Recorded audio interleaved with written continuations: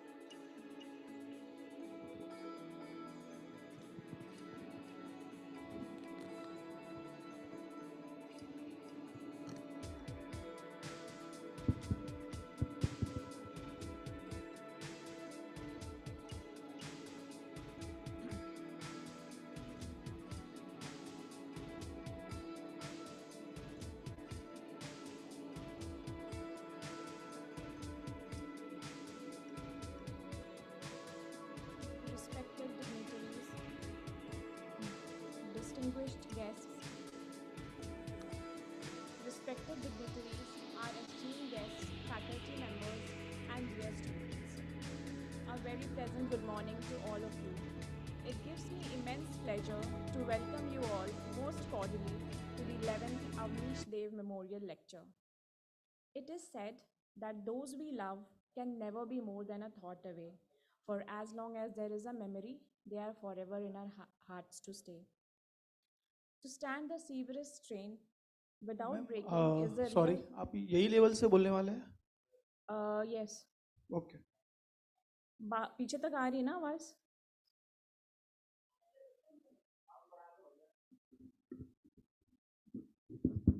ठीक है ना आवाज?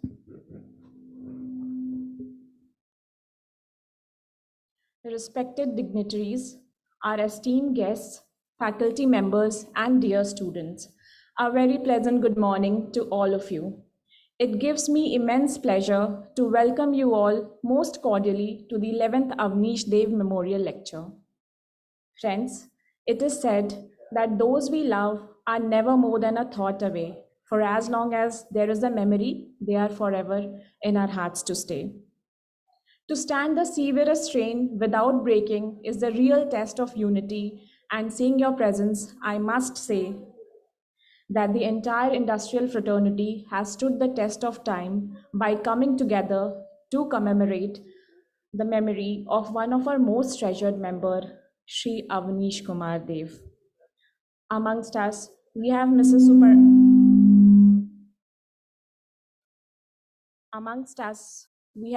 Suparna Prasad Dev, wife of Mr. Avnish Dev.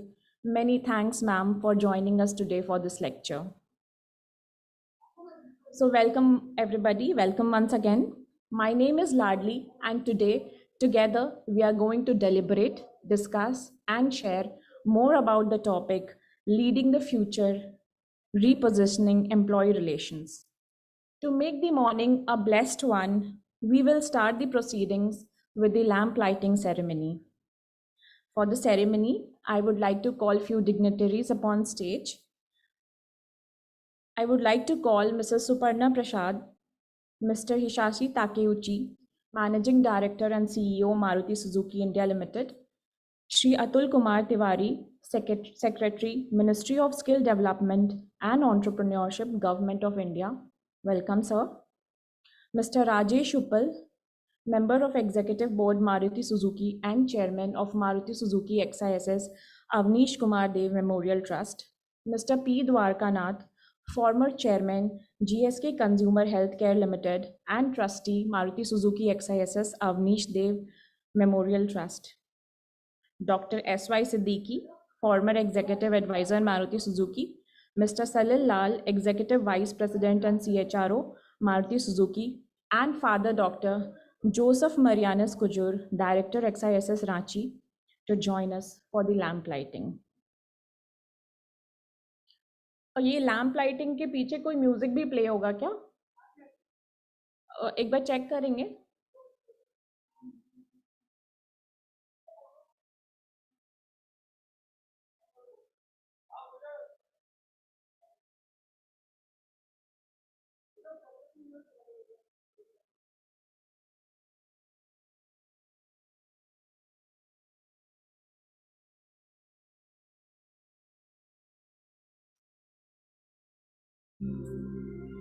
या कुन्देन्दु तुषारहारधवला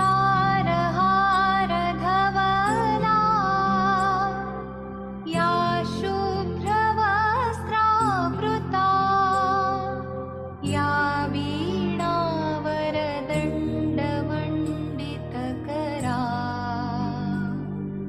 या श्वेतपद्मासना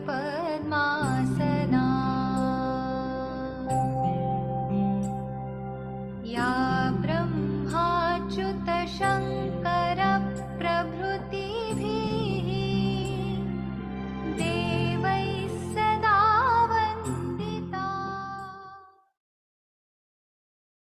ये पूरा बजेगा ना? ठीक है, ठीक है, ठीक है, ठीक है. The lighting of the lamp signifies the beginning of this event. This illuminating flame is a reminder that knowledge dispels ignorance and enlightens our lives.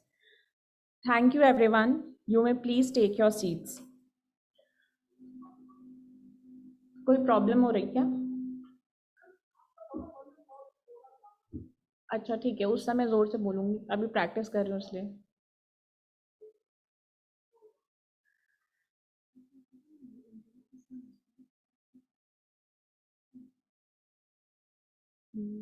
और एक लेटर ऑफ अप्रिशिएशन अगर वो देना.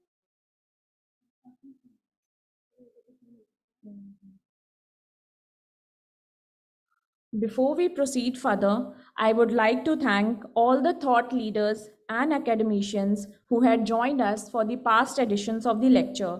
It is because of your support that we have been able to sail forth in our journey. We have made a small video to remember the value addition all of you have done in the past 10 years. Can we have the AV please? AV check कर लें एक बार.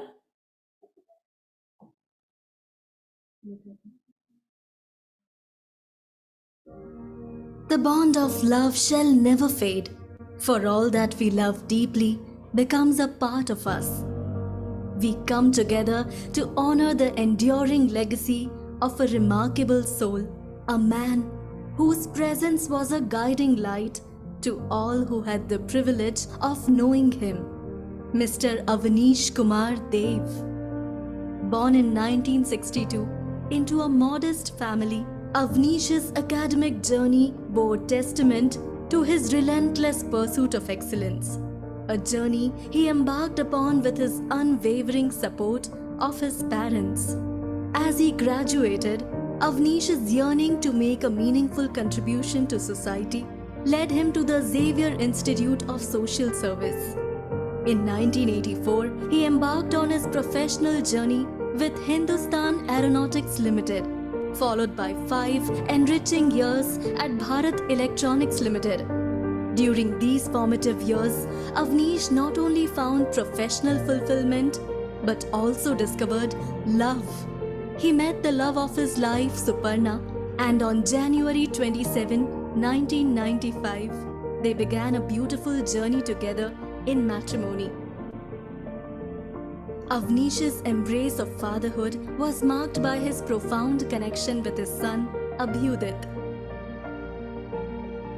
In June 2010, Avanish embarked on the next chapter of his illustrious career as he joined the Human Resource Department of Maruti Suzuki India Limited.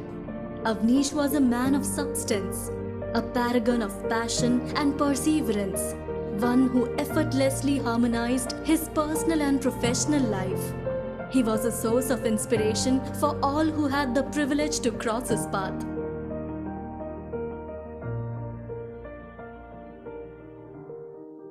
We lost Avanish on 18th July 2012 in a horrific incident of industrial violence.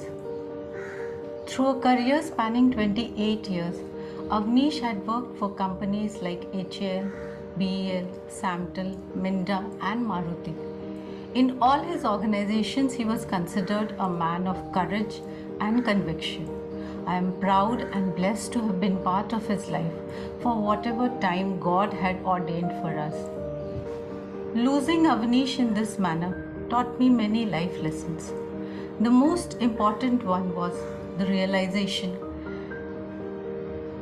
that each one of us suffer some measure of adversity in our lives. It is how you deal with it is what defines you. After this incident, I had a choice. I could choose to live a life of anger, resentment and bitterness, but instead I chose to let go and turn this ordeal into something positive. And hence the Avanish Dev Memorial Trust happened. Through the activities of the trust, we are now honoring Avanish's memory in small and meaningful ways. I would like to thank all the faculty members and students who have joined us today for the lecture. I hope the deliberation will immensely help the industry and budding HR managers. Thank you all for joining us for this event in memory of Avnish. Thank you.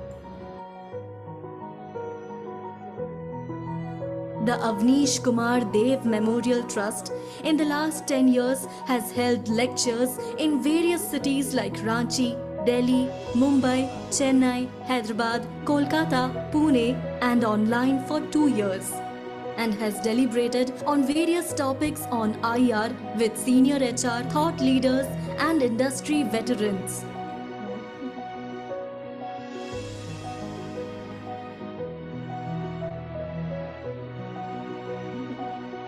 Avnish embodied unwavering courage, tenacity, and an unshakable character to champion the cause of HR and uphold his values until the very end. Today, as we gather here, we deeply feel the void left by his vibrant presence and the extraordinary energy he brought to every endeavor. His spirit resides eternally in our hearts, and we hold him in the highest esteem for the exceptional person he was and the enduring values he upheld. Avnish Kumar Dev, your memory remains in our hearts, and your absence leaves a void that time can never fill.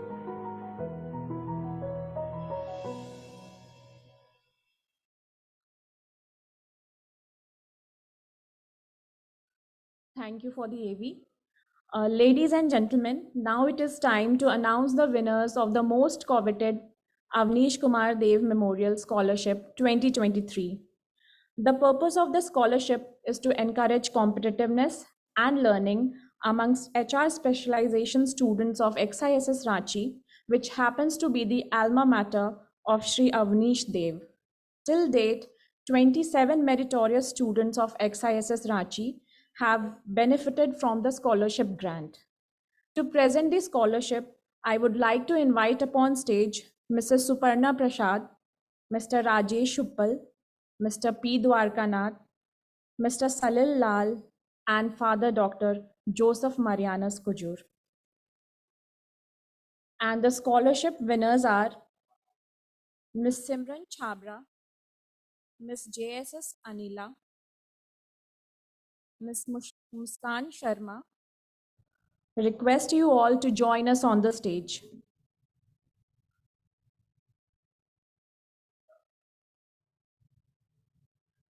Huh. Huh.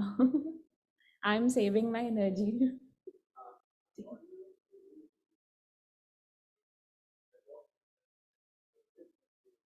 Mhm. Thank you, everyone. We hope that just like our much adored Avnish sir, the recipients of the scholarship will continue displaying outstanding intellect and character in all walks of life. To understand more about the breadth and depth about this initiative, I would like to invite upon stage Mr. Rajesh Uppal, member of Executive Board Maruti Suzuki, to kindly join us on the stage. I'll briefly introduce Uppal San. At Maruti, Mr. Uppal drives the HR, IT, safety, and digital enterprise functions. He has over 35 years of experience in corporate world spanning diverse roles and responsibilities ranging from IT, logistics, business analytics, digital transformation, HR, learning and development, and CSR. Welcome, sir. Thank you, sir. Our goal today, irrespective of our role in this industry, is to arrive at something positive, a new idea, a fresh perspective, or a new strategy. I would like to invite Mr. P. Dwarkanath, former chairman, GSK Consumer Healthcare Limited, and trustee, Maruti Suzuki XISS Avnish Kumar Dev Trust, to join us on the stage and share his thoughts with us. Mr. Dwarkanath is a senior industry leader and has mentored many young HR professionals over the year. He has worked with GSK for 4 decades and nurtured the workforce with his rich experience across functions. He has over 40 years of experience in engineering, chemical, pharma, and consumer goods industry in the core functional areas of legal, employee relations, leadership development, and HRM. He retired as Director, Human Resources of GSK in the year 2006. Since his retirement, he has been a non-executive director of the company. Welcome, sir. May we have you on the stage, please?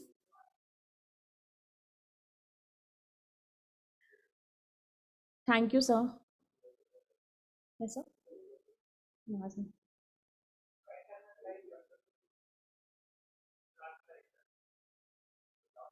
Last slide Dwarkanath sir वाला.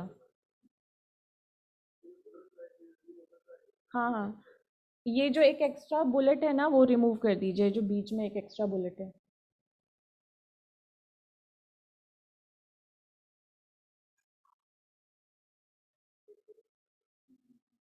Now I would like to briefly introduce and invite upon stage Dr. S.Y. Siddiqui, former Executive Advisor Maruti Suzuki, for the opening address.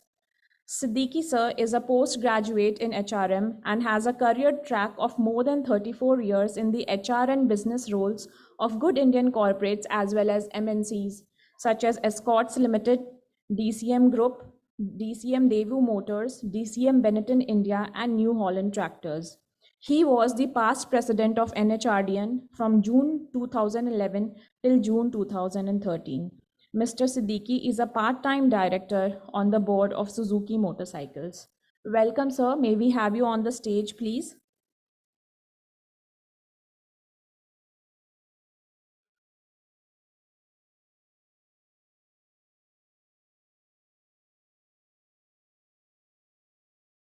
Profile display होगा अभी Siddiqui sir का. हो गया? Okay. Thank you, sir. You have always emphasized that good leadership alone at apex level is not sufficient for the growth of this industry. The need of the hour is to create a sustainable strategy that could help organizations sail through tough times. Let us move forward. I would now like to briefly introduce and invite upon stage Mr. Salil Lal, Executive Vice President and CHRO, Maruti Suzuki, to set the context for today. Mr. Salil started his career as management trainee at Tata Steel, Jamshedpur in the year 1992. He worked for leading MNCs like Electrolux, Goodyear, Ingersoll Rand India, and Caparo. His last assignment prior to joining MSIL was the head HR function of the industrial technology business of Ingersoll. He has been involved directly and has been accountable for the plan of stimulating industrial relations at Maruti's Manesar car plant post 2012. He is currently the CHRO of MSIL. He is leading various projects like HR strategy implementation, gender diversity and inclusion, and HR capability development for MSIL. Welcome, sir. May we have you on the stage, please?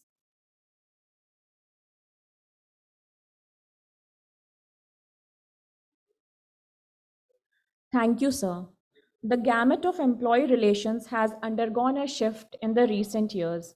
It now leans more towards wellness, flexibility, psychological safety, and nurturing partnership.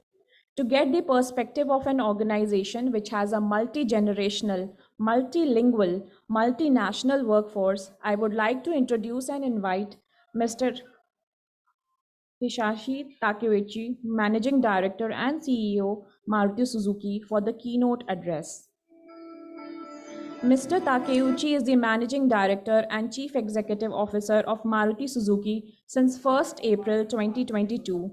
He is a graduate from the Faculty of Economics, Yokohama National University, Japan.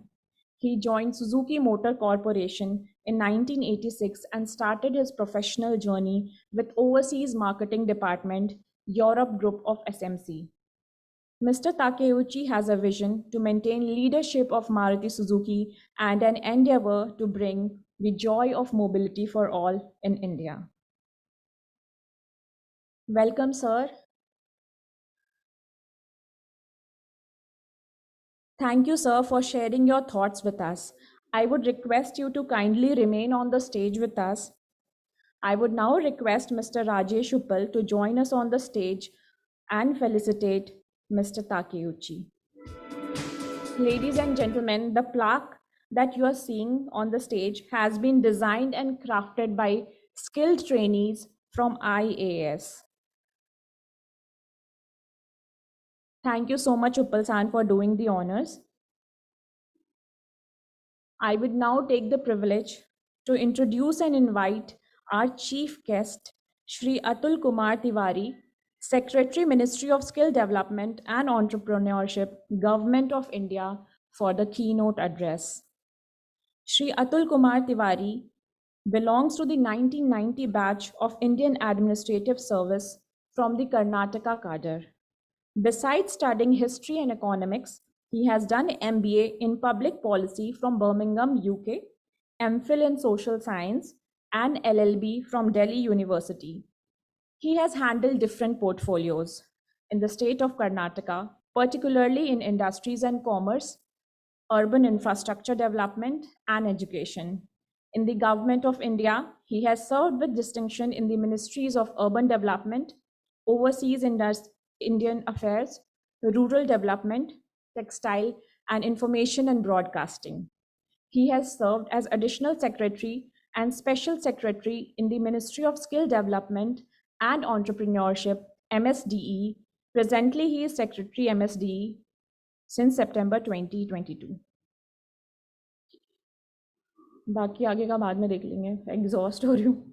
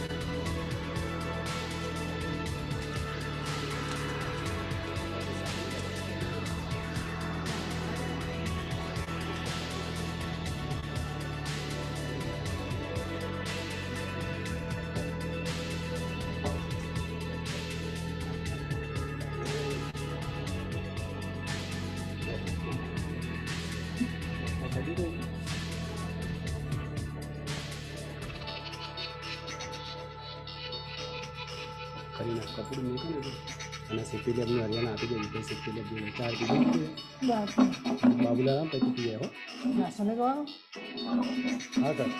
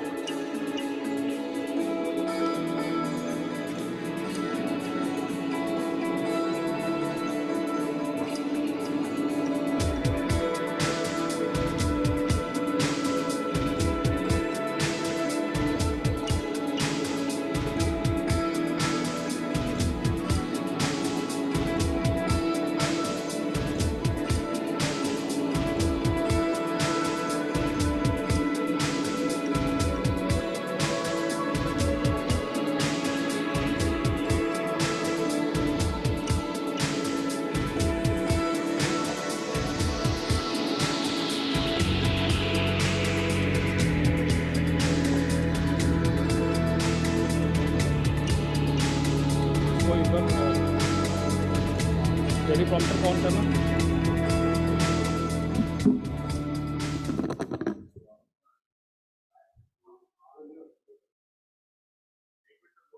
हाँ हाँ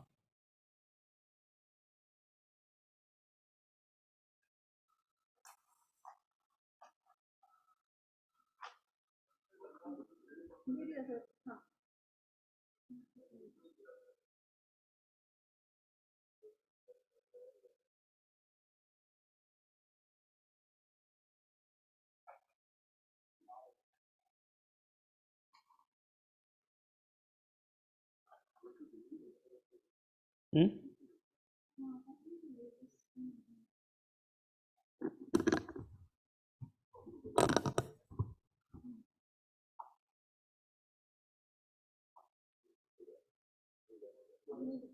अब आ गया।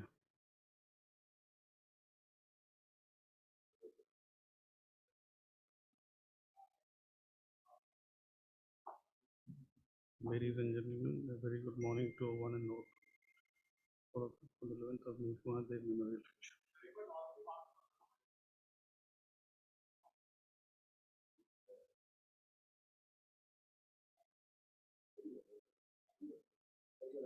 Distinguished guests, colleagues, and students, it is an honor for me to stand here in front of the August gathering on the occasion of the 11th Avanish Kumar Dev Memorial Lecture at Gandhinagar. ठीक है, इसका position थोड़ा सा change करना पड़ेगा, left वाले का। Right वाला तो फिर भी ठीक है, बट होना आइडियली लेफ्ट वाले का पोजीशन थोड़ा सा, सो दैट की विजिबिलिटी नहीं नहीं नहीं ये स्क्रीन जो है ना आपका, हाँ अभी ठीक है।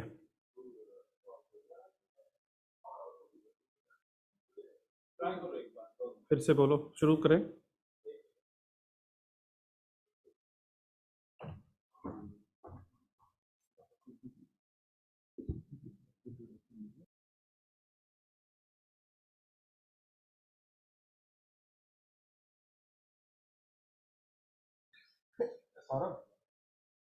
सौरभ सौरभ चेंज करो।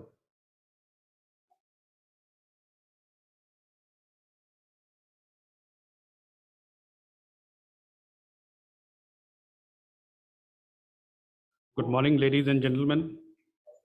A very warm welcome to all of you for the 11th Avanish Kumar Dev Memorial Lectures.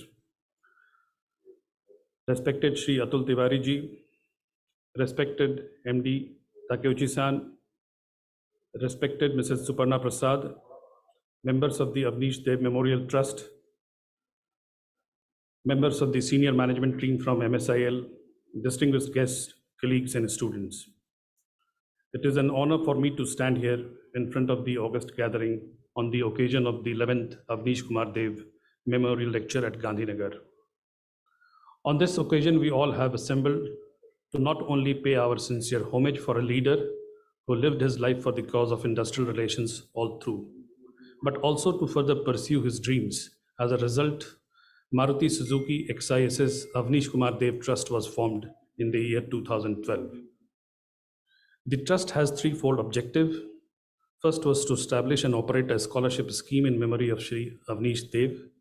Second was to organize and conduct the Avanish Dev Memorial Lecture at XISS or any other location across the country. Third was to establish, promote, set up, maintain, and run all the activities, including the vendor partners and the community at large, for the cause of human relations. It is also important to mention the activities of the trust which do not involve any profit motive. Under the scholarship scheme, every year students are assessed and shortlisted based upon the set guidelines, and the 3 qualifying students are awarded with the scholarship. So far, we have given rupees 26 lakhs as scholarship starting from the year 2015-16 till 23-24. ठीक है? ठीक है? चलो, ठीक है।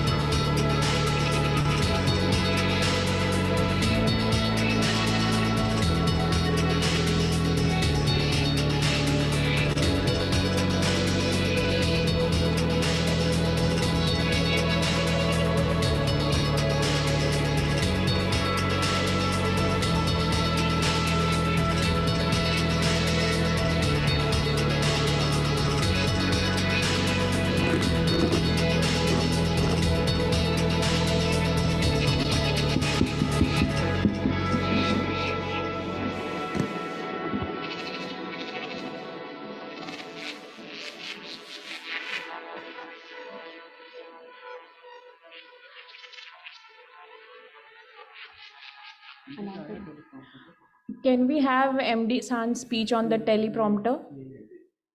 अच्छा अच्छा और स्क्रॉल कर सकते हैं नीचे.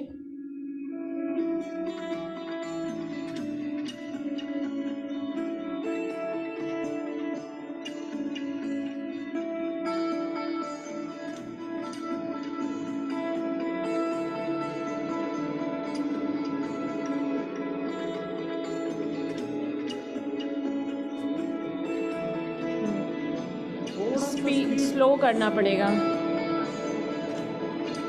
ठीक है ठीक है ठीक है.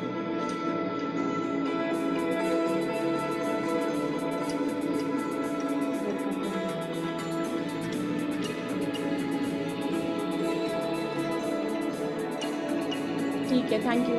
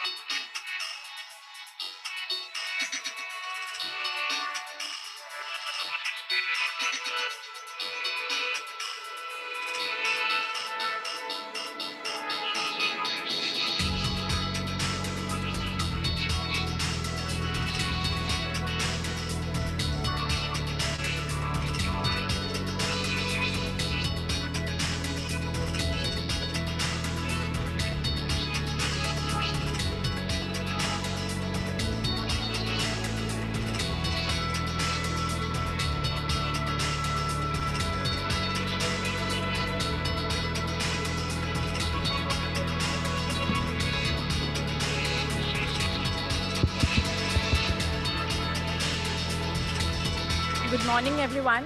I would request everybody to kindly be seated.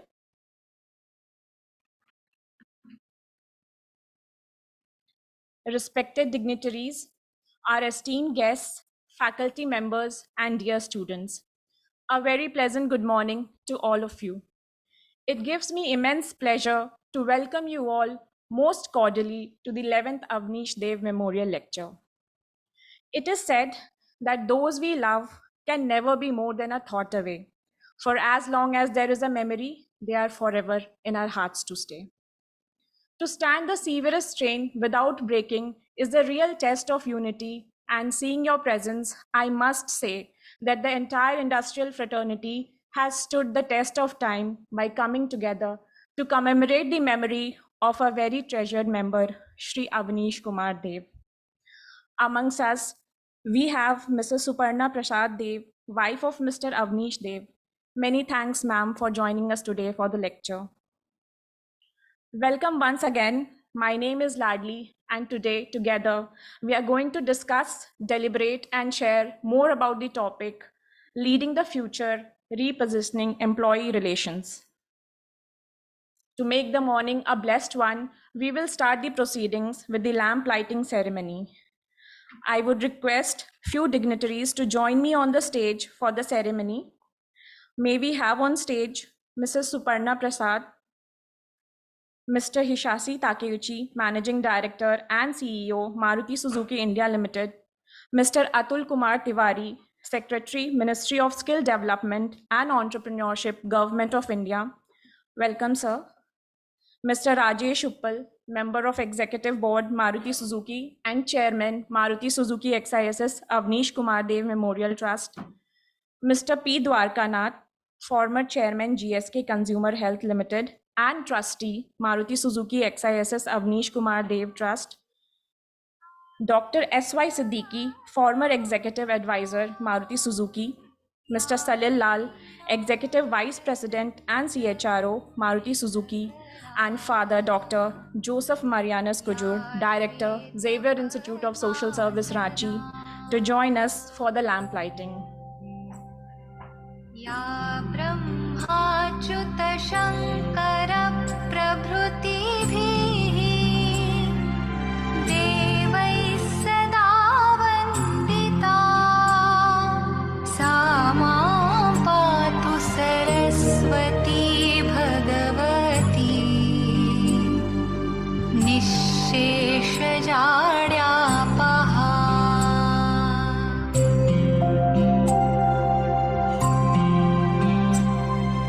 शुक्लां ब्रह्मविचारसारपरमाम् आद्यां जगद्व्यापिनीं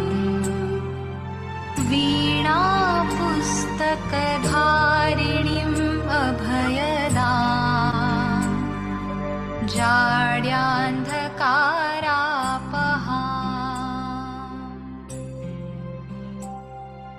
हस्ते स्फाटिकमालिकां विदधतीं पद्मासने संस्थितां वन्दे तां The lighting of the lamp signifies the beginning of this event.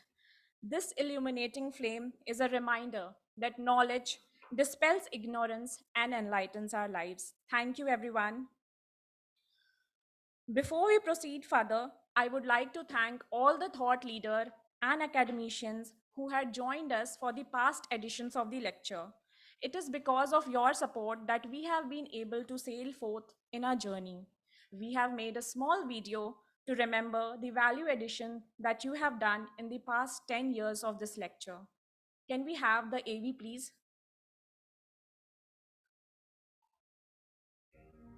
The bond of love shall never fade, for all that we love deeply becomes a part of us. We come together to honor the enduring legacy of a remarkable soul, a man whose presence was a guiding light to all who had the privilege of knowing him, Mr. Avanish Kumar Dev. Born in 1962 into a modest family Avanish's academic journey bore testament to his relentless pursuit of excellence, a journey he embarked upon with his unwavering support of his parents. As he graduated, Avanish's yearning to make a meaningful contribution to society led him to the Xavier Institute of Social Service. In 1984, he embarked on his professional journey with Hindustan Aeronautics Limited, followed by 5 enriching years at Bharat Electronics Limited. During these formative years, Avanish not only found professional fulfillment but also discovered love. He met the love of his life, Suparna, and on January 27, 1995, they began a beautiful journey together in matrimony. Avanish's embrace of fatherhood was marked by his profound connection with his son, Abhyudit. In June 2010, Avanish embarked on the next chapter of his illustrious career as he joined the Human Resource Department of Maruti Suzuki India Limited. Avanish was a man of substance, a paragon of passion and perseverance, one who effortlessly harmonized his personal and professional life. He was a source of inspiration for all who had the privilege to cross his path.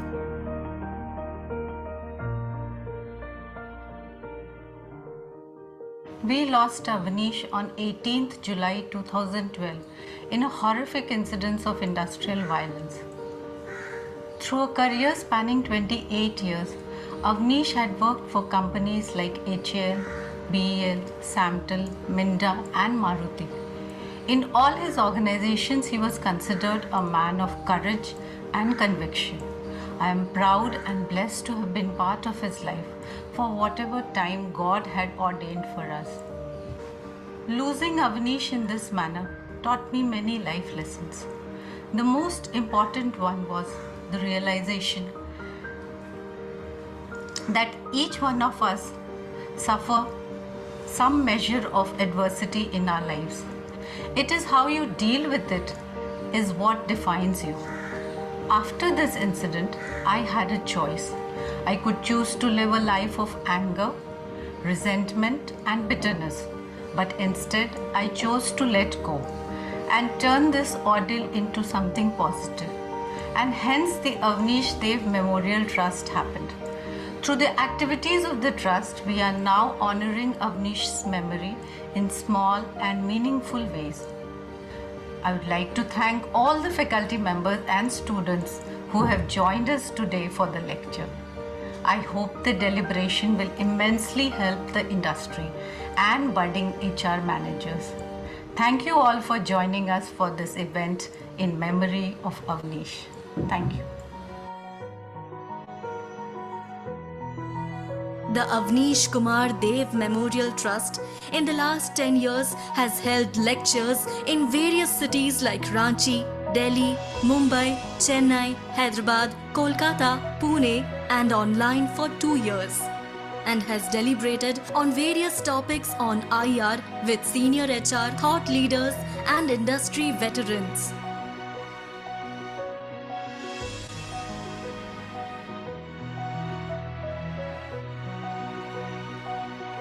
Avanish embodied unwavering courage, tenacity, and an unshakable character to champion the cause of HR and uphold his values until the very end. Today, as we gather here, we deeply feel the void left by his vibrant presence and the extraordinary energy he brought to every endeavor. His spirit resides eternally in our hearts, and we hold him in the highest esteem for the exceptional person he was and the enduring values he upheld. Avanish Kumar Dev, your memory remains in our hearts and your absence leaves a void that time can never fill.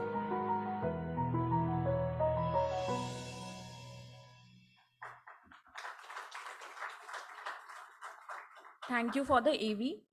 Ladies and gentlemen, now it is time to announce the winners of the most coveted Avanish Dev Memorial Scholarship 2023. The purpose of this scholarship is to encourage competitiveness and learning amongst HR specialization students of XISS Ranchi, which happens to be the alma mater of Sri Avanish Dev. Till date, 27 meritorious students of XISS Ranchi have benefited from the scholarship grant. To present the scholarship, I would like to invite upon stage Mrs. Suparna Prasad, Mr. Rajesh Uppal, Mr. P. Dwarkanath, Mr. Salil Lal, and Father Dr. Joseph Marianus Kujur.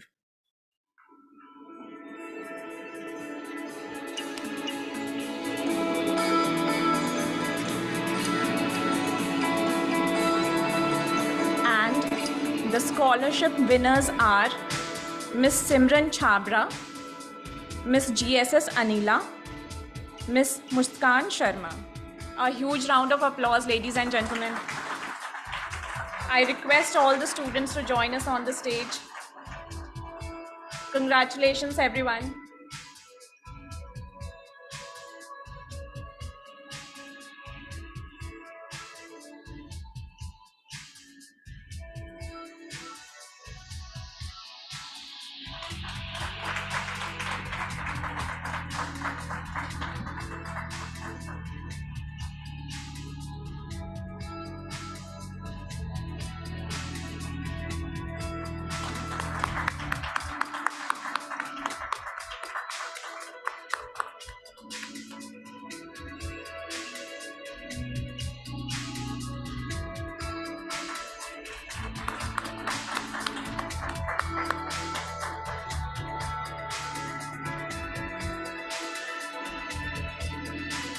A huge round of applause, ladies and gentlemen.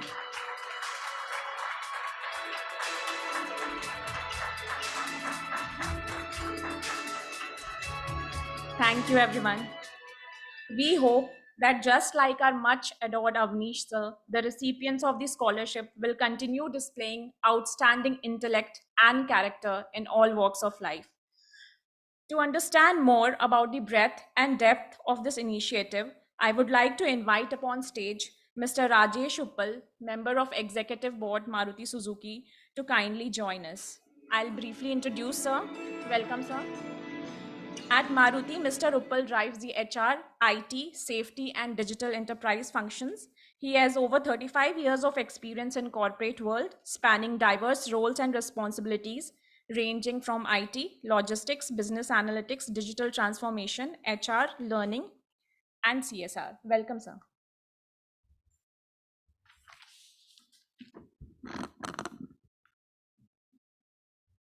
Thanks, Ladli. Mr. Atul Kumar Tiwari ji, Secretary, Ministry of Skill Development and Enterprises, Takuchi-san, our Managing Director, my senior colleagues from the industry, all the students sitting here in the room, ladies and gentlemen. It's my pleasure to really welcome all of you for the 11th Awanish Day Memorial Lecture, which is an annual event done by Maruti Suzuki XIS Awanish Day Memorial Trust. As you all know, this trust was established in 2012 in memory of Avanish Kumar Dev, with very clear objective of creating the capability of HR among the professionals and the students in the industry. Till now, I think fairly the process of the objective for which we are set up, the whole process has got fairly mature now. The regular scholarship to the student from XISS, and also the thought leadership which we are able to create through these events, I think has been a tremendous knowledge which is there, which is being communicated not only to the students, but also to the industry colleagues, so that the capability within HR and IR could be developed in the industry as we go along. In this journey, we have taken this journey in various different cities in the country, and now today we are in Ahmedabad, which is a leading industrial city in the country, and I think the way that Ahmedabad is growing in development, the need for capability development in HR in this area will be again fairly high. Last year, we compiled all the knowledges till now, deliberated and created in this whole sessions into a book. We are adding more knowledge from last year and this year, and we'll come out with a new chapter of this book so that this knowledge could be shared among all the HR professional for consumption and improving based on that. India is, I think, growing. One of the most fastest growing country in the world, and the way the growth is, I think it has been unprecedented. The way G20 happened recently in the country, one of the world-class event, and the way as a company Maruti Suzuki is growing going forward. I think Takuchi-san has really set up a goal for the company. For last 40 years, it took to Maruti Suzuki to reach 2 million cars, but now we are planning another 2 million next 7 years, which shows the speed at which the country is growing and shows at which the need for growth in the companies going forward would be there. My personal belief is we can get capital, we can get the equipments, but creating a right human talent in all the organization will be one of the toughest tasks to do, and we have to work hard to create that kind of environment, that kind of supply of the talent, so that the whole industry could mature going forward into the talent management, and HR will always be in the core of working in all the industries going forward. Theme this year is very clearly leading the future with very focus on employee relationship going forward. Looking forward to really hear all the thought leaders to deliberate and share their wisdom with all of us going forward. But my personal belief is, I think the learning on this have been maybe 3 C's of the HR, which is very important and fundamental to any organization to work on. First and foremost is, I think, communication, which I think right from the each workman to the each person in the management, very continuous communication is critical. And communication again is a very both side communication, not only one side done by the management to the student, but the both side continuous communication is going to be very, very critical, and that has to be fundamental in any organization for the success of HR practices. Second important area is the capability building, because with the new digital and all those tools available for management in the organization, maybe we sometimes confuse the communication with the normal day-to-day interaction with the employees. I think the interaction today going forward is becoming all digital and all automated now. So having an empathy and personal working with each one of the employee is going to be very critical and going to be essential for all of us for the success to work on. And that's the skill, that's the capability each and every HR professional has to build to manage the industrial environment in a very, very cordial manner. And third important area is the continuous engagement. Now, you can't really leave it to them to think about and roam around anywhere and all, but your focus on continuous engagement, their alignment with the business goals of the company and going forward is going to be very, very critical. So with all the 3 areas of focus going forward, which I think as a HR practice in Maruti we have been focusing on, and want to ensure that we are we achieve our goals, which I think we are set up for the company going forward ahead. I am personally looking forward to having lots and lots of wisdom coming from the experts in the area, sharing with all of us, and we are looking forward to taking this opportunity not only to really listen over there, but we'll have time to interact and over the coffee and the lunch time and all. Let's try to really create more and more knowledge out of the session from the experts coming here and absorb that in our working. That's my request to all of you going forward. Thank you so much for joining us today. Really looking forward to an engaging session today. Thank you so much.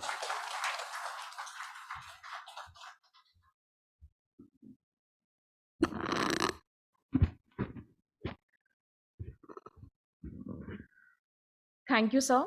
Rightly said, India is on a growth journey, and nurturing the human talent to match up with the pace would be very important and critical. Our goal today, irrespective of our role in industry, is to arrive at something new, a new idea, a fresh perspective, or a new strategy. I would like to introduce and invite upon stage Mr. P. Dwarkanath, former chairman, GSK Consumer Healthcare Limited, and trustee, Maruti Suzuki XISS Avnish Kumar Dev Trust, to join us on the stage and share his thoughts with us. Mr. Dwarkanath is a senior industry leader and mentored many young HR professionals over the year. He worked with GSK for 4 decades and nurtured the workforce with his rich experience across functions. He has over 40 years of experience in engineering, chemical, pharma, and consumer goods industry in the core functional areas of legal, employee relations, leadership development, and HRM. He retired as Director Human Resources of GSK in the year 2006. Since his retirement, he has been a non-executive director of the company. Welcome, sir. May we have you on the stage, please?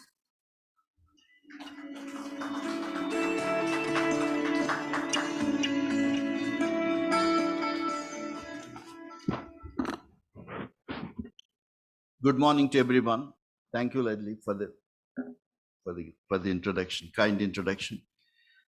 Firstly, respected Takuchi-san, Mr. Atul Kumar Tiwari ji, my friend Dr. T.V. Rao, who is the guest of honor. Tiwari ji is the chief guest, and Mr. Rajesh Uppal, who is the chairman of the trustee, and my dear friend Dr. Siddiqui, and many others. Firstly, I would wish to thank Maruti with the collaboration of XISS for having me drafted into it 11 years back.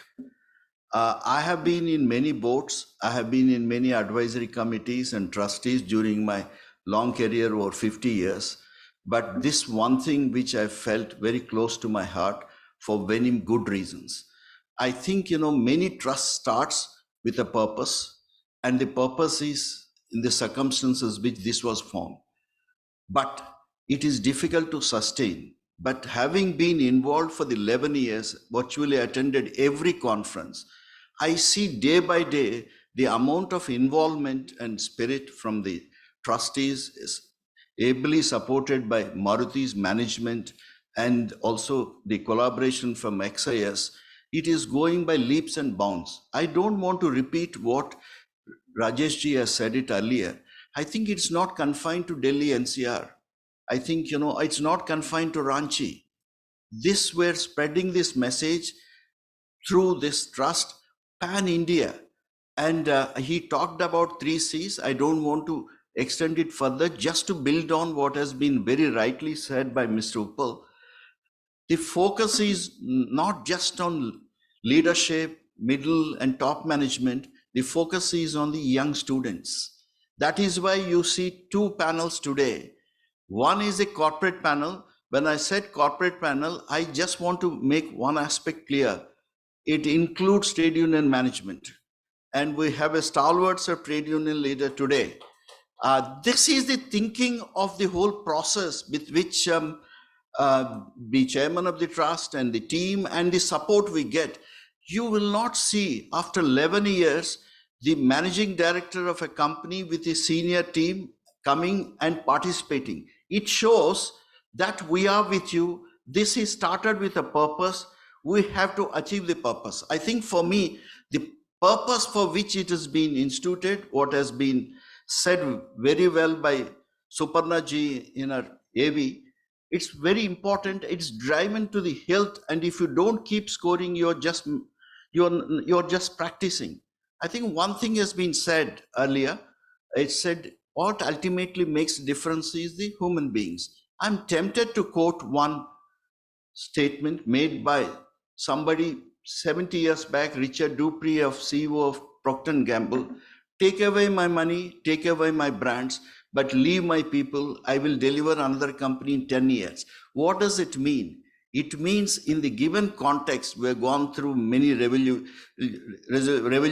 industrial, digital, now we're going to digitalization, and we're going to humanization today. This is the 5.0, which is talking about you have digitalization, you have automation, you have technology, but now you need to how to humanize it. I think this is where the human capital, human assets play an important role. Lastly, I just want to confine to my time. Lastly, the focus here in this trust is, apart from making efforts, I mean, thanks to Rajesh ji, the trustees, as well as Mr. Musrat Hussain was involved, to bring a compendium of 10 years is not an easy task. But I would request, don't keep it in just libraries. I think we must try to revisit them and see how can move forward. How can we raise the bar? That is the most important aspect. Lastly, the capability here, I think we require the overall leadership capability, human capability, in whether you are in HR function or in a line function. For me, line functions are also need to have the understanding of people relations, people's management, and so on. One of the aspects, which is very important for me is the employee relations. Unfortunately, right from young students, when they're doing the business management, be it in HR, they're not interested, especially HR professionals. They think this is not something which they should do, may not take them much. But gentlemen, there are many people who are sitting here, and a lot of us are sitting. Dr. Basra is sitting there, Dr. Siddique is there, Dr. GP Rao is there, and many others. We've all started from employee relations. Today, whatever we achieved, Mr. Salil is here. He will talk about, he will share this. I think it's very important for, in terms of engagement, in terms of capability, in terms of delivery, in terms of relationship, what has been demonstrated by Maruti through compassion, empathy, and drive for results with purpose is very important. So do not neglect. You may choose any careers later. I'm glad that NHRD founder is here, Dr. T.V. Rao, and Dr. Dhananjay Singh of Director General, who are also collaborated in this. I think which was NHRD and also realized many years ago, NHRD is not confined only for talent management, but also for employee relations. This is the basic fundamentals of ultimately management, people's management, more than the HR management. These are my few words. I think to end, there are four kinds of people: people who watch things happening, people who do not know what's happening, people to whom things happen, but distinguished minority are those who makes things happen. I wish we are in those distinguished minority. Thank you very much.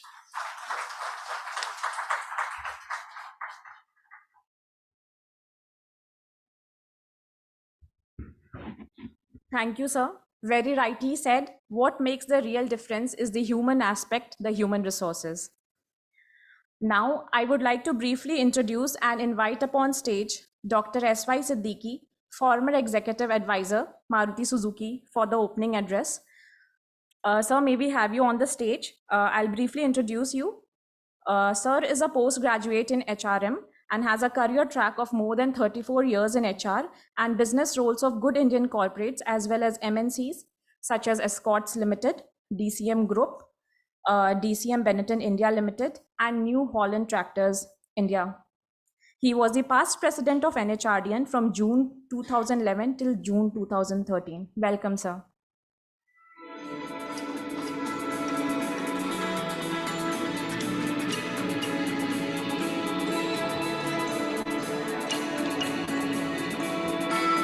Respected Mr.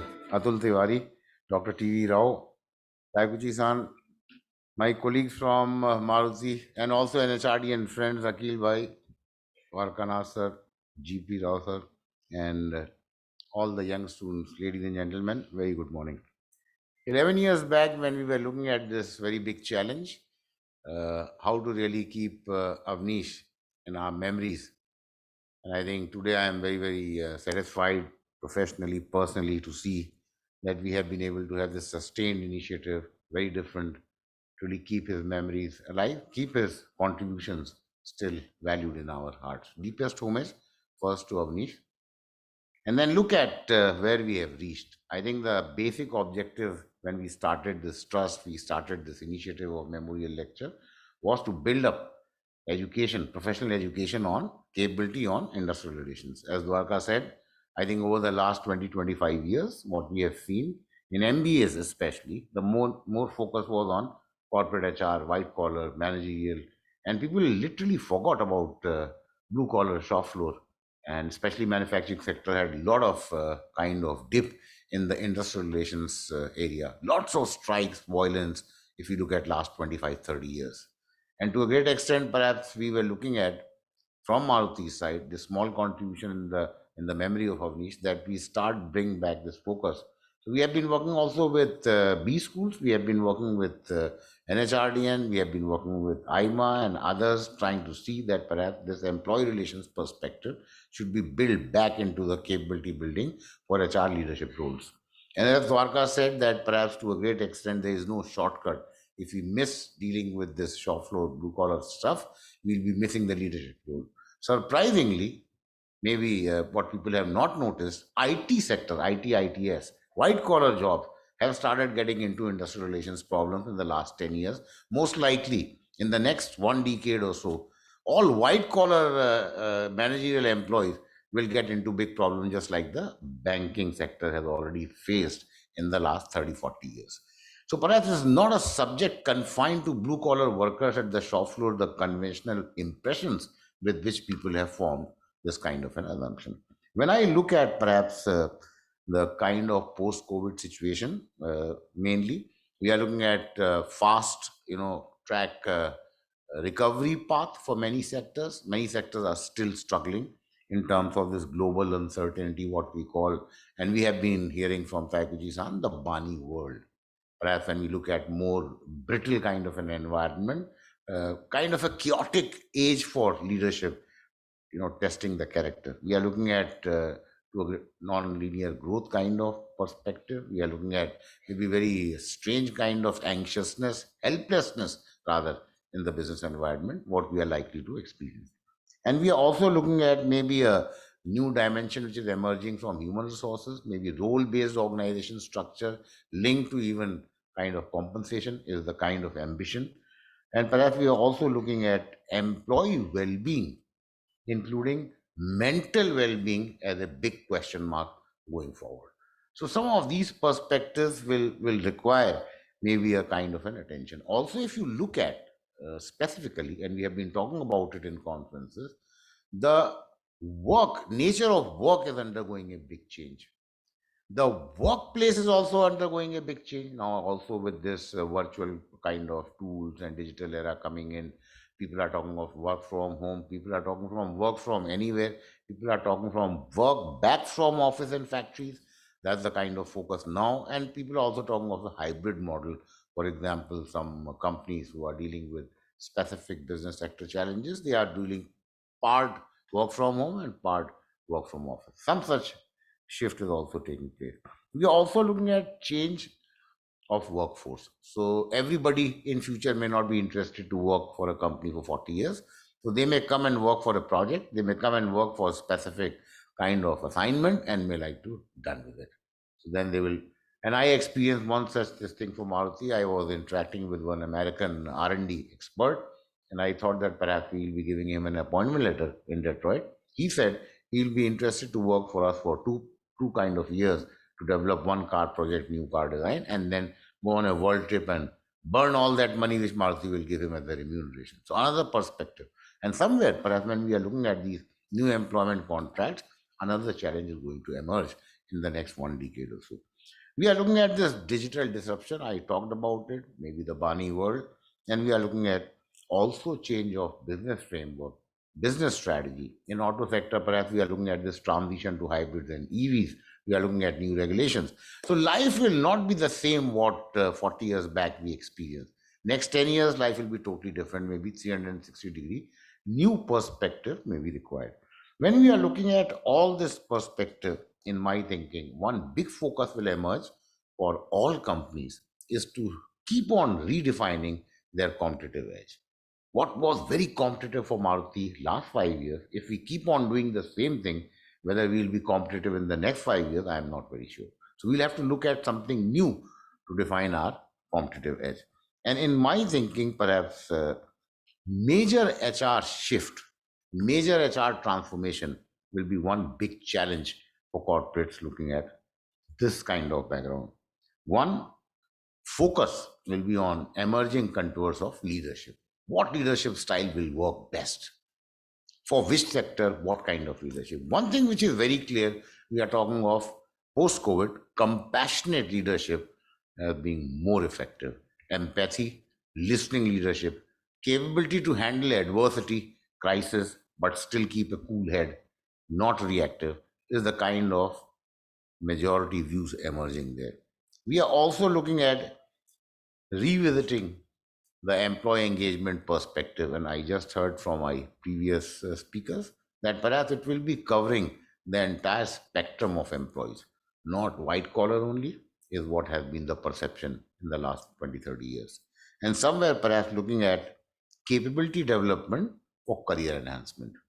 We are also looking at realigning employee relations and maybe with great focus on communication, involvement, and participation, and looking at this spirit of companies' business first and then employee aspirations. I think one big learning from Japan, from our parent company Suzuki, is where we have seen the engagement model of employee relations, where the trade union and the membership of people up to deputy manager level, they are first looking at working well for the company to do well.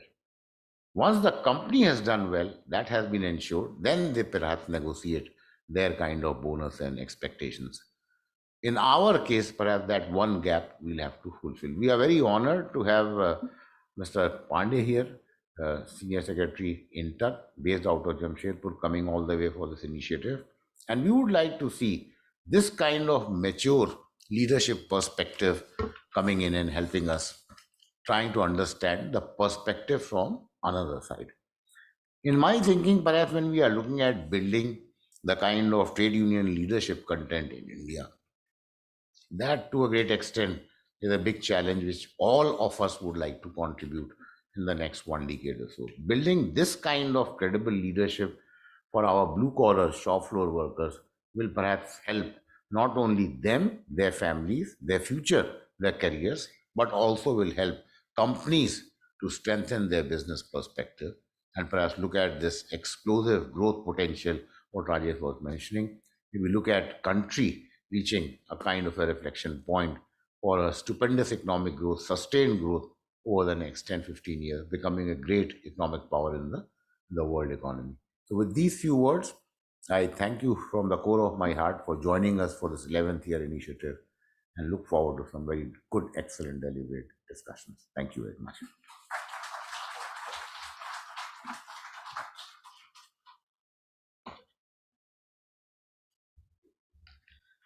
Thank you, sir, for sharing your thoughts with us. You have always emphasized that good leadership at the apex level is alone not sufficient for the growth of the industry. The need of the hour is to create a sustainable strategy that could help organizations sail through the tough times. So let us move forward. I would now like to briefly introduce and invite upon stage Mr. Salil Lal, Executive Vice President and CHRO, Maruti Suzuki, to set the context for today. Mr. Salil started his career as a management trainee at Tata Steel Jamshedpur in the year 1992. Worked for leading MNCs like Electrolux, Goodyear, Ingersoll, and Caparo. His last assignment prior to joining MSIL was head HR function of the industrial technology business of Ingersoll. He has been involved directly and has been accountable for the plan of stimulating industrial relations at Maruti's Manesar car plant post 2012. He is currently the CHRO of MSIL. He is leading various projects like HR strategy implementation, gender diversity and inclusion, and HR capability development for MSIL. Welcome, sir.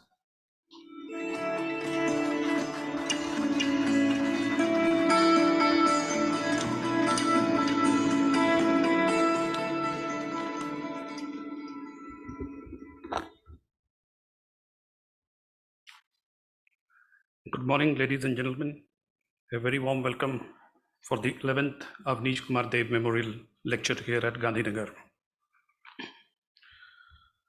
Respected Shri Atul Tiwari ji, Secretary Ministry of Skill Development and Entrepreneurship, respected MD Takeuchi-san, Mrs. Suparna Prasad, Dr. T.V. Rao, our distinguished guest, colleagues and students. It is indeed an honor for me to stand here in front of the August gathering on the occasion of the 11th Awanish Kumar Dev Memorial Lecture. On this occasion, we all have assembled not only to pay our sincere homage for a leader who lived his life for the cause of industrial relations all through, but also to further pursue his dreams. As a result, the Maruti Suzuki XISS Avanish Kumar Dev Trust was formed in the year 2012. The trust has a threefold objective. First was to establish and operate a scholarship scheme in memory of Sri Avanish Dev. Second was to organize and conduct Avanish Dev Memorial Lecture at XISS and other locations across the country. And the third was to establish, promote, run, maintain, and assist in all the activities helping our vendor community and the community at large for the cause of human resource. It is also important to mention the activities of the trust because it does not involve any profit motive. Under the scholarship scheme, every year students are assessed, shortlisted based upon the set guidelines, and the qualifying students are awarded with the scholarship. So far, a sum of rupees 27 lakhs as a scholarship, starting from the year 2015-16 till 23-24 has been given. The memorial lecture, which we organize every year, intends to build IR capability, wherein leading academicians, HR thought leaders, students, and the academia come together to strengthen the IR capability. The 10th Avanish Kumar Dev Memorial Lecture was organized on 10th of September 2022 on the theme which was related to future of IR with the aim to focus on competitive edge, digitization and transformation. The event was a grand success with more than 300 participants attending the event. On the 10th year, as mentioned earlier, we had the book launch titled The Human in Human Resource. The book was a compendium of last 9 years of the lecture which had taken place. Today, the trust has a corpus of around 59 lakhs, which primarily has been funded by MSIL. Every year, Maruti Suzuki gives us a financial support to organize the memorial lecture, and the same is done in collaboration with Maruti, XISS, and NHRDN. The entire HR fraternity also takes advantage of this event. On this occasion, I also wish to thank XISS and NHRDN for their regular support. While speaking on today's theme, which is related to employee relations, which was once confined just to compliance and regulations, now extends to uncharted territories, and the conventional methods of maintaining employee relations has given way to a more dynamic mind space. At the heart of repositioning ER lies a culture of trust, transparent leadership, and effective communication channels. Our goal is to have more engaged and productive employees who are likely to stay with us for long. The second phenomena is to empower employees, which is an essential aspect of modern employee relations, so that we employees feel trusted, valued, empowered, and become active contributors to the success of the organization. The latest and the biggest example we all know is ISRO. The launch of Chandrayaan on the moon was not easy, wherein every employee empowerment innovation proved as key contributors to the desired result.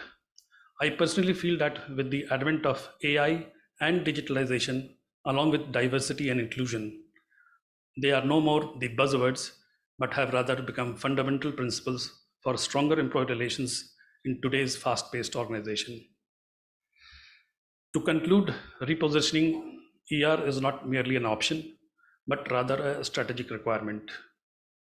The future workplace demands for it, and as leaders, we must empower our employees and lead the way to the new dimension. Thank you so much.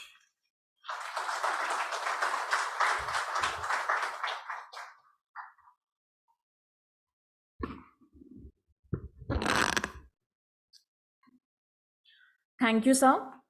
The gamut of employee relations has undergone a shift in the recent years. It now leans more towards wellness, flexibility, psychological safety, and nurturing partnership.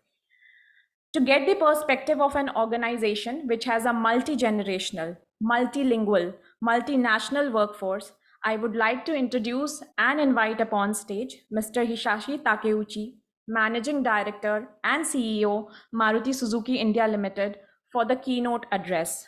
Mr. Takeuchi is the Managing Director and CEO of Maruti Suzuki since 1st September 2022.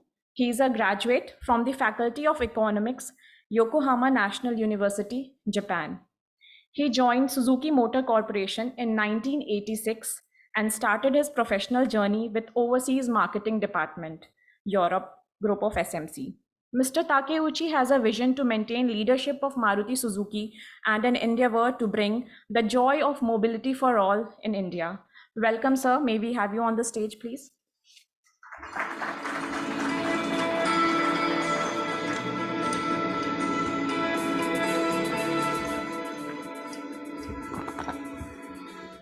Chief Guest Shri Atul Tiwari, Guest of Honor Dr. T.B. Rao, Father Joseph M. Kujur, and Ms. Sparna Prasad, and Chairman and members of the Trust, distinguished guests, and faculty members, and dear students, a very good morning to all of you.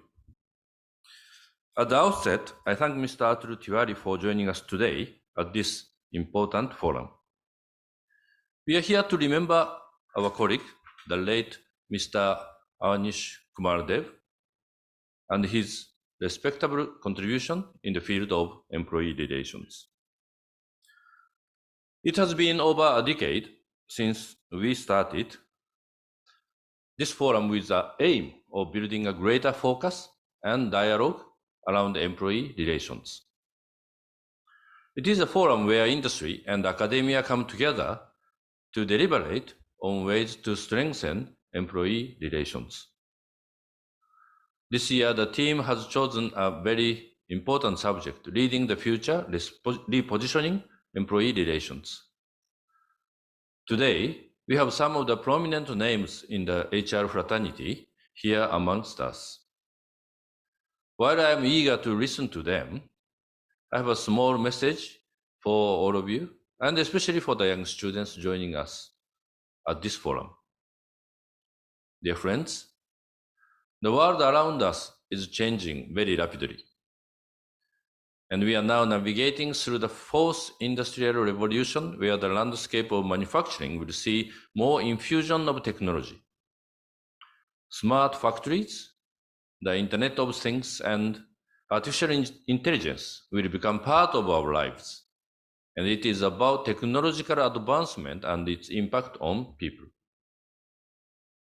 Similarly, employee relations will undergo substantial changes where the human resources team must play a crucial role in achieving business success. The job is not only limited to recognizing and developing people, but also to focusing on health, education, and family. In this far more dynamic business scenario, I believe that care, communication, and competence development are the critical motivating factors. So let me first talk about care. Maruti Suzuki, being a manufacturing company, providing a safe work environment is a top priority for us. Greater emphasis is laid on occupational health and safety. And further, regular awareness and communication on safety in the workplace and beyond, at home and on roads, are essential to make safety an integral part of our culture. Along with safety, employee health and well-being are even more important today, especially in the post-COVID scenario. Today, there is a greater importance in providing a more conducive environment that promotes mental and physical well-being. From reactive medical care, we are seeing a gradual shift towards wellness-oriented preventive care, promoting healthy lifestyles. So let me share a few examples from Maruti Suzuki. At Maruti Suzuki, with the vision of sickness to wellness to happiness, we have implemented various initiatives to ensure employees' physical and mental well-being. In addition to the ongoing annual health checkup, we undertake surveys to ascertain employees' happiness quotient, organize mental health counseling sessions, and classroom training. In line with the latest trend of physical fitness, activities like stepathlon and marathon challenges are organized. If we, as a company, expect efficiency and productivity from employees, we must listen to them, understand their issues, and solve their problems so that they can fully commit themselves to work. So that is why today empathy is an absolute necessity in today's workplace. As a HR professional, create a culture where employees bond with each other, with their managers, and with you. Coming to the second area, which is communication. In my opinion, communication is very important, but it is often taken for granted. For any business to be successful, employees must also understand the business situation completely. Also, when we say communication, it must be two-way. More than speaking, we must be active listeners. We have now transformed into a listening organization. So each quarter, I make it a point to communicate business performance, development in external environments, and business priorities to my colleagues across the company. I also personally meet our union members every month. It gives me the opportunity to listen to them, understand their concerns and expectations. At Maruti Suzuki, we also have well-established forums that provide a platform to engage with employees and promote two-way communication, like the monthly communication meetings, Coffee with HR. Now I come to the third and another important area, competency development. The success of any organization in this ever-changing environment depends on how skilled its workforce is. The future of industrial relations will depend on the listening ability of organizations, how well we are able to address grievances. Secondly, how efficiently we are able to handle diversity and inclusivity within the organization as well as with its vendor partners. And lastly, how much focus is laid on the education of its employees. Organizations will need to invest time and resources to equip workforce with appropriate knowledge and skills to prepare them for future business needs and challenges. Similar support needs to be provided to the value chain partners where their employees are also trained and retrained in the latest skills. Many of you may not be aware, at Maruti Suzuki, we have our own training academy that prepares learning and development strategies for the entire organization across brands. The training academy identifies skill gaps and provides structured training programs that cover behavioral, technical, and functional aspects. We have a finishing school, centers of excellence, and a technical training center that provide shop floor employees and trainees with hands-on technical and multi-skilled training. We also have come up with the International Automobile Center of Excellence in collaboration with the government of Gujarat, where we are having this event today. Here, I would like to express my gratitude to Ministry of Skill Development for proactively undertaking efforts to bridge the skill gap. Mr. Atul Tiwari, Maruti Suzuki has had the good fortune of working with your ministry on various skill development initiatives. Your special approval under the DST model has helped several students in getting industry training as well as to self-support their education and employment. I would also like to applaud that encouraged with success and response to the Japan-India Institute for Manufacturing called GIM initiative. Maruti Suzuki is now taking one more step. We are setting up our second GIM in Haryana. We expect it to be operational by August 2024. So with this additional unit, Maruti Suzuki will have total 4 Japan-India Institute of Manufacturing GIM in this country. We are thankful to your ministry for bringing Maruti Suzuki as an industry partner in National Instructional Media Institute NIMI for development of vocational skills curriculum. We are further collaborating with NIMI for digital content development and future skills. Dear young friends, the world is changing, and as HR practitioners, we should not limit ourselves to one way of doing things. As organizations change with time, we need to modify our people's practices. The 3 pillars that I shared today, care, communication, and competency development, will remain the cornerstone of success in the future. Now I look forward to listening to and understanding the views of Mr. Atul Tiwari-san, the HR experts, and student participants. So I am sure the insights shared today by them will help us to get a clear picture of how we can reposition employee relations in line with the new business realities.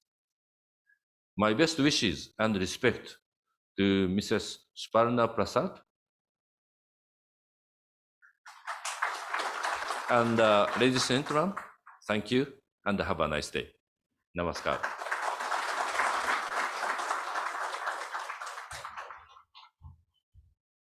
Thank you, sir. I would request you to kindly remain with us on the stage. MD San, can you please rejoin us on the stage? I would also request Mr. Rajesh Uppal to join us on the stage and felicitate MD San.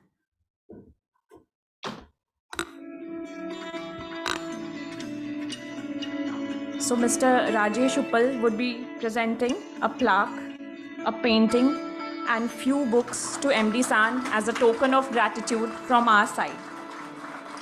Ladies and gentlemen, the beautiful plaque that you are seeing has been crafted and designed by the experts of IAS. A huge round of applause for MD San. Thank you, Uppal San.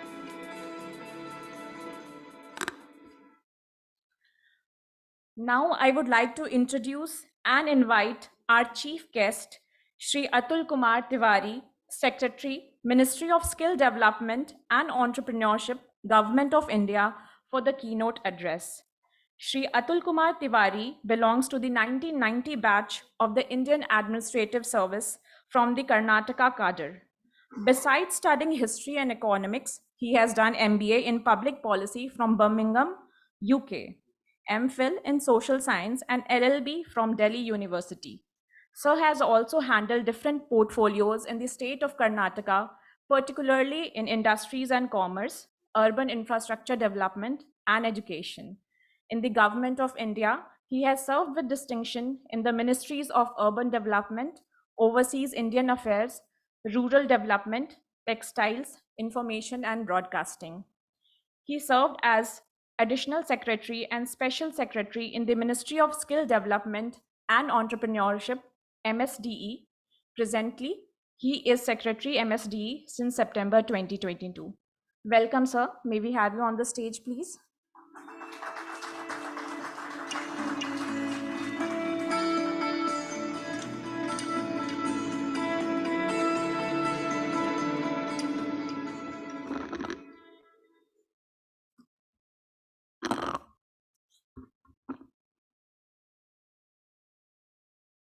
Good morning to everyone.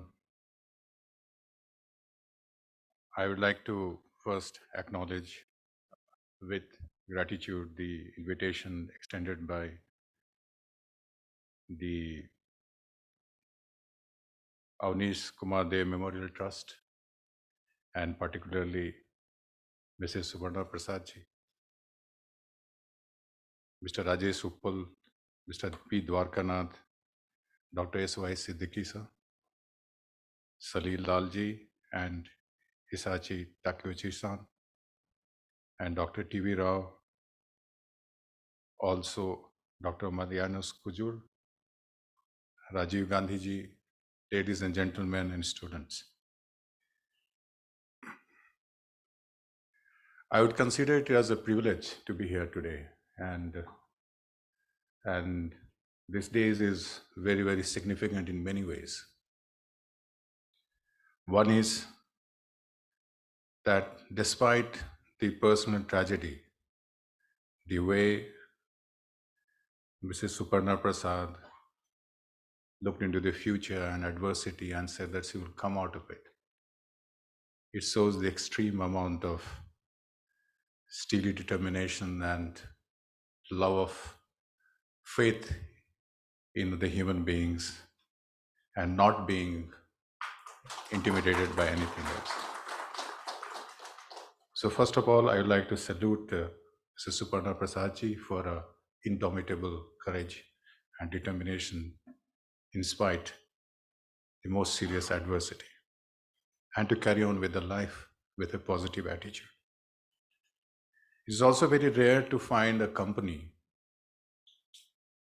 Generally, people will like to brush away the dark, ugly things.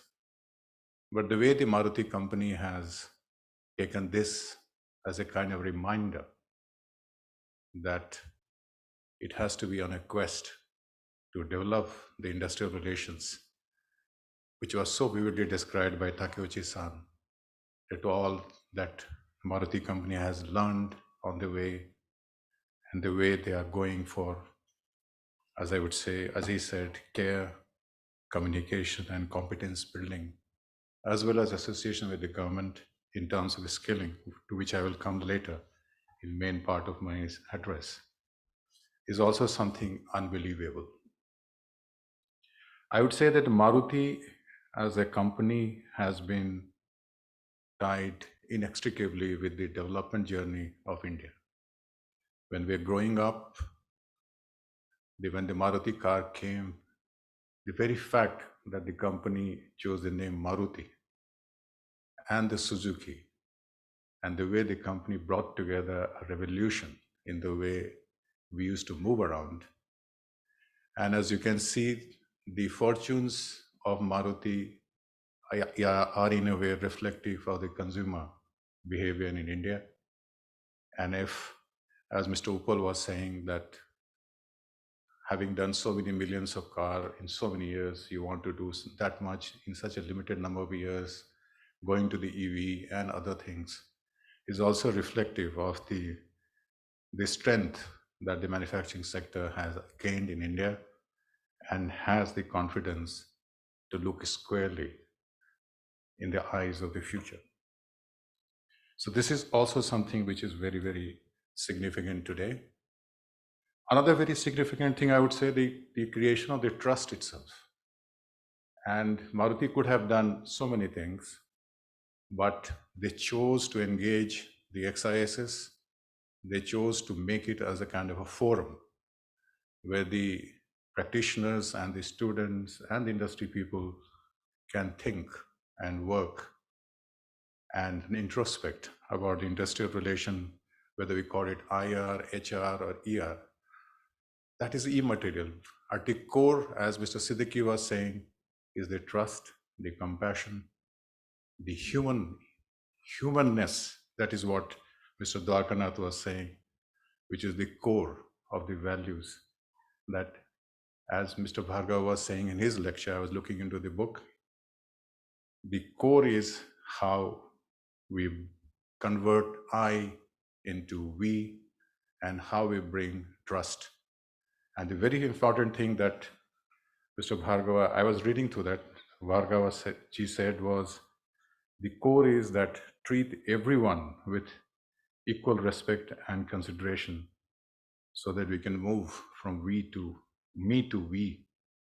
And as it requires listening, communication, treating workforce as human beings, and always being fair and inclusive. There's what Mr. Salilal also said, that there is a need to bring the empowerment of employees. They should be heard, and it's not only their physical but mental well-being also needs to be taken care of. And above all, they need to feel as a partner in the company's or the business organization's future and destiny, and that is when they will give more than what they take. And that is where the societies and the organizations prosper and grow. I would also like to applaud the trust for the compilation which they have done. Yesterday, Salilal being my college mate from St. Xavier's Ranchi, I was sitting with him and trying to understand, because this is something very unique and new to me. Although in our career as a civil servant, I was managing director of 2 companies. One was Masus Handle Soaps in Karnataka, and there I realized how difficult it was. Just going to scare me, because if there was no money in the company, I will not get salary. And we always used to work on repositioning our packaging, branding, seeing how the production happens. And there are so many millions of things to do in a company. And you have to create wealth, not only for the company and salaries for the employees, but for the economy. Then you have to work really, really hard. And that is where I also came across trade unions and industrial relations and the workers' representatives. And I think what I did was perfectly right, in the sense that I kept my door open and started engaging with the people, going to their canteen, talking to them, going to the shop floor, listening to them, and being with one of them and trying as honestly as possible to redress their grievances, and at the same time trying to wean them away from the unproductive behavior towards thinking of the organization, that how we should fix our Masus Handle soap, at what price range, which market, how it should be packaged, and what more we can do to improve the quality as well as the marketing and distribution. It was an amazing experience, even though it wasn't for long. It so happened that there were certain people who were responsible for the bad thing of doing to the company, and when the matter came to me, and then as managing director, I just removed them from the job, which was not liked by the politicians. And within 2 days, I was changed from there. But the fact that I did what needed to be done in terms of removing the bad influences, I assume it has helped the company regain its position in the market. So the point I'm trying to say is that although I am not particularly involved in running a company or IRHR, but as a civil servant, our job is to handle the human beings and make decisions, read them, judge them, put them in proper places, all the same time working in a given structure that we have to do it. I would say, Mr. Takeuchi-san, our job is very, very challenging as well. Insofar as the topic of today is concerned, that about the HR, etc., and the beyond HR is the leading the future, repositioning employees' relations, and coming from the skill development ministry. And as was pointed out, that we are doing quite a lot of things with Maruti, and we like to do more.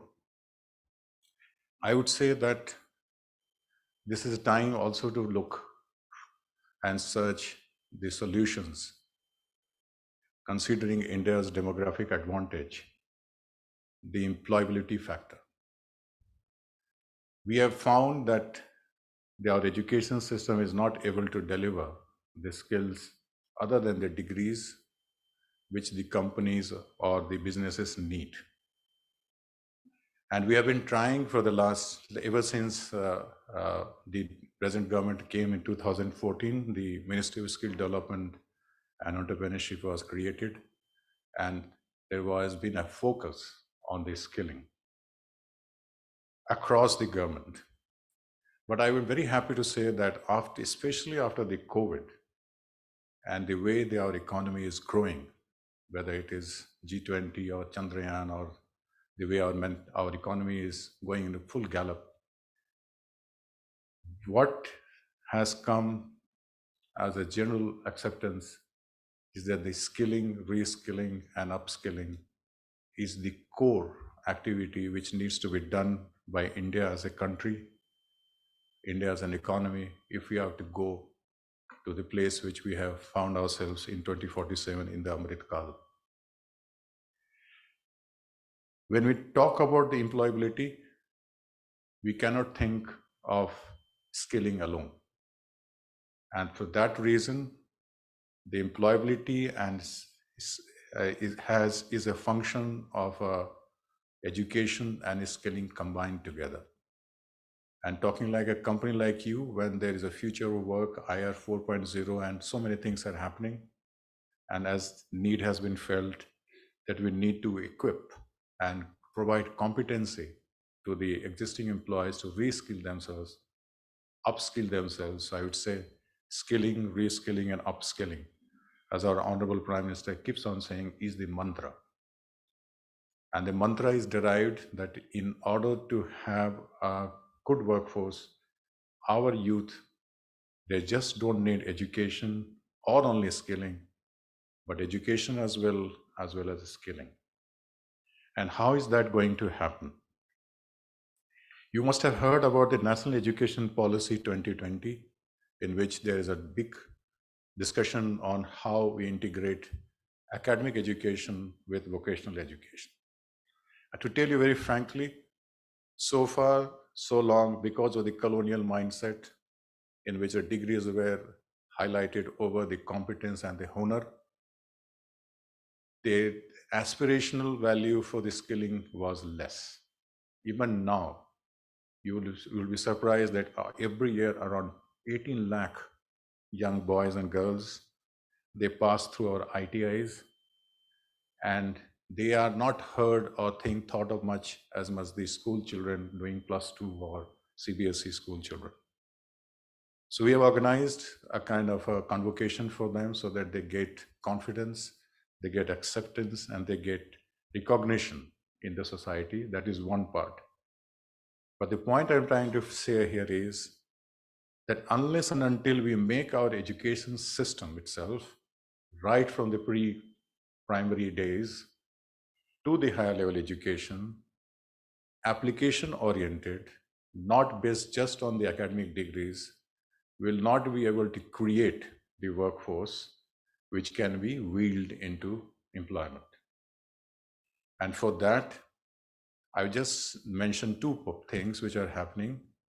One is, how do we bring education into skilling, and how we bring skilling into education? The skilling and education, so long they have been working two silos, we bring them together by these two methods. Just to cite an example, although there are various numerous things which we are trying to do.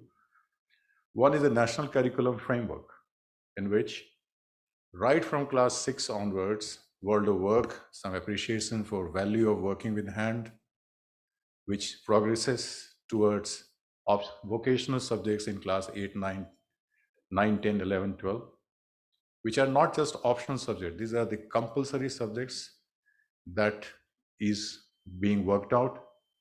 And this National Curriculum Framework has already come into the public, and the whole academy, the syllabus of our school is going to change. Along with that, there is also an importance on the vernacular languages, the regional languages. They're also being valorized so that there is not so much of bias towards English or Hindi as the case may be. The second part is, how do we bring skilling into education, our education into skilling?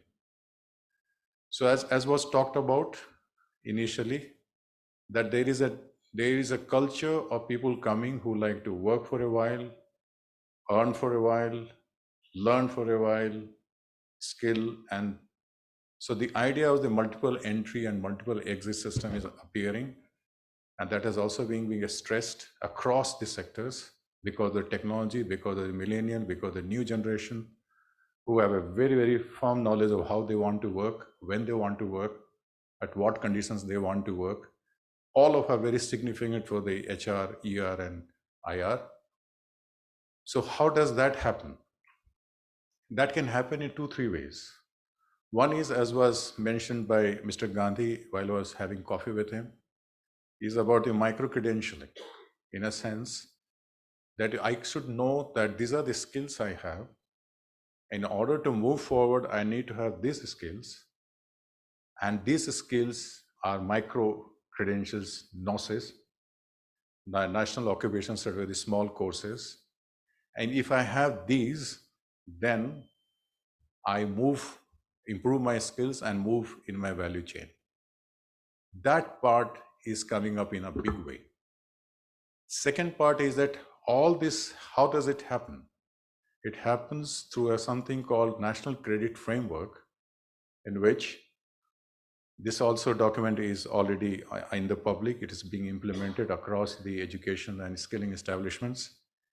Is that if I am working, to put it very simply, if I go for academic classes, I learn so much. If I do practical, I do this much. If I am doing OJT or skilling, I do this much. If I work experiential learning, I learn this much. Everything has been defined properly so that I may complete my ITI, work for a while, earn some credit. With that, I go into higher education, get myself educated, again, come back to the work. So this multiple entry, multiple exit, not only for the students, but also for the people who are already employed and working, that may also happen. And this is, as you can appreciate, all these things will not happen in one day. It requires a kind of a change in the way we have been doing things. It requires a lot of systems to be put in place. And it's already happening in a big way in the higher education institutions. And as a result, you will find that there is a general concurrence, general acceptance of the fact that if we want, where we are now and where we want to move, we require this component of the skilling. And how that skilling is made available, counted, credited is going to be very important. And this system is being put in place by the present government. And it so happens that our Minister, Skill Development also happens to be the Education Minister. Our MOS also happens to be the METI IT Minister. So the way we are working conjointly with the education, higher education, school education, secondary education, ITS together, that we create a corpus of the skilling NOCEs, courses, allow the credit to happen, and there is an emphasis on the job, there's an emphasis on apprenticeship, there's an emphasis on internship, and all these are going to be a major factor in the employability. And while doing that, as Takuchi-san was mentioning, Mr. Salil Lal is our board member for the National NIMI, which creates the content. And there, how do you develop the content in a major way? How do you remove the redundancies? How do you remove the old things? Like, for example, if they have the training, ITI training on the motor mechanic, how do you bring the EV component into that? How do you bring the chip component into that? How do we design our ITIs training institutions to meet the growing need of the market in terms of new technology, new way of doing things, new way of assessing things? And that whole thing has started. And the NIMI, for that matter, since I was mentioned it, how do we design the whole course curriculum, make it more interactive, how we make the AR, VR, and visual content, how the things are made simpler, how the question banks are made improved, how the assessment is done with Proctor-enabled assessment systems, what more checks and balances can be brought in. All these things, I would say that the skilling and education system is in a deep, ferment in these directions, so that whatever has been envisaged in the national education policy and the corollary action in the skilling ecosystem, they happen so that there's a skill and education continuum develops, in which we just don't say that person is learning or going to school or colleges or working, would see them as a complete whole. And that brings to my mind the future of work. As it was being mentioned by Mr. Siddiqui, the way, especially after the Black Swan event of the COVID, the way the things are changing. What are the things changing? Our work is changing, our workers are changing, our workplaces are changing. And this everything will be reconfigured in a different way. And all of this has an impact on the IR, ER, HR.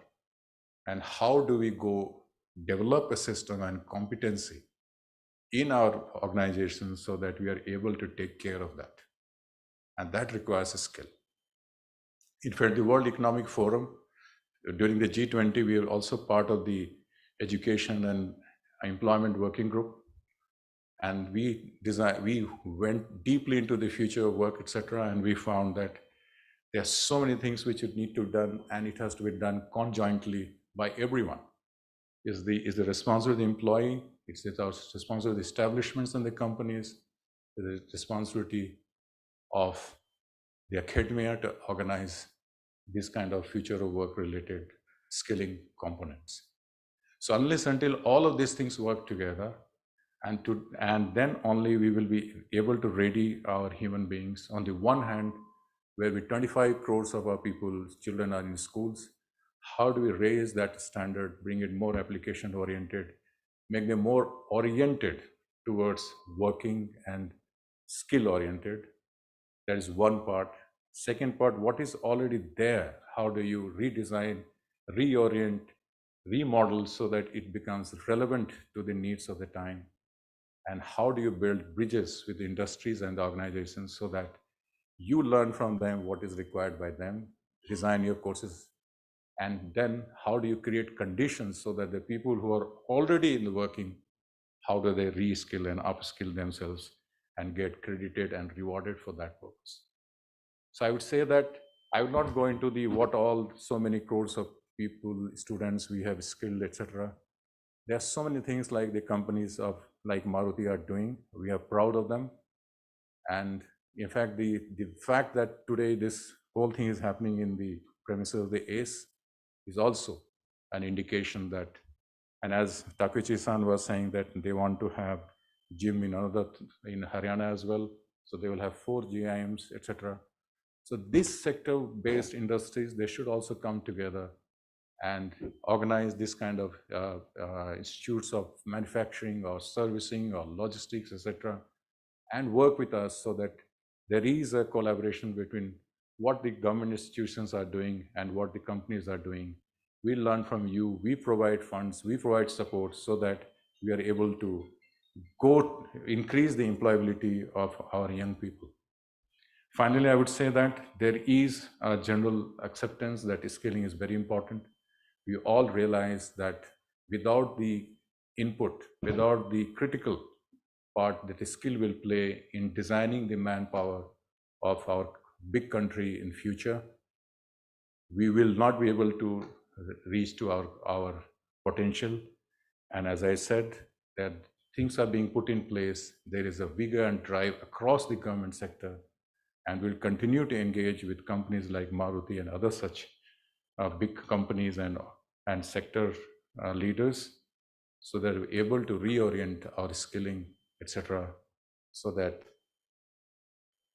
we increase the employability of our teaming workforce. And there are so many things I have not said today, and they will not think I'm not competent to say. The role of government or role of organized state in the industrial relations, etc. But I would only confine myself to what I am. I have every reason to appeal to all of you is that the skilling is what would enable employability, and by that only we will be able to improve our employer relation. Thank you so very much for listening to me.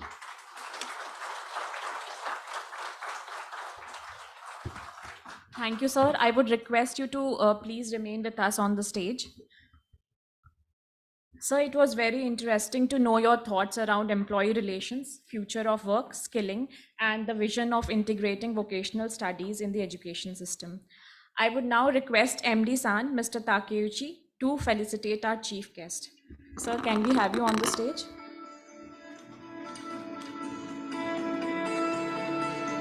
So Takeuchi-san is presenting the painting, the plaque, and the books as a token of gratitude from our side. Thank you, sir. Thank you, MD-san.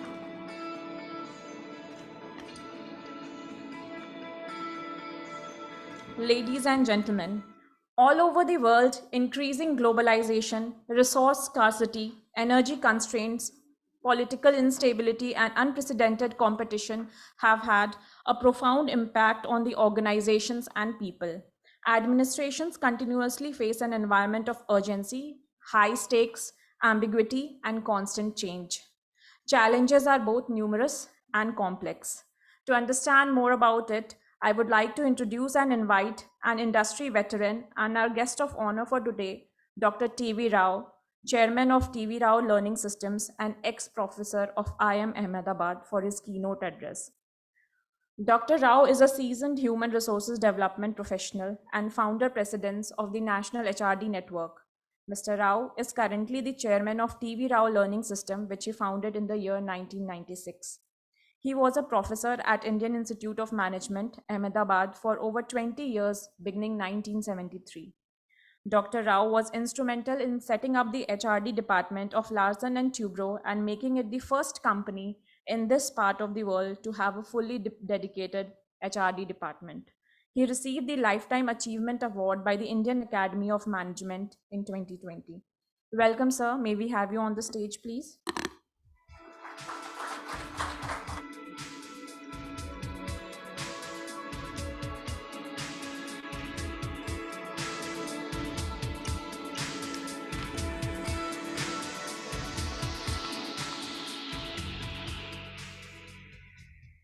Thank you, ma'am, for your kind introduction.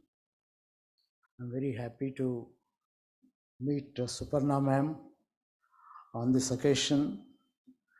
You perhaps don't know what you're doing, both by your presence and by starting the memorial lecture. A few years ago, I wrote a book called Effective People, in which I categorized effective people into three categories. One of them is effective people who devote their life to give themselves, their talent to others. Second, not merely by doing their duty, but doing a lot. Second, effective people are those whom I call as very effective people, who spread whatever they know, their knowledge and other things, to a larger number of people, maybe by writing books and doing other kind of things. Third, I call them as super effective people, those who leave institutions even after they are left. This memorial lecture that you have started, I must say, symbolizes Awanish as a super effective person, and Maruti Suzuki and XISS and now HRD Network, I think, are doing a commendable job in making this institution come alive and make the knowledge generated available to a large number of people. So I congratulate all of you who are involved in this.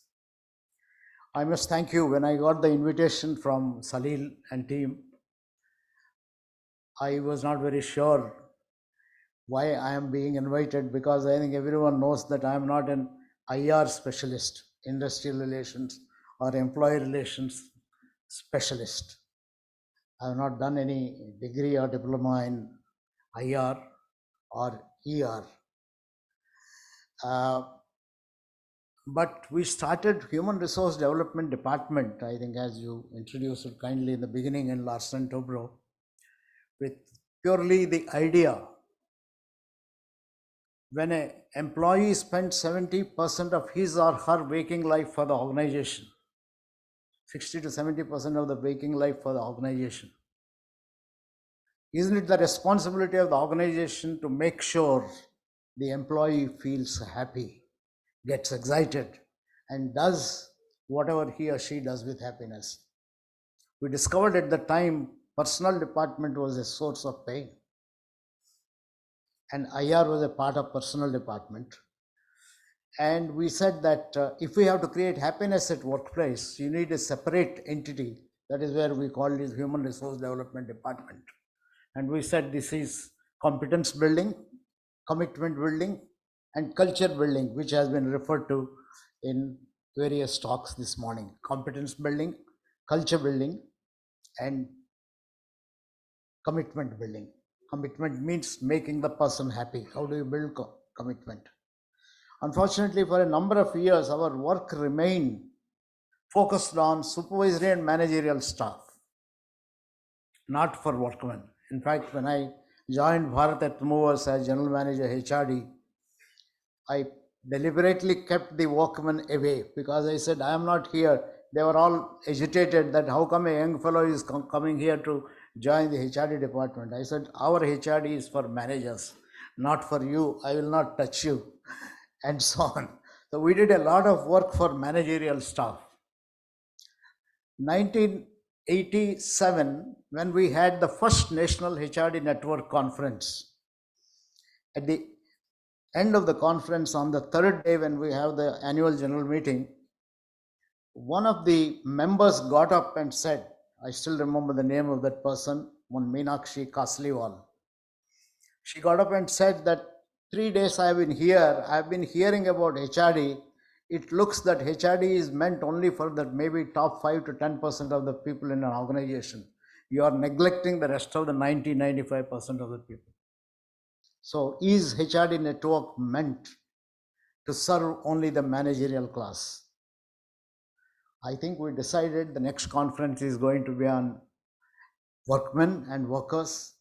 And in 1989, the next conference held in Delhi, some of you were present there. MRR Nair was coordinating this, was on workmen and produced a fat book with almost about 50 to 60 articles, some written by union leaders, some written by certainly IR people, but a wonderful kind of a book.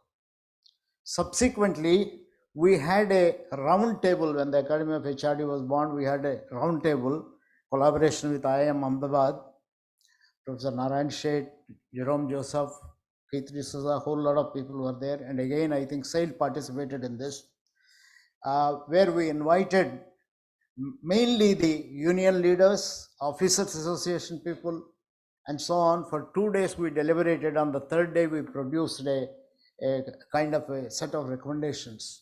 And the most important part of the recommendation is maintaining good IR or employee relations is not the job only of the HRD department. It is main job of the unions and associations. I think the very purpose why a union or association exists is to create happiness at work. We seem to have surrendered this to a particular department rather than the unions, associations taking charge of this.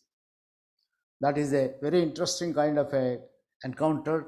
Since then, in the National HRD Network, I think people like Dwarkanath ji, GP Rao, I think who specialized quite a bit in industrial relations, and Siddiqui ji himself, number of others have been whenever we had the HRD network meetings, have been promoting the importance of industrial relations.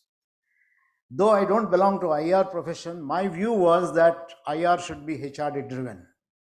IR or ER should focus on competence building, commitment building, and continuous culture building.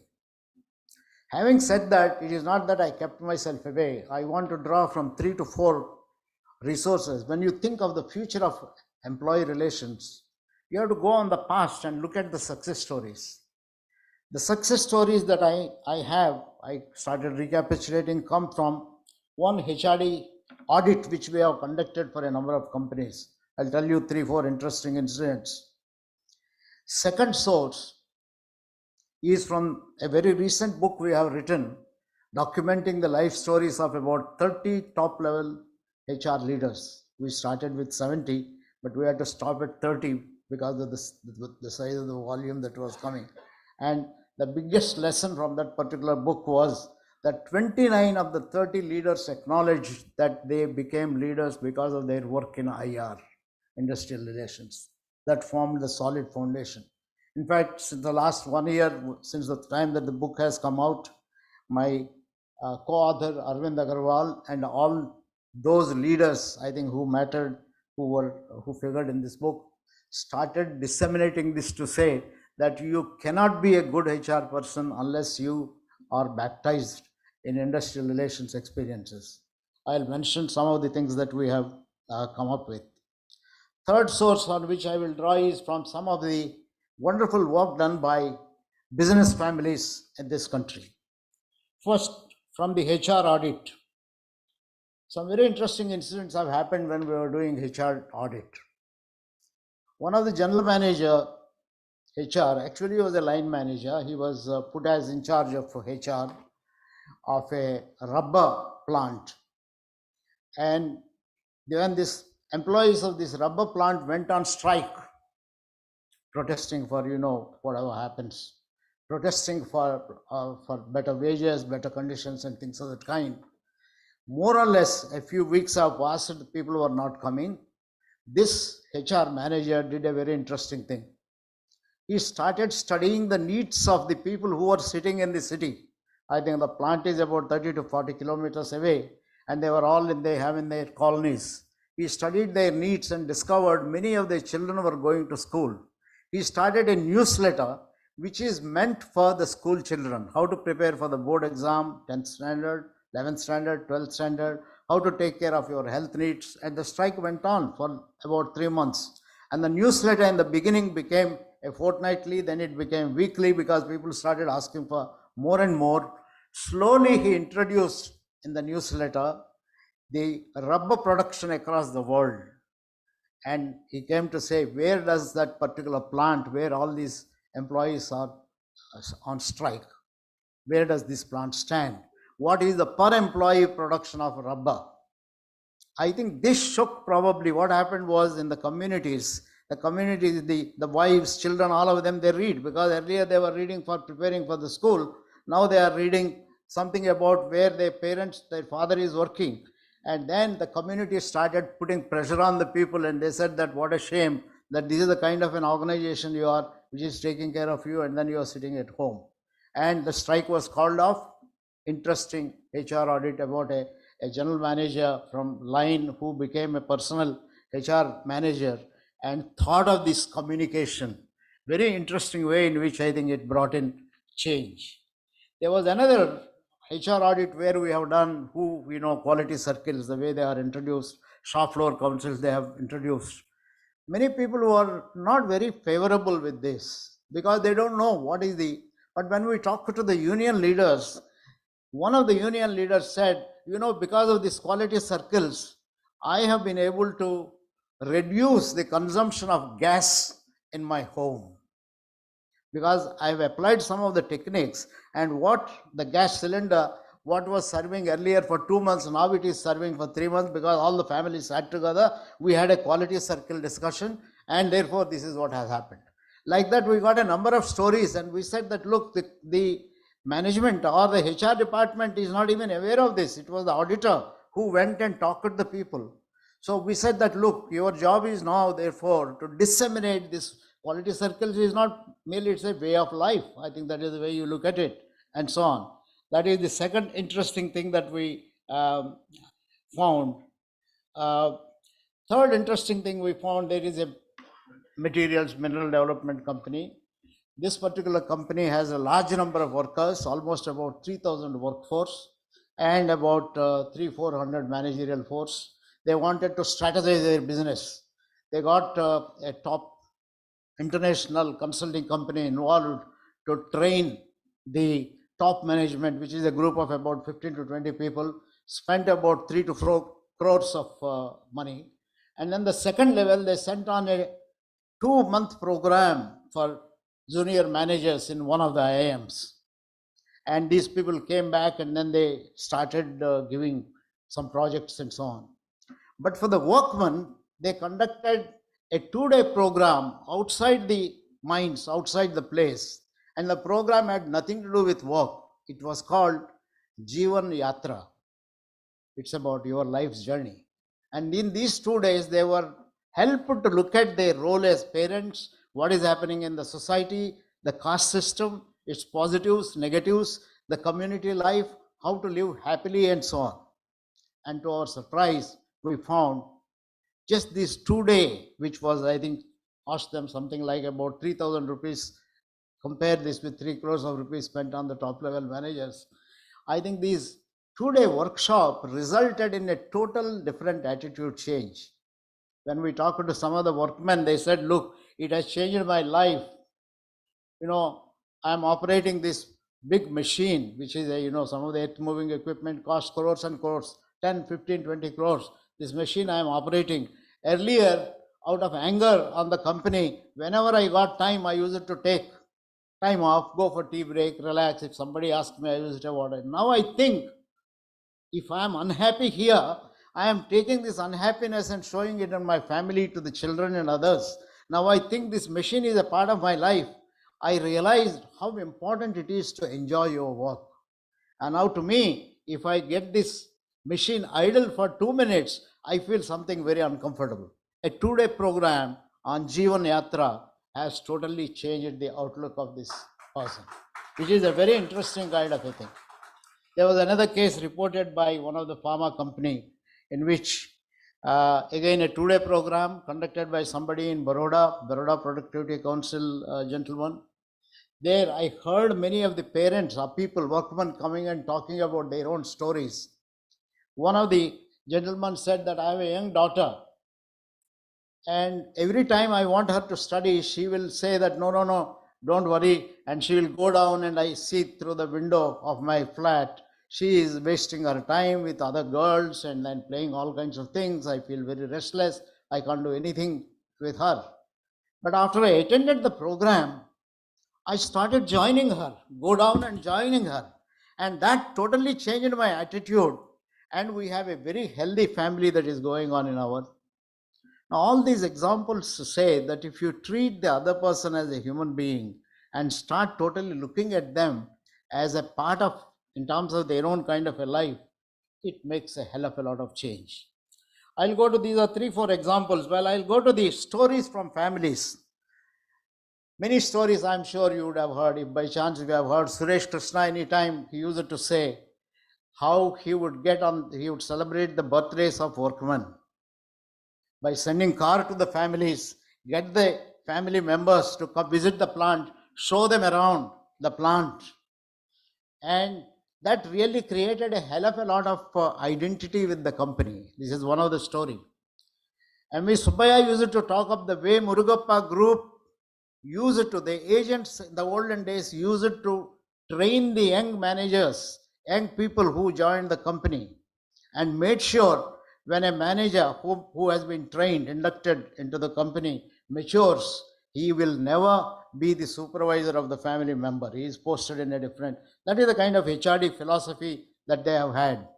Or Venu Srinivasan talking about even recently in a conference at IRMA, which he addressed about 5-6 months ago. He talked about how people in Madurai and other places used to set their watches by the time a TVS bus arrived, and so on. I mean, all this kind of things create some sense of pride and sense of belongingness to the organization. These are, I think, there are many stories if you go through the way family businesses have managed the employee relations. I think there is something to learn from.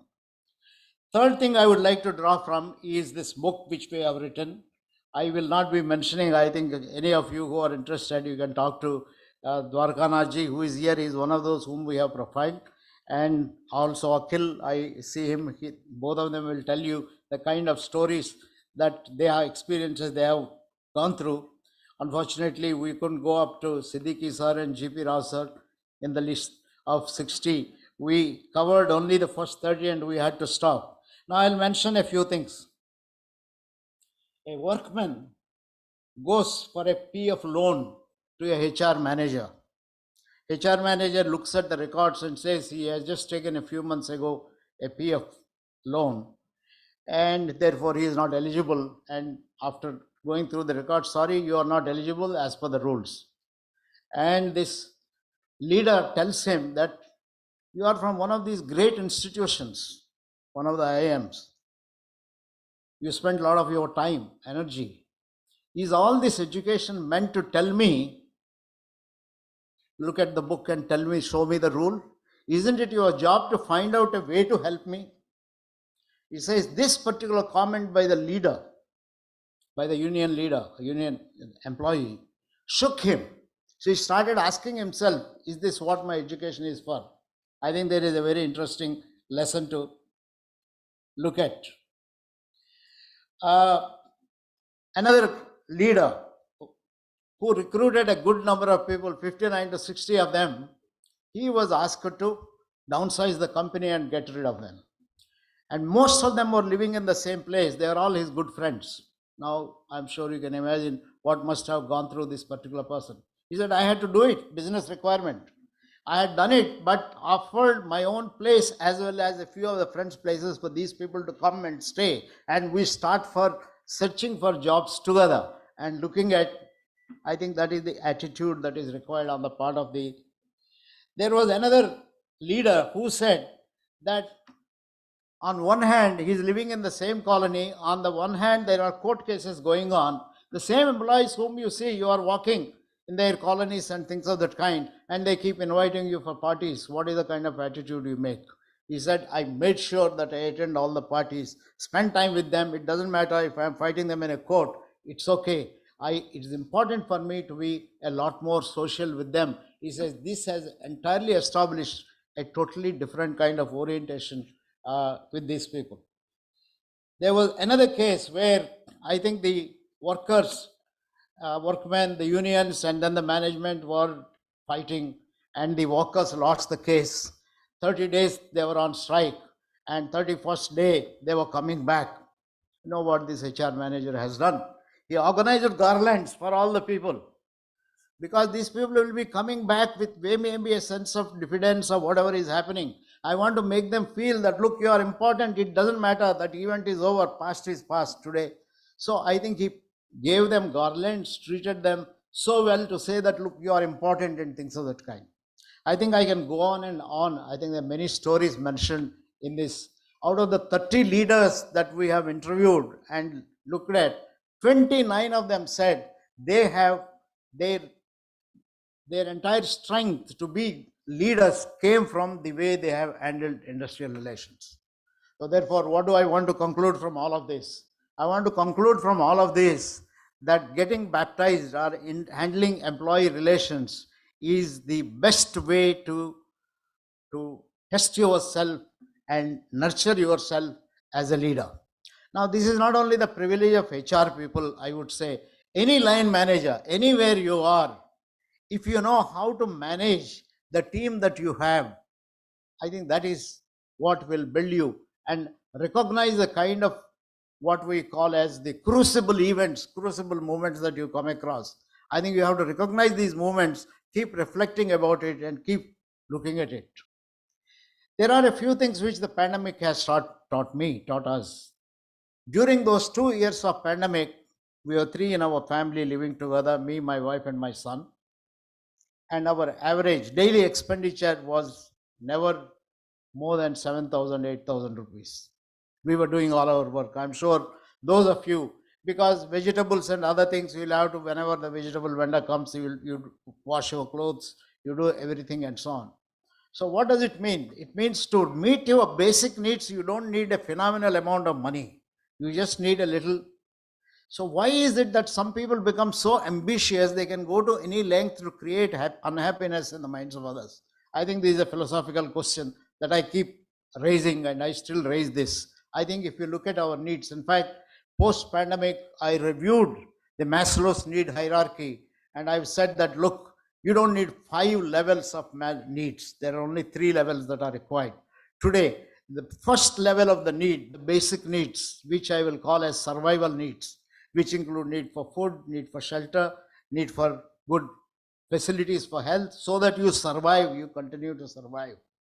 Second is the security need, economic security, social security, all other kind of securities that you put up, which is taken care of largely by organizations. And after that, all the third, fourth, fifth level needs gets compressed into need for identity. This is most important today because there are multiple ways of creating your identity. You want to feel significant. You're doing the same job again and again, and after some time you feel that, look, I'm fed up with it, I want to acquire a new skill. I think this is where skill versatility comes into picture. So give freedom to the other person. Let the person, that is where multi-skilling is very important, because the person can try out something else. After some time, one is fed up with this. So the need for identity is an important need, whether you are a manager or an employee, it doesn't matter. I think this is very important for you to have this. Now, the implications of all of this is organizations should constantly keep looking for what is it that the people need. They are not phenomenal. They are not wanting to build big buildings and things of that kind. So on the part of the IR, when you look at the future, you need continuous research and being sensitive to the needs of the employees. This is very important. That is where I bring in, I think whatever we have talked for managerial class, the octopus values, openness, where every employee feels free to express his or her views. So there is scope given to the employee that I matter, openness, collaboration. I am not the only one who make a difference. I think I need to work with people, which has been stressed earlier also by all speakers. Collaboration, teamwork is very important.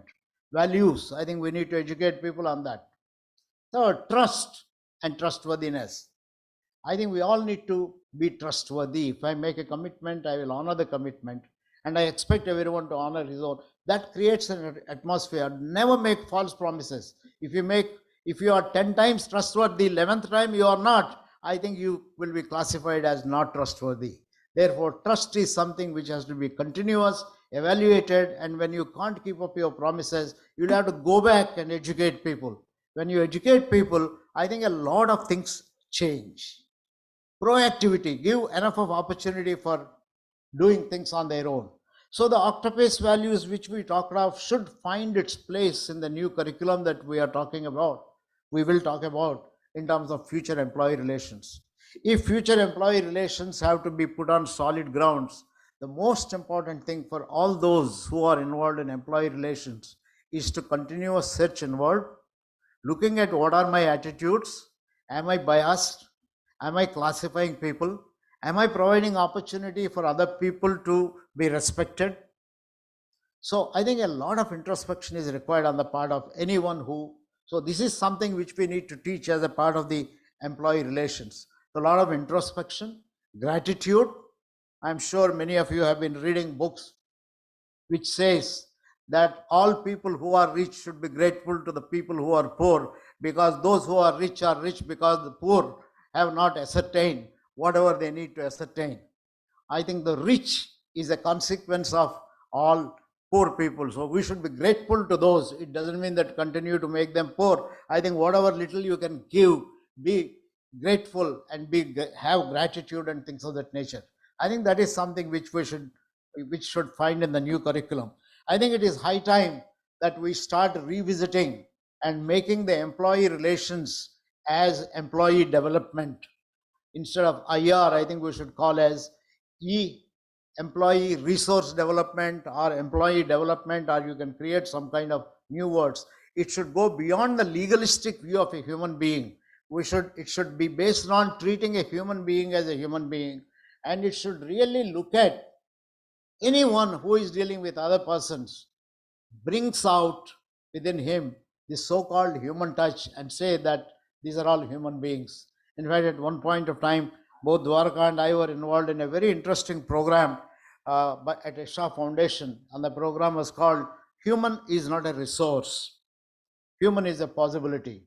And we were very impressed when Sadhguru mentioned this, saying that how can human be a resource? To call human being a resource means to reduce the human being to a number and make it measurable. Anything you measured limits the potential of a human being. Don't measure. Human is a possibility. That is the term that you used. So maybe we should call the department as Employee Possibilities Department and say that every employee can be creative, because we are promoting entrepreneurship. We are saying that you should acquire a large number of skills and things of that kind. So I think it is high time that people, those of you who are some of the professors who are sitting here like Biju and others from IIM and so on, I think you should revisit the curricula that is being taught and come up with a totally new way of looking at things, given the kind of needs post-pandemic, whatever is happening, the speed and then the work from home, all kinds of things, everything is changing. Technology in the hands of everyone.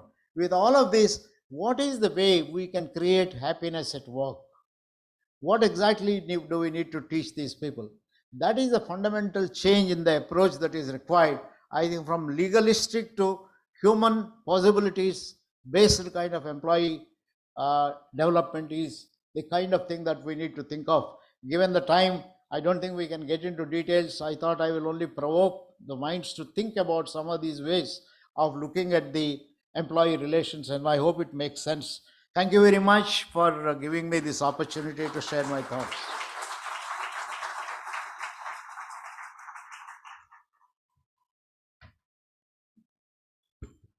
Thank you so much, sir. I would request you to rejoin us on the stage, please.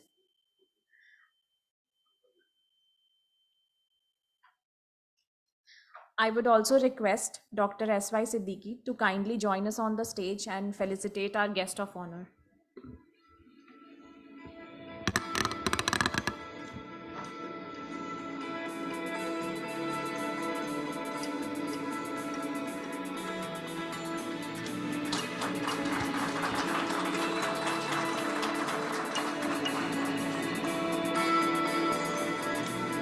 Thank you, sir.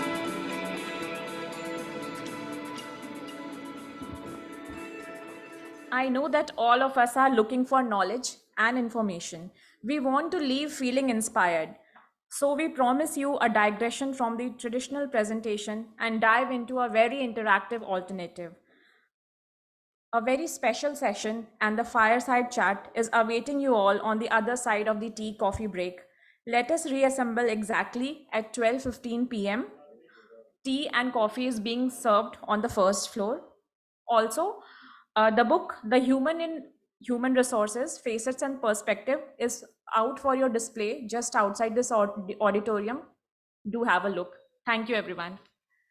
Let us reassemble at 12:15 p.m. Tea and coffee is being served at the first floor.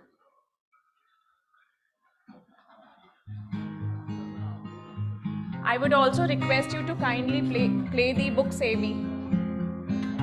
Ladies and gentlemen,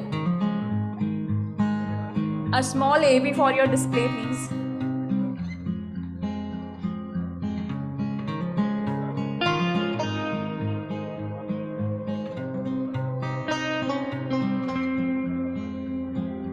We have put together the key learnings from all the Avnish Dev lectures in the form of a book, The Human in Human Resources, Facets and Perspective. Do have a look. The book is on display just outside this auditorium.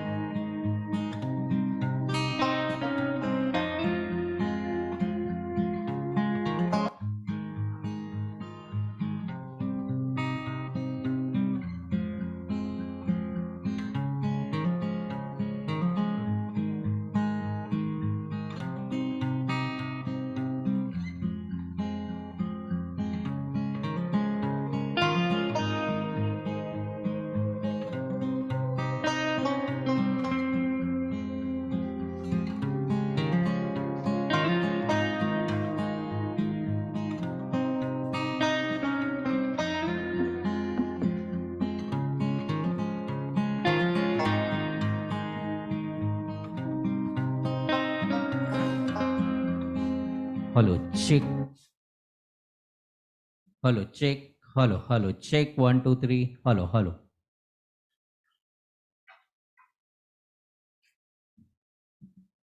Hello, check. Hello, hello. Hello, check. Hello, hello, check. 1, check. Hello, check. 1, 2, 3. Hello, check. Hello, check. 1, 2, 3. Hello, check, check. Hello, check. 1, 2. Hello, check. Hello, check. Check. 1, 2, 3. Hello, check. Check. 1, 2. Hello, check. 1, 2, 3. Hey, check. Check. 1, 2, 3.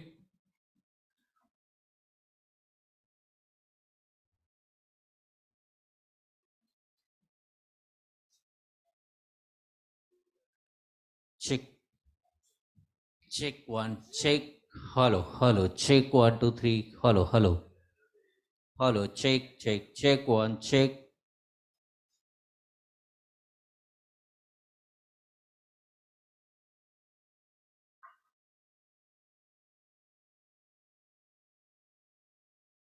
Check. Hello, hello, check. 1, 2, 3, 4, 5, 6.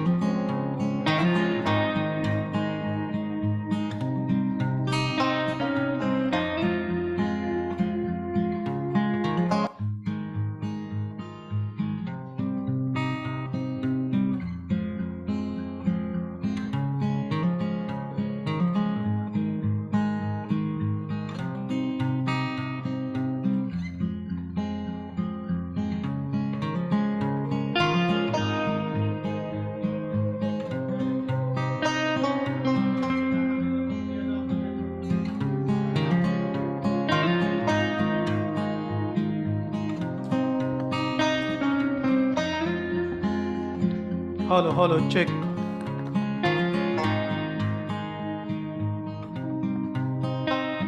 Hello, hello, check, check, check.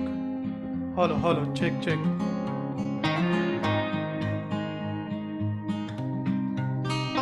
Hello, hello, check, check, check. Hello, hello. Hello, hello, hello, hello, check.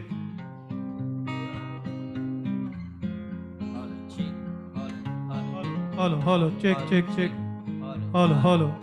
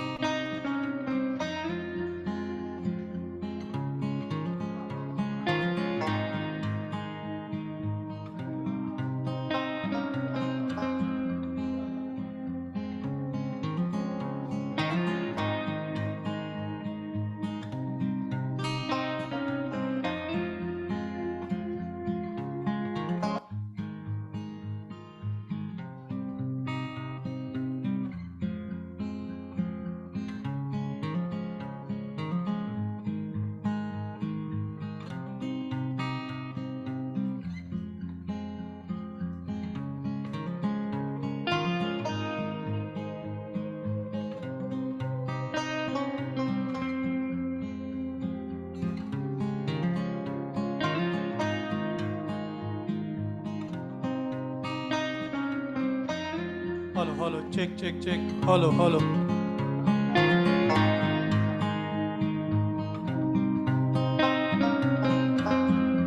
Hello, hello, check, check, check. Hello.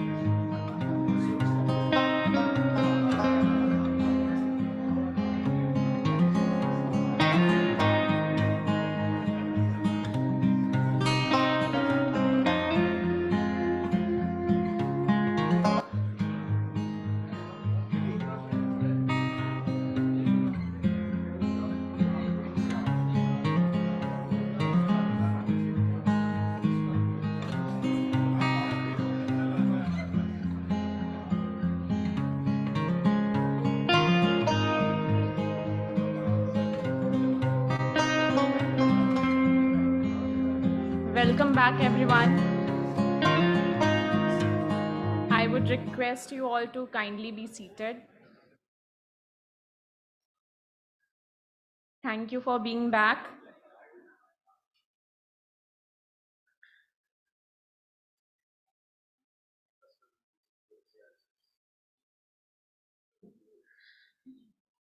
So now we would be moving towards a very special session that would be that a very senior HR veteran would be addressing you all. I would like to introduce and invite upon stage Dr. Akil Busrai for the special session.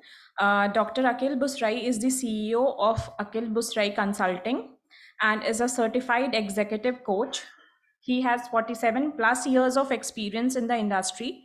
He has worked in various HR roles with Unilever in Kenya and India as Executive Director HR Motorola for Asia Pacific countries, Director HR for Shell Malaysia, and Managing Director of Shell People Services Asia.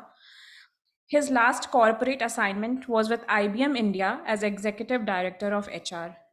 Welcome, sir. We are very keen to hear you.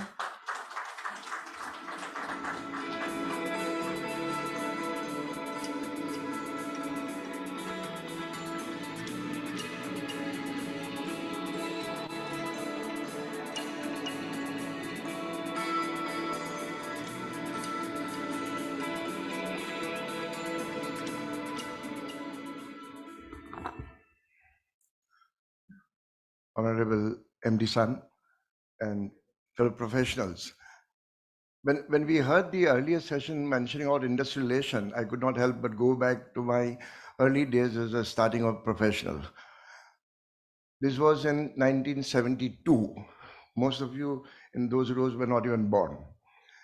And that was a time in West Bengal, it was a Marxist government. And Marxist government had given free rein to do anything the union wanted to achieve their gains. Nothing wrong with that, but some of the things went to the other extreme.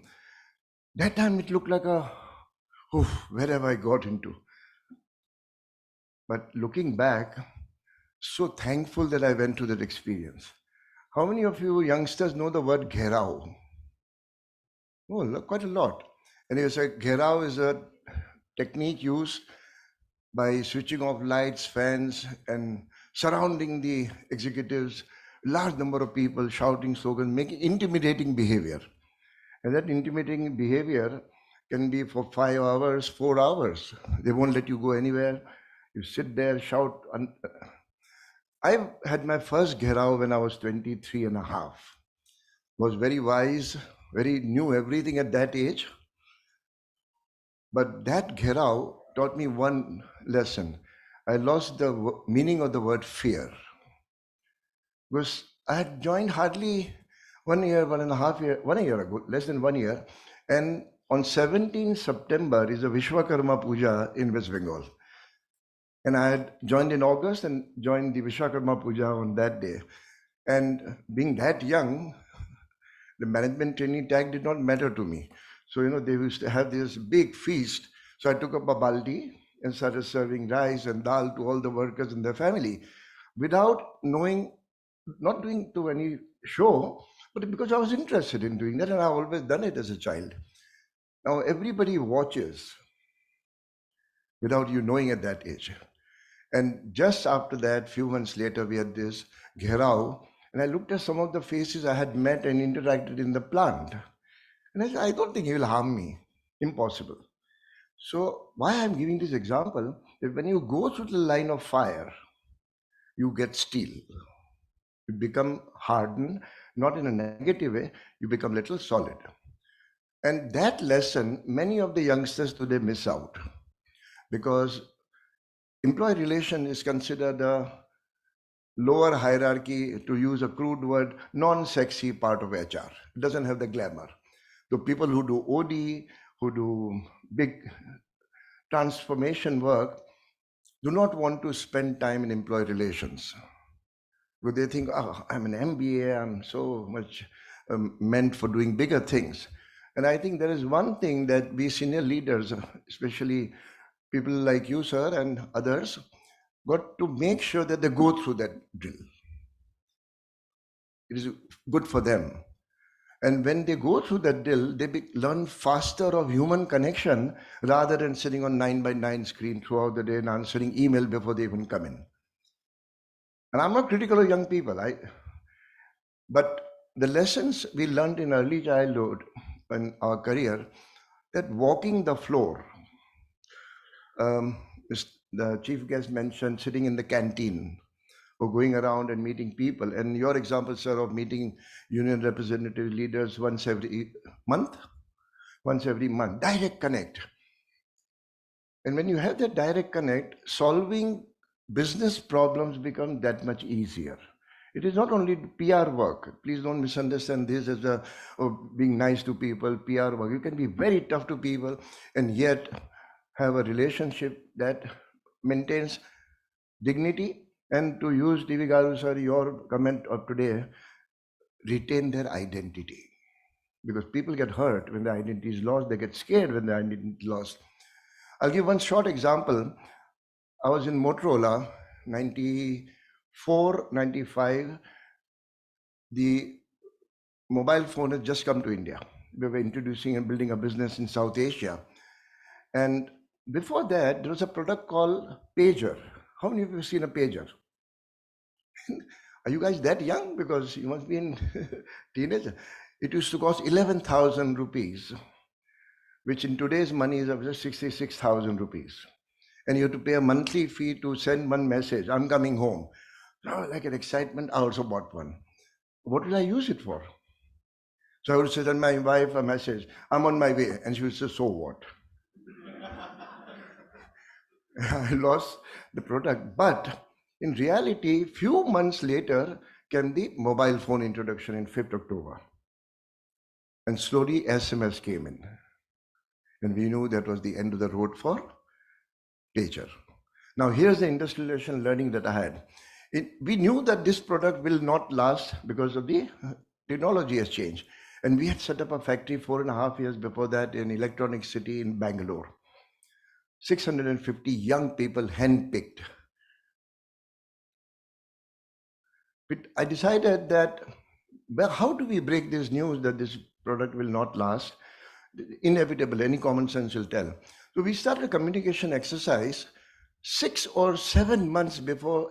We did not even know when we'll close it because this product was sold in China. We had a communication sessions with the employees and we decided, somebody mentioned about transparency. Siddiqui-san, you mentioned. We put out the entire production, sales and revenue model, complete data to every worker every 3 weeks. Town hall, 1.5 hour town hall, and the entire chart was put up.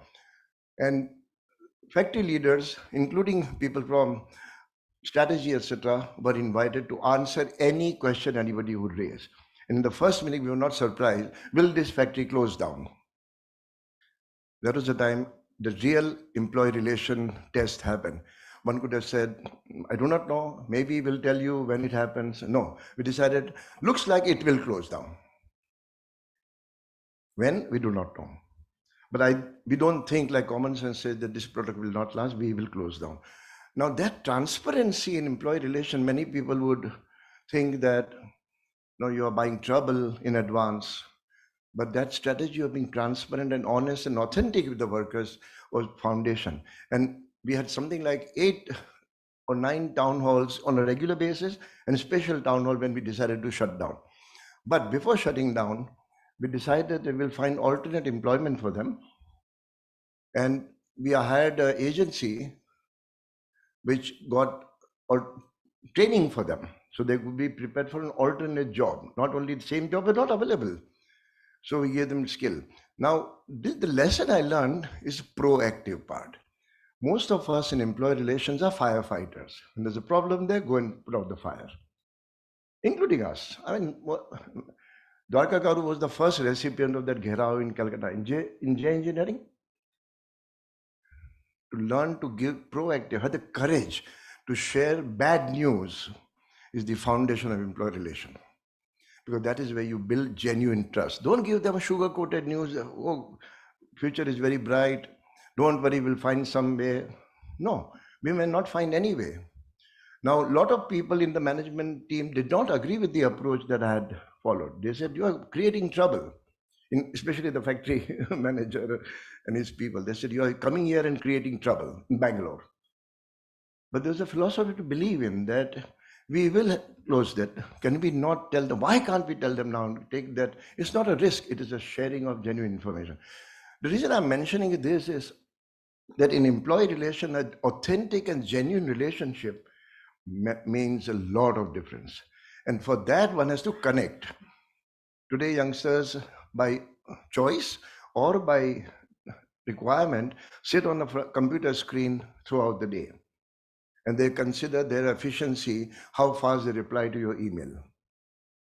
One of the senior HR professional, I was with Hindustan Lever, which Unilever, we could never find him in his seat in the morning.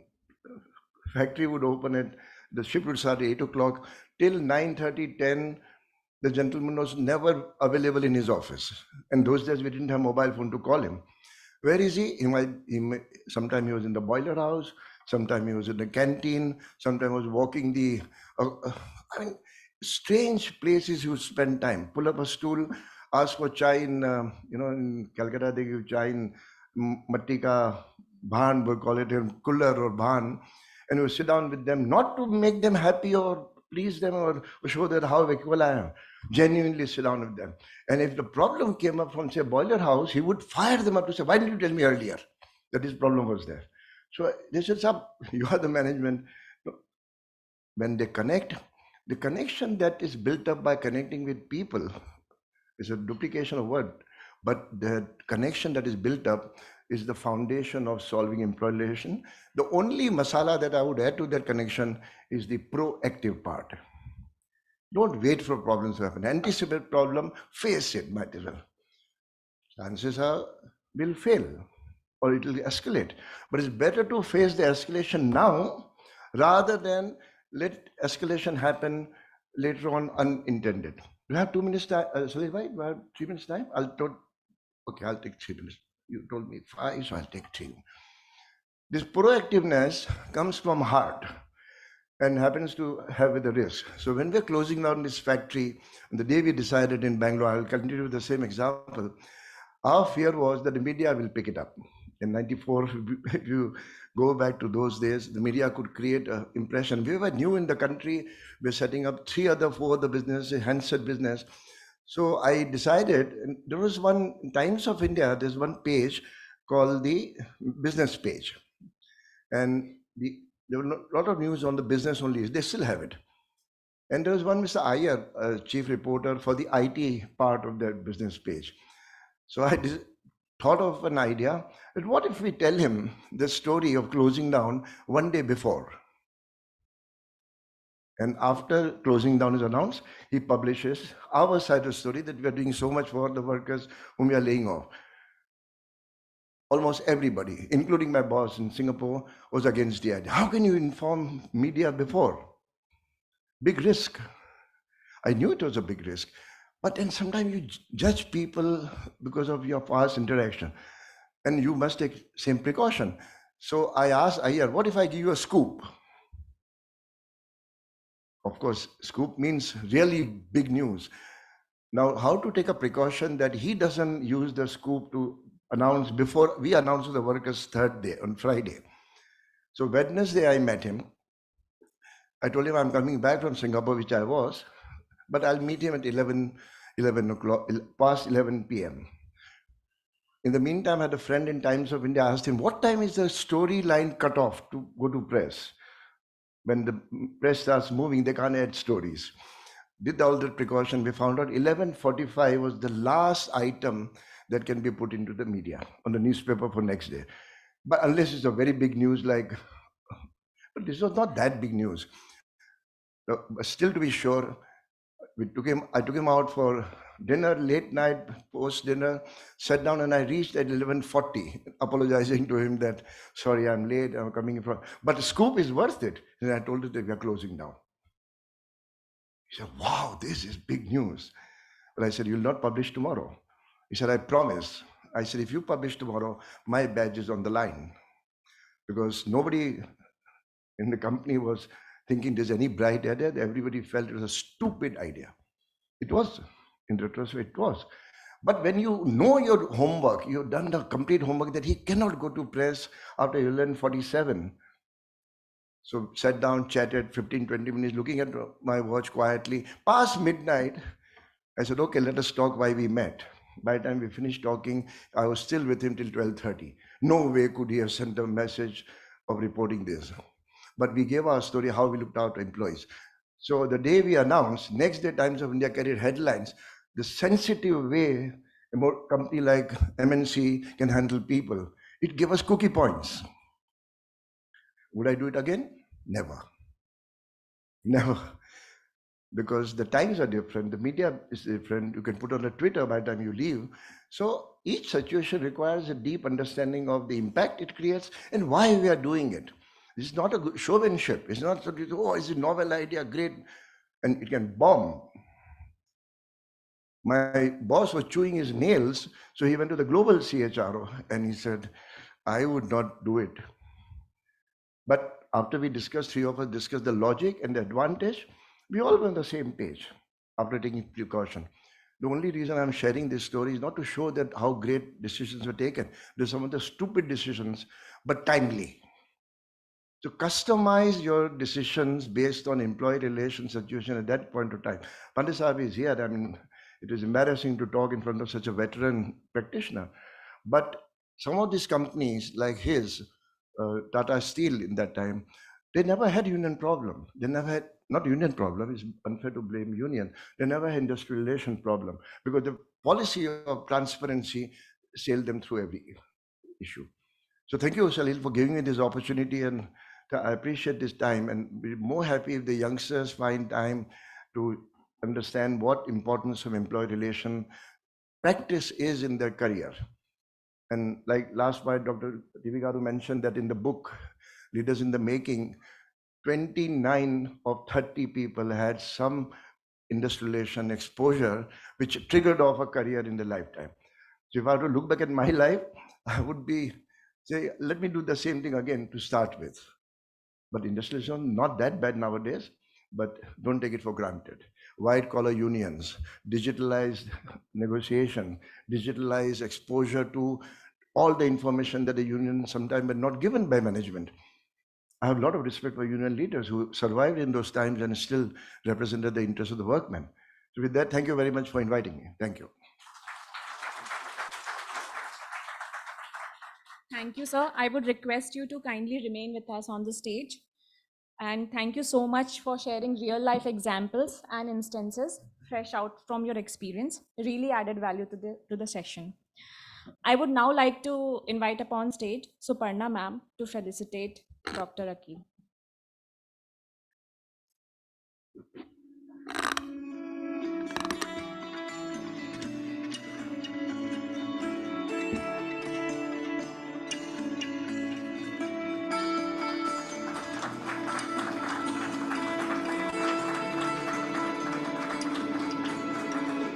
Thank you, sir. Thank you, ma'am.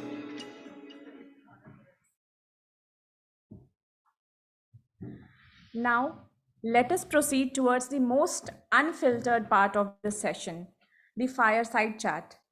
The topic is transition of employee relations, catalyst to leadership. For the chat, I would like to invite upon stage Mr. P. Dwarkanath for the moderation. Welcome, sir. And now I would like to invite and introduce our first panel member, Shri Rakeshwar Pandey. Shri Rakeshwar Pandey is the National Senior Secretary of Indian National Trade Union Congress, INTUC. He is union president of over a dozen companies, which include various companies of Tata Group, Nuvoco Vistas Corp, Indian Cable Company, etc. Mr. Pandey is also the president of Tisco Mazdoor Union. Welcome, sir. And welcome, sir. I would also like to invite upon stage Dr. S.Y. Siddiqui, Sir needs no introduction. He is a veteran in the Indian industry space and has worked for a lot of global companies also. Welcome once again, sir. Over to you, Dwarkanath, sir.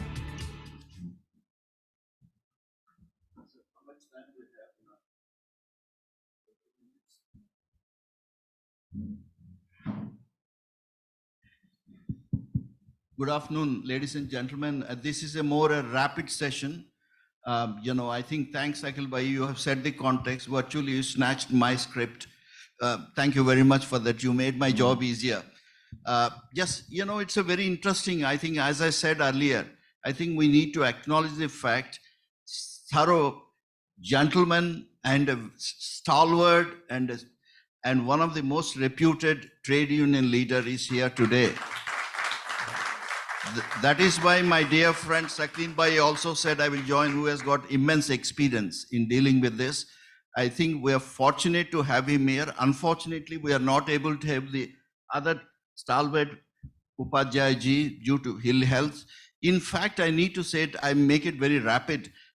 When we had a conference call prior to this, do you know when we fixed the time, they were spot on, both of them. And we said we'll do it half an hour.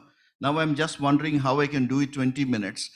He came all the way from Jamshedpur. He said, we spent 1 hour.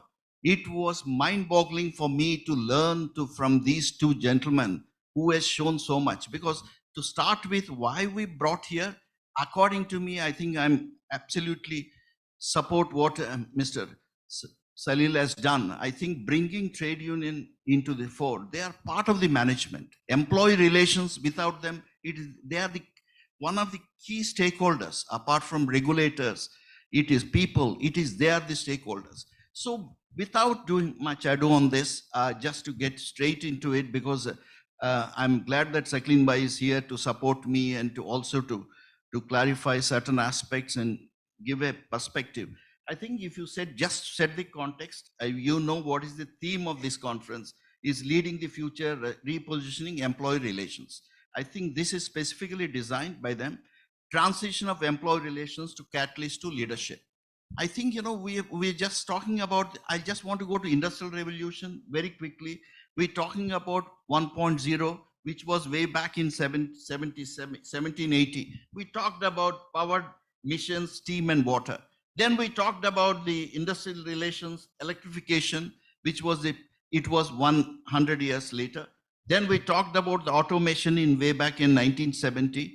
Then we talked about digitization. Today we are talking about humanization or harmonization of employees.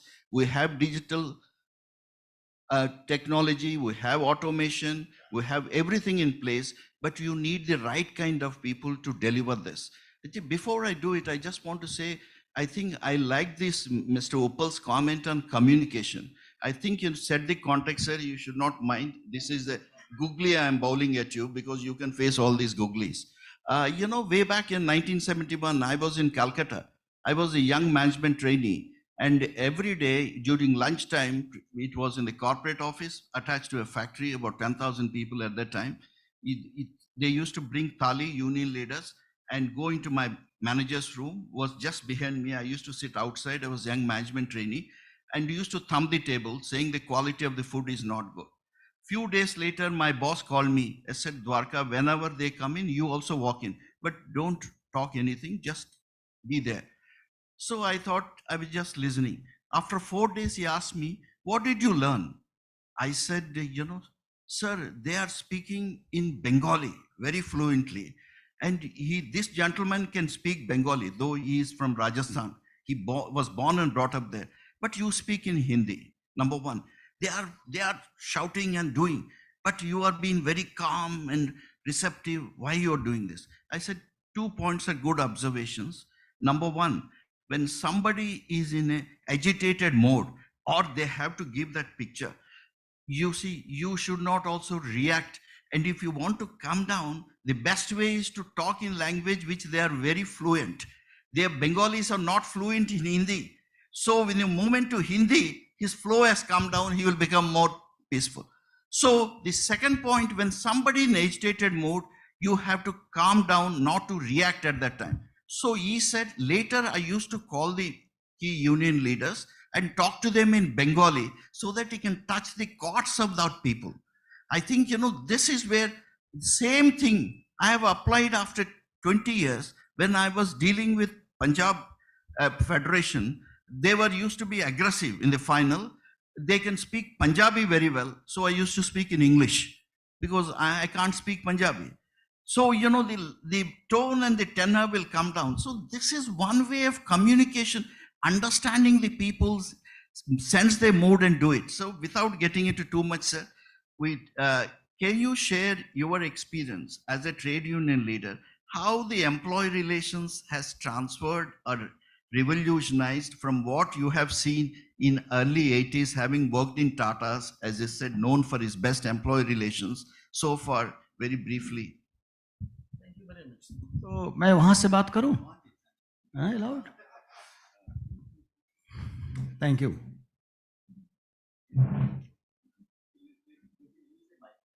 अच्छा, okay, तो आप रख लीजिए.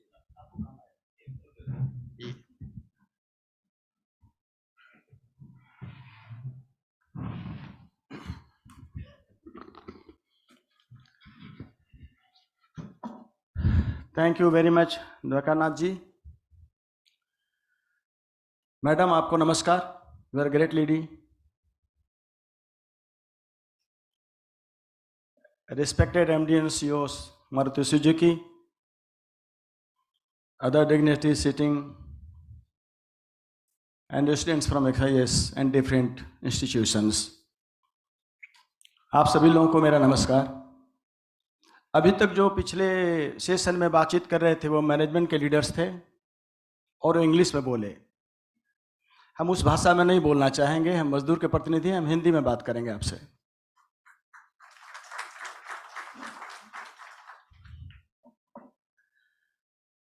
द्वारकानाथ जी ने हमको समय दिया था, कुछ बोले थे आधा घंटा 50 मिनट टाइम दिए थे टोटल में 2 साथियों को, तो हमारे एक साथी नहीं आ सके हैं.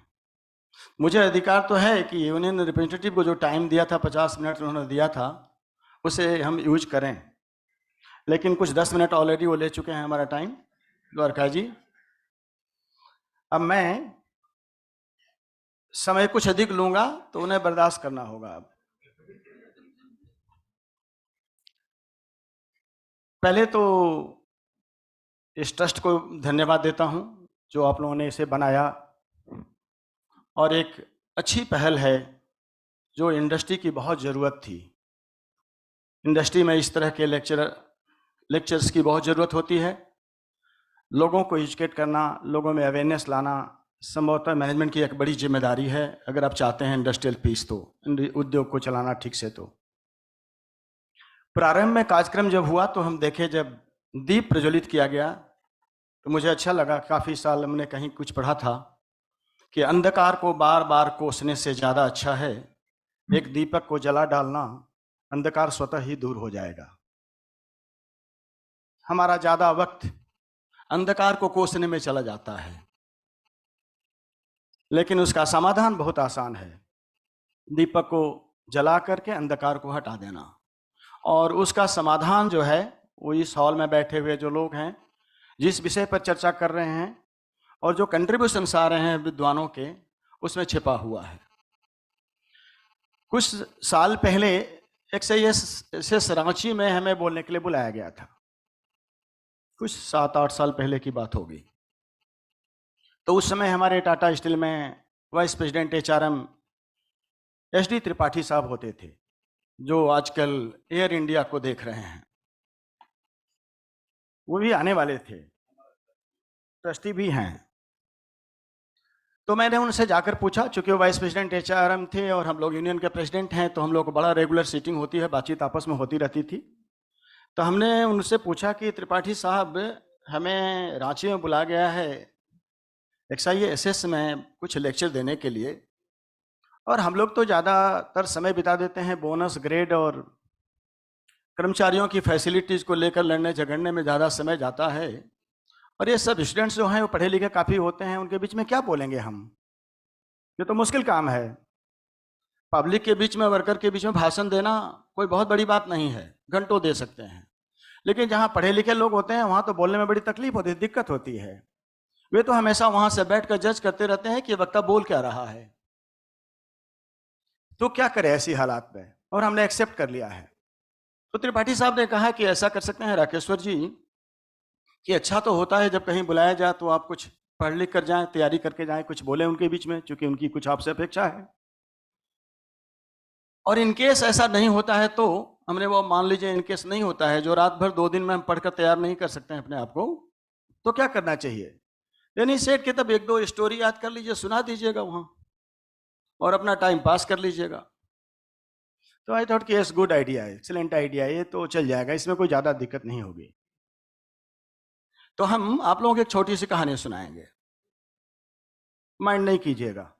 बोलेगा आए थे कुछ दूसरे सब्जेक्ट पर बात करने के लिए, बुलाया गया था और ये कहानी सुनाने लगे। एक समय की बात है कि एक जंगल में एक महात्मा रहते थे, एक झोपड़ी में। उस समय तो आज के तरह जो आश्रम है वो तो महल हो गया है, अब राजभवन टाइप के महल हो गए हैं, आश्रम हो गए हैं। तो उस जमाने में ऐसा नहीं होता था। और उस आश्रम में उनके 4 शिष्य रहा करते थे। एक दिन ऐसी घटना घटी कि एक कुत्ते ने एक बिल्ली को दौड़ाया और बिल्ली अपने जान की रक्षा करने के लिए उस आश्रम में घुस गई, चली गई। वहां के जो उनके शिष्य थे उस बिल्ली को वहां से अंदर से बाहर निकालना चाहते थे। दरवाजे के सामने कुत्ता भौंक रहा था। महात्मा ने कहा अपने शिष्यों को कि नहीं नहीं, उसे अभी बाहर मत निकालो, ये गलत होगा, ये अमानवीय व्यवहार है, इनह्यूमन बिहेवियर होगा हम लोग का। अभी वो सुरक्षित रहने के लिए यहाँ आई है, अपनी जान बचाने के लिए, उसको बैठने दो। तो शिष्यों ने फिर एक्सेप्ट कर लिया, चूंकि महात्मा के आदेश था वो। और कुछ देर के बाद महात्मा ने यह भी कहा कि अभी एक काम और करो तुम लोग, कि उसके चेहरे से ब्लड निकल रहा है, तुम लोग जाकर के कुछ जड़ी बूटी लाओ जंगल से, उसको मसल करके जो उसका रस है उसके चेहरे पर लगा दो, थोड़ा राहत मिलेगा। आखिर ये आश्रम है, महात्माओं का जगह है, तो ये तो करना ही चाहिए हम लोगों को। शिष्यों ने उनके आदेश के हिसाब से गया और एक जड़ी बूटी ला करके मसल कर हाथ से उसके चेहरे पर लगाया, थोड़ी बिल्ली को राहत मिली। और दूसरा निर्देश हुआ महात्मा का कि इसको तुम लोग दूध पिलाओ, ये भूखी हो गई, अभी कष्ट में है। तो शिष्यों ने दूध भी पीने के लिए दिया। अब बिल्ली को ये जो प्यार मिला, चेहरे पर वो सब दवा लगाना, राहत मिलना, फिर दूध पिलाना, इस वजह से अब बिल्ली बाहर जाना नहीं चाह रही थी। एक तो डर था उस कुत्ते का कि फिर बाहर खड़ा होगा वो, और दूसरा यहाँ पर उसे प्यार मिल रहा था, तो वो नहीं जा रही थी। कुछ देर के बाद शिष्यों ने कहा कि महात्मा जी अब इसको तो यहाँ से भगा देना चाहिए, अब तो ये आश्रम है, आफ्टर ऑल यहाँ तो बिल्ली नहीं रहा करती है, तो इसको हटा देना ठीक है। महात्मा ने कहा कि नहीं नहीं, ये गलत डिसीजन तुम लोग का है, रहने दो उसे, क्या दिक्कत है, जब हम 4-5 लोग यहाँ हैं, एक बिल्ली भी साथ में रहेगी तो क्या प्रॉब्लम है, अगर जाना होगा तो चली जाएगी, मत रोकना, लेकिन अभी मत फोर्स करो जाने के लिए। चुपचाप रह गए वो लोग, एक्सेप्ट कर लिए। धीरे धीरे उसका टेक केयर करने लगे शिष्य लोग भी, चूंकि महात्मा का निर्देश था। महात्मा भी उसे प्यार करने लगे, उसको सहलाने लगे। और बिल्ली को भी एक बार सहलाना शुरू कर देते हैं तो फिर बिल्ली आपकी सबसे प्यारी चीज बन जाती है। तो फिर बिल्ली उनके अगल बगल में लेफ्ट राइट बैठी रहती थी और ये क्रम चलता रहा। शिष्यों ने फाइनली एक्सेप्ट कर लिया कि अभी इस बिल्ली को जाना नहीं है, हम लोग के साथ ही रहना है, जैसे शिष्य रहेंगे वैसे ही महात्मा जी के साथ वो भी रहेगी। तो उन्होंने अब डिस्कशन इसके बारे में भगाने की बात तो बंद ही कर दी, चूंकि अब मुखिया ही को एक्सेप्ट यही था। कुछ दिनों के बाद बिल्ली इतनी नजदीक हो गई महात्मा की कि महात्मा जब पूजा करने बैठते थे तो उस जमाने में पूजा के टाइम में माला वाला लोग जपते थे हाथ में ढक करके, वो जो ही जपना शुरू करते थे बिल्ली जंप करके उनके गोद में आ जाती थी। अब उनकी थोड़ी सी दिक्कत बढ़ गई, अब वो कंफर्टेबल थोड़े फील नहीं कर रहे थे। तो ये उनके लिए एक चिंता का विषय हो गया कि अब क्या किया जाए इसे। और जो शिष्य थे वो हंस रहे थे कि अच्छा है, अब महात्मा को समझ में आ रहा होगा कि बिल्ली को रखने का क्या फायदा होता है। हम लोग जब बोले थे इसको भगाने के लिए तो नहीं माने, अब उनको दिक्कत शुरू हो गई है। तो महात्मा ने कहा कि एक काम करो तुम लोग, अभी देख रहे हो तुम लोग के आंख के सामने वो बिल्ली जंप करके आ जाती है और पूजा में मुझे सुबह शाम डिस्टर्ब कर रही है। ये 2 टाइम की समस्या केवल है, दिन भर तो कोई दिक्कत नहीं है, वो भी कंफर्टेबल हमारे साथ है, हम भी उसके साथ कंफर्टेबल है, आप सभी लोग अब एडजस्ट कर चुके हो। तो ये केवल 2 टाइम क्या प्रॉब्लम सॉल्व किया, तरीका बताओ कैसे इस रास्ता निकाला जाए। उन्होंने आपस में डिबेट किया, डिस्कशन किया, कैसे हम लोग कंपनी में बैठकर आपस में बातचीत करते हैं जब कोई समस्या होती है। तो और फिर एक पॉइंट पर पहुंचते हैं, कोई समाधान ढूंढते हैं ना। तो उन लोगों ने बहुत डिस्कशन के बाद अलग अलग सजेशंस आए थे शिष्यों के, लेकिन एक सजेशन ऐसा आया था जो बड़ा बढ़िया था। वो ये था कि ऐसा करते हैं कि तब बिल्ली को पूजा करने के पहले एक रस्सी में बांध देते हैं हम लोग। आप पूजा कर लीजिए, फिर बिल्ली को छोड़ देते हैं। फिर शाम को जरूरत होगी पूजा के टाइम में, फिर उसको हम लोग बांध देंगे। फिर पूजा कर लीजिए, उसको छोड़ देंगे। इशू खत्म, रिजॉल्व। महात्मा खुश। ये तो बहुत एक्सीलेंट आइडिया तुम लोगों ने लेकर आया है, सारा समाधान ही तुम लोगों ने कर दिया। अब ये क्रम धीरे धीरे चलने लगा। जब डेली पूजा करने बैठते थे महात्मा, उसके पहले बिल्ली को रस्सी से बांधा जाता था, पूजा खत्म होने के बाद उसको छोड़ दिया जाता था। ये क्रम चलने लगा। धीरे धीरे वहां 4 जो शिष्य थे उसमें से एक एक करके शिष्य बाहर चलते गए। वहां भी बदलाव आता है, जैसे कंपनियों में आता है ना, सीईओ से लेकर नीचे वर्कर्स तक बदलते रहते हैं, नए नए आते जाते हैं। वैसे ही आश्रमों में भी ऐसा होता है कि एक एक शिष्य निकलते गए। दूसरा शिष्य जब आता था नया, तो वो पूछता था अपने बाकी शिष्यों से कि भाई ये क्या देख रहे हैं, एक नई प्रथा देख रहे हैं इस आश्रम में, ये बिल्ली का होना और पूजा के पहले बिल्ली को बांधे जाना, बिल्ली के बाद छोड़ना, ये तो कुछ समझ भी नहीं आ रहा। ये कहीं दूसरे आश्रम में हमने देखा नहीं है और पढ़ा भी नहीं कहीं कि आश्रम में बिल्ली को होना चाहिए, अच्छी चीज है, ऐसा हम पढ़े भी नहीं है। ये हो क्या रहा है?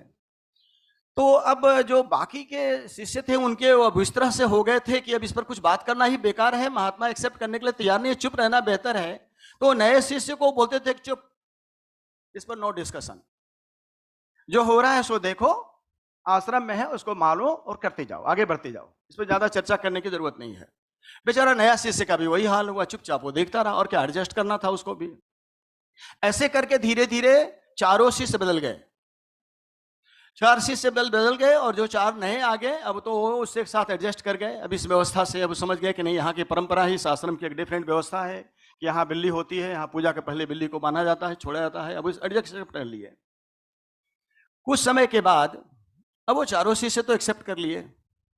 अब इसके बाद क्या होता है कि महात्मा मर गए। जब महात्मा मर गए तब उनके जगह दूसरे महात्मा का आना है। वो भी रिप्लेसमेंट सिस्टम बहुत बढ़िया है आश्रमों का भी, एक महात्मा जाएंगे दूसरे तुरंत आ जाएंगे। एक नए महात्मा आ गए। अब नए महात्मा जब आए तो बिल्ली से बिल्कुल उसका परिचय नहीं था उनका, तो न बिल्ली उनके पास जाती थी न वो उसको खिलाते थे, कोई दोनों में रिश्ता नहीं था। शिष्य तो वैसे ही ज्यादा नजदीक उसके नहीं हो सके थे, नए जो आए थे। तो अब क्या किया जाए? जो ही पूजा करना शुरू करते हैं, पहले तो उन्होंने पूछा शिष्यों से कि ये बताओ कि ये बिल्ली क्यों आश्रम में रखी गई है। तो शिष्यों ने कहा कि महात्मा इसके बारे में मत पूछिए, यहाँ की प्रथा है, ऐसा ही है, जब से हम लोग आए हैं तब से देख रहे हैं कि इस आश्रम में एक बिल्ली है और पूजा के पहले ऐसा ही रीति रिवाज है, चलता आ रहा है, हम लोगों ने सब ऐसे ही स्वीकार कर लिया है। अब आप यहाँ के महात्मा हैं, आप जैसा सोचिए। ही सेड नहीं नहीं, जब पुरानी प्रथा चली आ रही है, काफी दिनों से व्यवस्था है आश्रम की, तो चुपचाप कंटिन्यू करो, इसको चेंज करने की जरूरत नहीं है, तब आवश्यकता नहीं है। तो अब वो महात्मा को डिस्टर्ब नहीं करती थी, लेकिन फिर भी उनके पूजा के टाइम में बिल्ली को बांधा जाता था। बिल्ली को बांधना और बिल्ली को छोड़ना, एक क्रम जारी रहा। अजीब गरीब स्थिति थी, बिल्ली से महात्मा को कोई रिश्ता नहीं, वहां के शिष्यों को रिश्ता नहीं, लेकिन काम जारी है, इसलिए वहां तो होता आ रहा है। कुछ दिनों के बाद उससे भी ज्यादा जटिल समस्या तब आई जब एक दिन बिल्ली वहां मर गई। बिल्ली मर गई तो मर गई, अब तो सबको मरना है एक दिन, वो भी मरी। बिल्ली मर गई तो सबसे बड़ा इशू आश्रम में यह था कि अब पूजा कैसे होगा, बिल्ली तो मर गई, अब क्या किया जाए। ये तो यहाँ की परंपरा है, व्यवस्था है, चली आ रही है, कोई आज नहीं, नई नहीं, पुरानी है। तो फिर महात्मा ने बोला कि हाँ यस यू आर राइट, ये तो परंपरा है, इसको हमको भी मानना चाहिए, हम आश्रम में बाद में आए हैं तो पहले से तुम्हें भी मानना चाहिए। तो क्या करो, तो जाओ एक बिल्ली पकड़ कर लाओ। तो वे 4 शिष्य बेचारे जंगल में गए, खोज खोज कर दौड़ा दौड़ा करके बिल्ली को पकड़े, किसी तरह से पकड़ कर लाए और फिर बांधना शुरू किया, पूजा शुरू हुआ। अब आप देखिए, जिस समय यह निर्णय लिया गया था बिल्ली को वहां रहने देने का, उसको टेक केयर करने का, वो संभवतः अगर मानवीय दृष्टिकोण से देखा जाए तो उचित डिसीजन ही था। वो शायद एक साधारण सामान्य इंसान को ऐसा ही निर्णय लेना चाहिए कि अगर विपत्ति काल में अगर कोई जानवर भी, जीव भी सामने आ जाता है तो उसकी रक्षा करनी चाहिए। तो that was right decision, correct decision. लेकिन उसके बाद जो क्रम होते गया उसमें आवश्यकता थी उस पर विचार करने की, क्योंकि ये चीजें धर्मशास्त्र से जुड़ा हुआ नहीं था, आस्था से कोई इसका रिलेशन नहीं था। लेकिन आने वाले लोगों ने उस पर कभी विचार बढ़ना शुरू नहीं किया, और जो ये प्रैक्टिस था, एग्जिस्टिंग वो ट्रेडिशन चला रहा था, उसे शिफ्ट करने के लिए रेडी नहीं थे। अभी सर बोल रहे थे ना, ट्रांजिशन के बारे में बात करना है हम लोगों को, रिपोजिशनिंग के बारे में बात करनी, लेकिन वे नहीं कर रहे थे। और हालात कहां से कहां चली गई। उस समय का सही डिसीजन को एक समय था जब बदला जा सकता था और सही कार्य शुरू किया जा सकता था, लेकिन लोगों ने नहीं किया। ऐसी ही कुछ स्थिति हमारी इंडस्ट्री में भी है। बहुत साल पहले ऐसे हालात थी उद्योगों में जब ट्रेड यूनियन मूवमेंट को भी प्रबंधन लायबिलिटी समझता था कि ये परेशानी है, इसको नहीं बनने तो बेहतर है। काफी एफर्ट लगाए जाते थे, काफी पैसे रुपए खर्च किए थे, काफी ऐसे डिसीजंस लेने पड़े ताकि यूनियन फॉर्म ही नहीं हो कंपनी में। लेकिन हमारा एक्सपीरियंस है, टाटा स्टील का एक्सपीरियंस है कि हमारे यहाँ जो लास्ट प्रॉब्लम हुआ था टाटा स्टील में, अब ऐसे तो मैं यहाँ आया हूँ नेशनल सेक्रेटरी के रूप में इंटक का, ऑल इंडिया इंटक का, भारत का, लेकिन चूंकि मेरा रिलेशन ज्यादा टाटा स्टील से रहा है, 77 से मैं जुड़ा हुआ हूं, तो मैं वहां का अनुभव आपको शेयर करूंगा। इफ यू डोंट माइंड, बुरा तो नहीं लगेगा ना कि टाटा की बात करने लगे? अच्छी चीज कहीं भी हो तो उसको शेयर करने में क्या दिक्कत है? आप इसके बारे में एक ही सवाल आप शेयर कर लीजिए, बट टाइटल की पोजीशन की सब्जेक्ट के बारे में आप क्या देखा है, क्या ट्रांसिशन हुआ टाटा स्टील में? अब वहां मैं आ चुका हूं। वो वही क्या था, अभी क्या है? द्वारकानाथ जी, मैं वहां आ चुका हूं। अब आप जहां चाह रहे थे मैं वहां पहुंच चुका हूं करीब करीब। तो लास्ट स्ट्राइक वहां पर 1920 में हुआ था और उस समय वहां के जो चीफ एग्जीक्यूटिव थे वो आउटसाइडर से, बाहर से थे, इंडियन नहीं थे। तो उस जमाने में काफी बड़ा प्रॉब्लम हुआ था और कुछ 4-5 कर्मचारी मारे भी गए थे। लेकिन इसके बाद से जब से JRD टाटा ने उसे टेक ओवर किया, चलाना शुरू किया था, तो उन्होंने पहला काम किया था कि वहाँ के कर्मचारियों से मिलकर बातचीत करके ट्रेड यूनियन के साथ काम करना शुरू किया था। उस स्ट्राइक जो पहली हुई थी उस जमाने में महात्मा गांधी जी स्वयं वहाँ गए थे और इसके बाद उस समझाए बुझाए दोनों वर्ग को, और इसके बाद उन्होंने सुभाष चंद्र बोस जी को भेजा कि आप थोड़ा वहाँ पर संभालिए, भारत के लिए बहुत इंपॉर्टेंट है वो इंडस्ट्री। उस जमाने में बहुत इंपॉर्टेंट था भी स्टील इंडस्ट्री। तो सुभाष चंद्र बोस जी करीब हम लोग की यूनियन के 6 साल प्रेसिडेंट रहे। उन्होंने एक ऐसा रिलेशन बिल्टअप किया वहाँ पर, दोनों को बैठा कर, JRD टाटा और हमारे जो माइकल जॉन साहब बहुत बड़े एक लीडर्स थे उस जमाने में, विजय गोपाल साहब थे।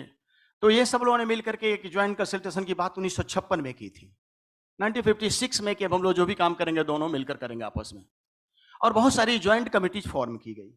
और वो सभी कमिटी डिफरेंट पर्पज से, यहाँ तक कि क्वार्टर अलॉटमेंट के लिए अलग कमिटी, सेफ्टी के लिए अलग कमिटी, क्वालिटी के लिए अलग कमिटी, वेलफेयर के लिए अलग कमिटी, सभी चीज़ों के लिए अलग कमिटी बनाई गई कंपनियों में। और कंपनियों में 50% एम्प्लॉयज की तरफ रिप्रेजेंटेटिव थे, 50% मैनेजमेंट साइड के। और ये जब से शुरू हुआ तब से कोई प्रॉब्लम आज तक नहीं हुआ।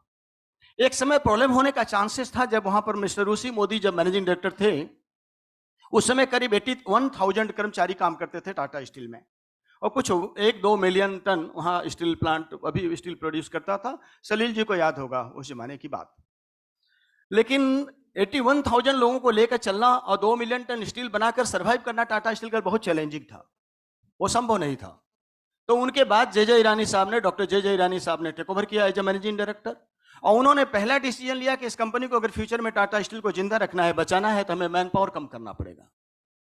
और वो सबसे अनपॉपुलर डिसीजन होता है किसी भी मैनेजमेंट के लिए, यूनियन के लिए, वो मैन पावर को कम करना, लेकिन कंपनी के लिए निहायत जरूरी थी।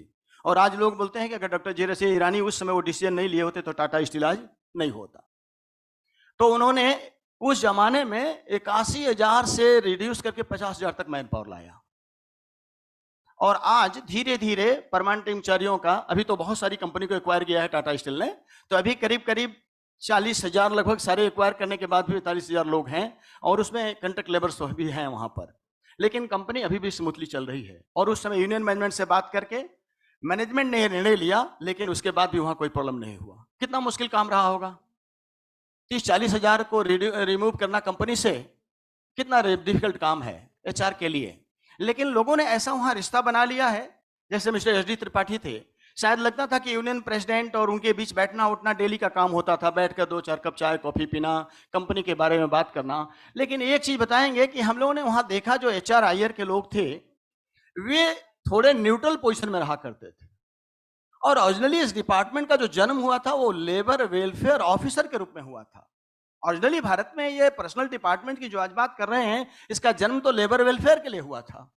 और ये सोचा गया था कि कंपनी में एक लेबर वेलफेयर ऑफिसर्स का भी होना जरूरी है, क्योंकि उसकी भी जरूरतें हैं, उसका भी वेलफेयर देखना जरूरी है। वो भी एक इंपॉर्टेंट और वेरी इंपॉर्टेंट स्टेक होल्डर है कंपनी का। लेकिन धीरे धीरे देखेंगे एचआर का जो रोल है, पहले तो आईआर आ गया, इंडस्ट्रियल रिलेशन, देर अब एचआरएम हो गया, ह्यूमन रिसोर्स मैनेजमेंट, लेकिन लेबर ऑफिसर का जो रोल था उससे थोड़ा शिफ्ट हो गया है। ठीक है, शिफ्ट कीजिए, आप दूसरा नाम उसको दे दीजिए, लेकिन यह बात मत भूलिए कि एम्प्लॉयज एक इंपॉर्टेंट एलिमेंट है किसी भी कंपनी का, और ह्यूमन रिसोर्स का रिप्लेसमेंट दुनिया में आज भी नहीं है अभी भी। तो आपको अगर उसे प्रॉपर्ली टेक केयर करते रहेंगे तो सारी समस्याओं का समाधान हो जाएगा। अगर एक आदमी को ठीक से आप रखें तो सब ठीक हो जाएगा। एक घर में एक जेंटलमैन थे, बड़े आदमी थे, वो अपने एक कोई सीनियर एग्जीक्यूटिव को बुलाकर बातचीत कर रहे थे, और उनका बेटा उनको बहुत डिस्टर्ब कर रहा था। बातचीत जो ही शुरू करते थे वो आकर बाउल इधर फेंकने लगता था घर में, और परेशान हो गए। तो उन्होंने एक दिमाग में आइडिया कि कुछ देर के लिए इसको उलझा देते हैं। तब इस स्टेज तक बात पर चली गई थी कि दीवार पर एक मैप टांगा हुआ था इंडिया का, उस मैप को 2-4-10 टुकड़ा में करके उसको दे दिया, तुम जाओ इसको ठीक करके लाओ, सटा कर लाओ ठीक से जैसे मैप था। वो बच्चा गया और तुरंत उस बच्चे ने मैप को ठीक ठाक करके ला दिया। वो परेशान कि इतना टुकड़ा बनाए थे, इसको कैसे एकदम बिल्कुल सजा कर ला दिया ठीक से। तो पूछे कि तुम इतना ये 10 मिनट में कैसे ठीक ठाक कर दिया? तो बोला कि पापा आपको पता नहीं है, वो मैप के पीछे भी एक आदमी का फोटो बना हुआ था, अब ध्यान नहीं दिए। हमने क्या किया कि हाथ, उसका हाथ के साथ हाथ, पैर के साथ पैर, मुंडी के साथ मुंडी, सब जोड़ जाड़ कर रेडी कर दिया, ला कर चिपका कर दे दिया आपको। स्टोरी ये है कि अगर एक मैन को आप ठीक कर दें, एक आदमी को ठीक कर दें, तो सब कुछ ठीक हो जाएगा। और वहां पर एचआर का रोल है। रोल क्या है? आपको उससे कंटिन्यूअस डिस्कशन करना है, एंगेजमेंट की आवश्यकता है, कम्युनिकेशन की आवश्यकता है, ट्रांसपेरेंसी की आवश्यकता है, और ये चीज आपको एज ए चेयरमैन फील होनी चाहिए कि वो भी ह्यूमन बीइंग है, उसकी भी आवश्यकताएं हैं, उसको भी रिस्पेक्ट चाहिए, उसको भी रिगार्ड चाहिए, वो भी अब राइट की बात करता है। अब जो वर्कफोर्स आपके बीच आ रहा है वो काफी उसके अंदर अवेयरनेस है, नॉलेज है।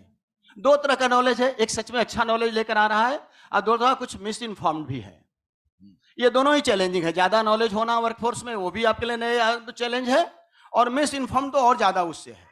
ये दो इश्यूज को आपको अभी एड्रेस करना है, और ये दोनों को तभी आप कर सकते हैं जब कंटिन्यूअस उसके साथ डायलॉग आप स्टार्ट करें, रेगुलर बैठें, एक ट्रस्ट का वातावरण बनाएं, अपनी क्रेडिबिलिटी को इस्टेब्लिश करें, और उसे इंपॉर्टेंस दें, और उसको बताएं कि अगर हम मिलकर काम नहीं करेंगे तो न इंडस्ट्री रहेगी ना आप रहोगे। तो हम दोनों के पास एक ही ऑप्शन है कि हम लोग दोनों मिलें, जो भी इश्यूज कंपनी से जुड़ी हुई हैं उसको दोनों मिलकर रास्ता निकालें। हम आपका टेक केयर करें, आप कंपनी का टेक केयर करो। अब आप दिवाकर नाथ जी कुछ पूछना चाहें तो पूछ सकते हैं, क्योंकि और बोलेंगे तो आपको मना करना पड़ेगा। बैठिए ना, बैठ जाए। Okay, thank you. आपको एक सवाल पूछना था। बहुत अच्छा बोला है, story telling brilliant, and messages are very clear. आपसे ये कि सिंपल सवाल भेजता हूँ, बहुत अच्छा बोला है। एक चीज है पंडित जी, आपके इतना एक्सपीरियंस है, आज की प्रोफाइल का यूनियन लीडर्स का, is there any difference you see from the earlier time in terms of workers and the union leadership? बिल्कुल, ये चैलेंज यूनियन के सामने भी है, लेकिन यूनियन में भी बदलाव आ रहा है। ये जो हमारा डेमोक्रेटिक प्रोसेस है, इसमें जो हम रेगुलर इलेक्शंस अपनी यूनियन में करते रहते हैं, इसमें आजकल इलेक्शन में करीब करीब 50-60% नए लड़के आ रहे हैं। तो जब उनके बीच से अगर बच्चे आ रहे हैं, लड़के आ रहे हैं, तो उनको रिप्रेजेंट करने वाले भी लोग आ रहे हैं, और वे अपने कर्मचारियों से जुड़े हुए इशू को लेकर आ रहे हैं। तो हमारा पुराना एक्सपीरियंस 30-35 साल का, और जो नई पीढ़ी के लोग आ रहे हैं, जो उनके इश्यूज हैं, वो दोनों मिलकर जब आपस में बात करते हैं तो समाधान आसान हो जाता है। अगर आप उनको जगह नहीं दे रहे हैं नए लोगों को, और आप केवल अपनी बात को उसको मनाना चाह रहे हैं, तो दिक्कत होगा। और ये परेशानी केवल इंडस्ट्री में नहीं होगी, अपने घर में आपके पत्नी के साथ भी हो सकता है। शादी करने तक आपके पास विकल्प ऑप्शन है खुला हुआ, पसंद करके कर लीजिए। शादी हो जाने के बाद अगर आप उसके इश्यूज को नहीं आप एड्रेस करेंगे, उसके एक्सपेक्टेशंस का ख्याल नहीं रखेंगे, तो फिर लक्ष्मी कम दिन रह जाएगी, वो काली बनने में भी देर नहीं लगेगा, दुर्गा बन जाएगी। Thank you, thank you. Sakrin bhai, I just want to build on it. I mean, he has given the storytelling very effectively, conveyed the message that collaboration, teamwork, respect, trust, credibility, and so on. But you have such a huge experience. You have seen both sides. As he said, our role is to get that balance right between the management and the workforce, because both are in our ecosystem. You talked about in the morning about 4Ws and all. Without getting into details, you are such a senior guy. What is your one message to the young HR professionals sitting here to infuse this? Because the whole Avanish Dev Trust is also focusing on the capability building, especially in the area of human relations, employee, I call human relations, be it a line manager, be it HR manager. It need not be only HR. That's what Professor T.V. Rao was saying. What is your key message? Because it's very important to hear from you, especially to the young leaders here. My compliment first to Mr. Rakeshwar Pandey. I think the way he has tried to express at all. And big learning coming from him in a very simple way, but very critical what he has talked about. I'll tell you about one experience, one big learning. And that was, I got an opportunity to visit our parent company, Suzuki Japan, a few years back. And there was this process of Suzuki management discussing with the Suzuki trade union about deciding the bonus for that year. Luckily, that was the time. So I first time got this opportunity, and I think Ozawa-san is here with us. Ozawa-san was also facilitating this visit for me.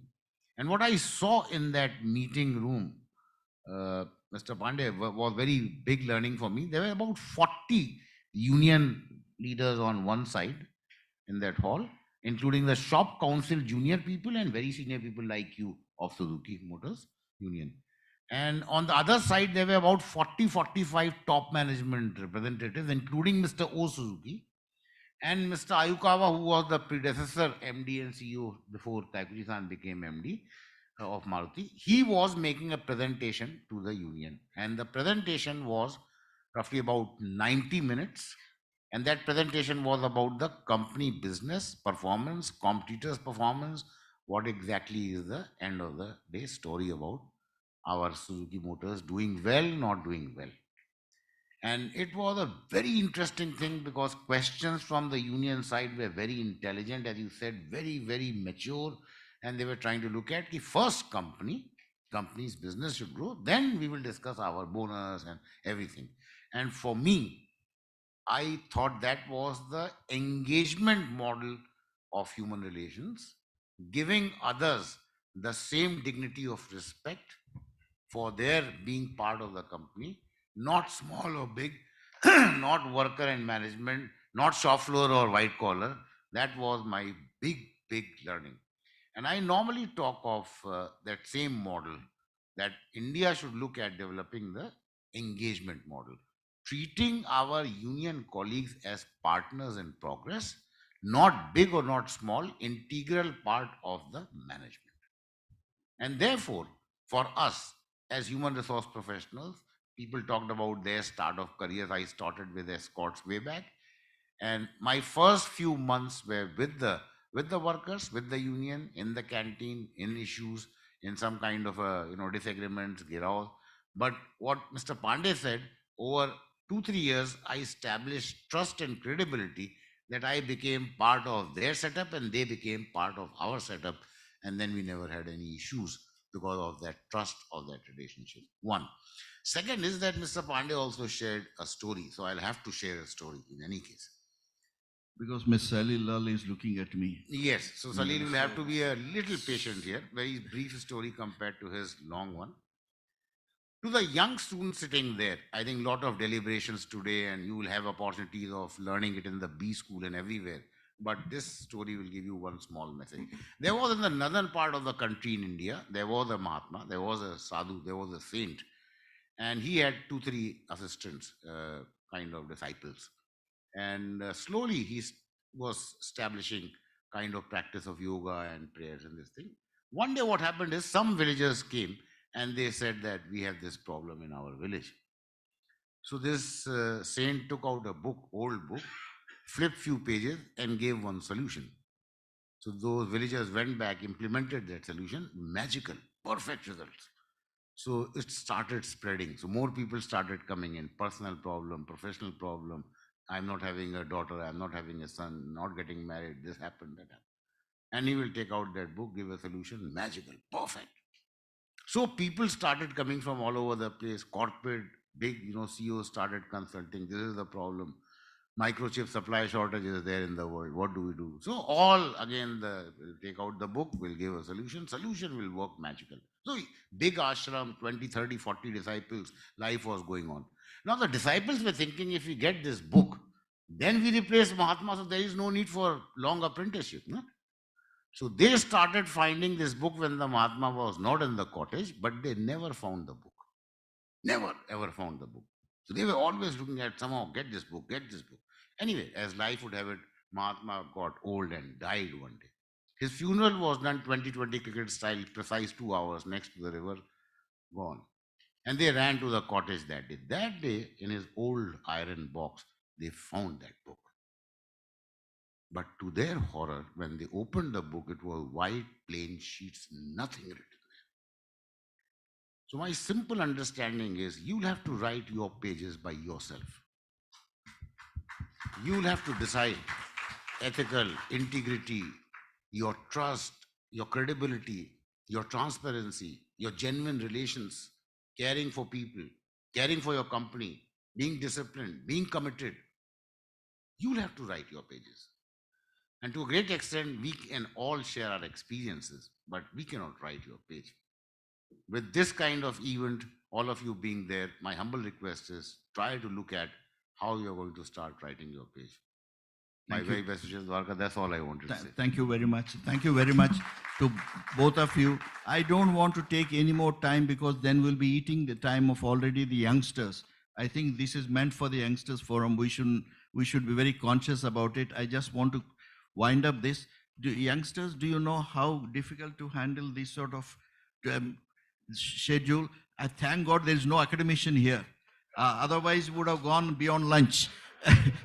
With due respects, I mean, I didn't mean anything, but it's so that is what it is. Ultimately, it's employee relations is both science and an art.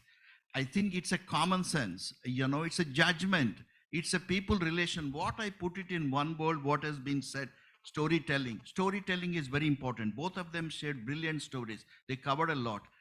You have to touch the hearts of the people. And this is where what I call you have the ability to deal from Mali to Malik, from a gardener of Maruti to the managing director of Maruti. You have the ability, that navigation skills. It is not I am MBA, I will deal only with MBA. I'm a worker, I'm only deal with worker.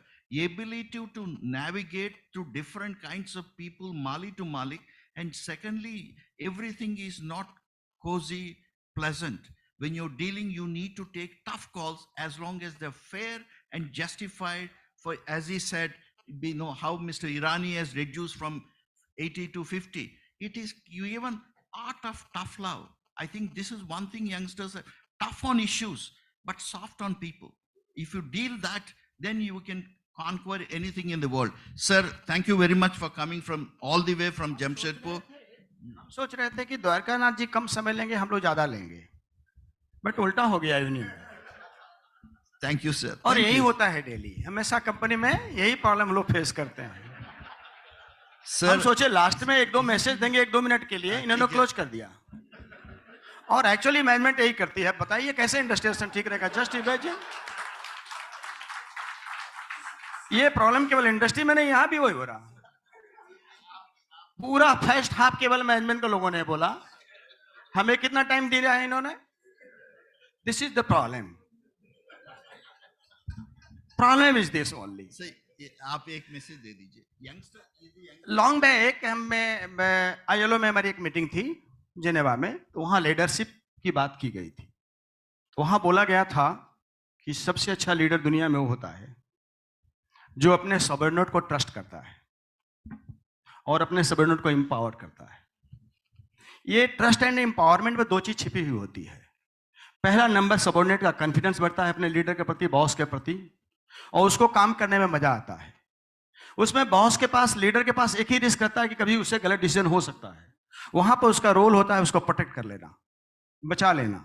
और ये एक ऐसा वातावरण अगर आप उद्योग में, और सारे हमारे पीछे में बैठे हुए फ्यूचर लीडर्स हैं, अगर एक चीज आप ध्यान लाइफ में दें कि ये गलतियां सबसे होती हैं, बॉसेस से भी होती हैं और सबऑर्डिनेट से भी हो सकता है। अगर केवल उन्हें सपोर्ट करें तो उसको काम करने में मजा आएगा।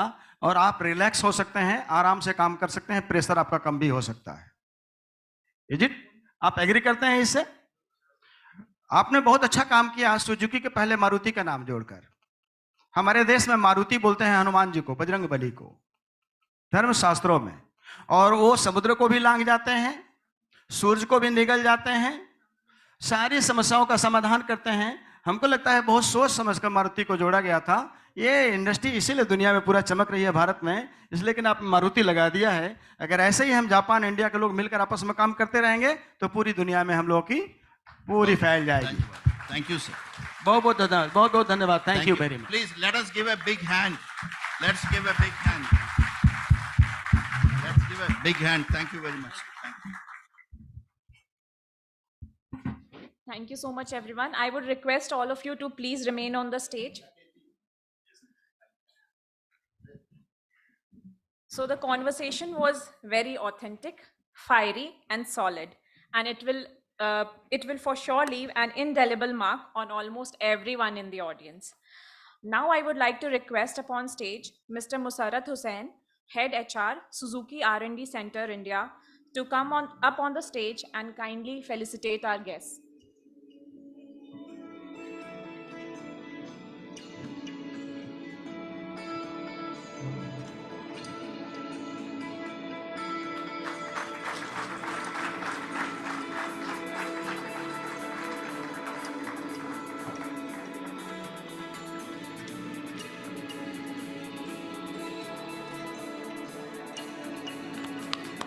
A huge round of applause, ladies and gentlemen.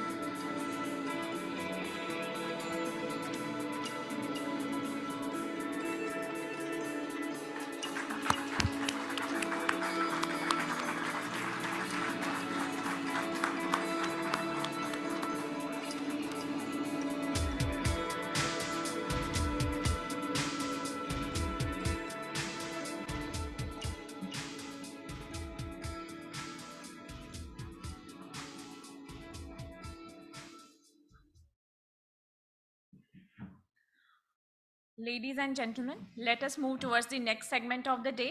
We are going to discuss about integrating business and compassion, role of ER.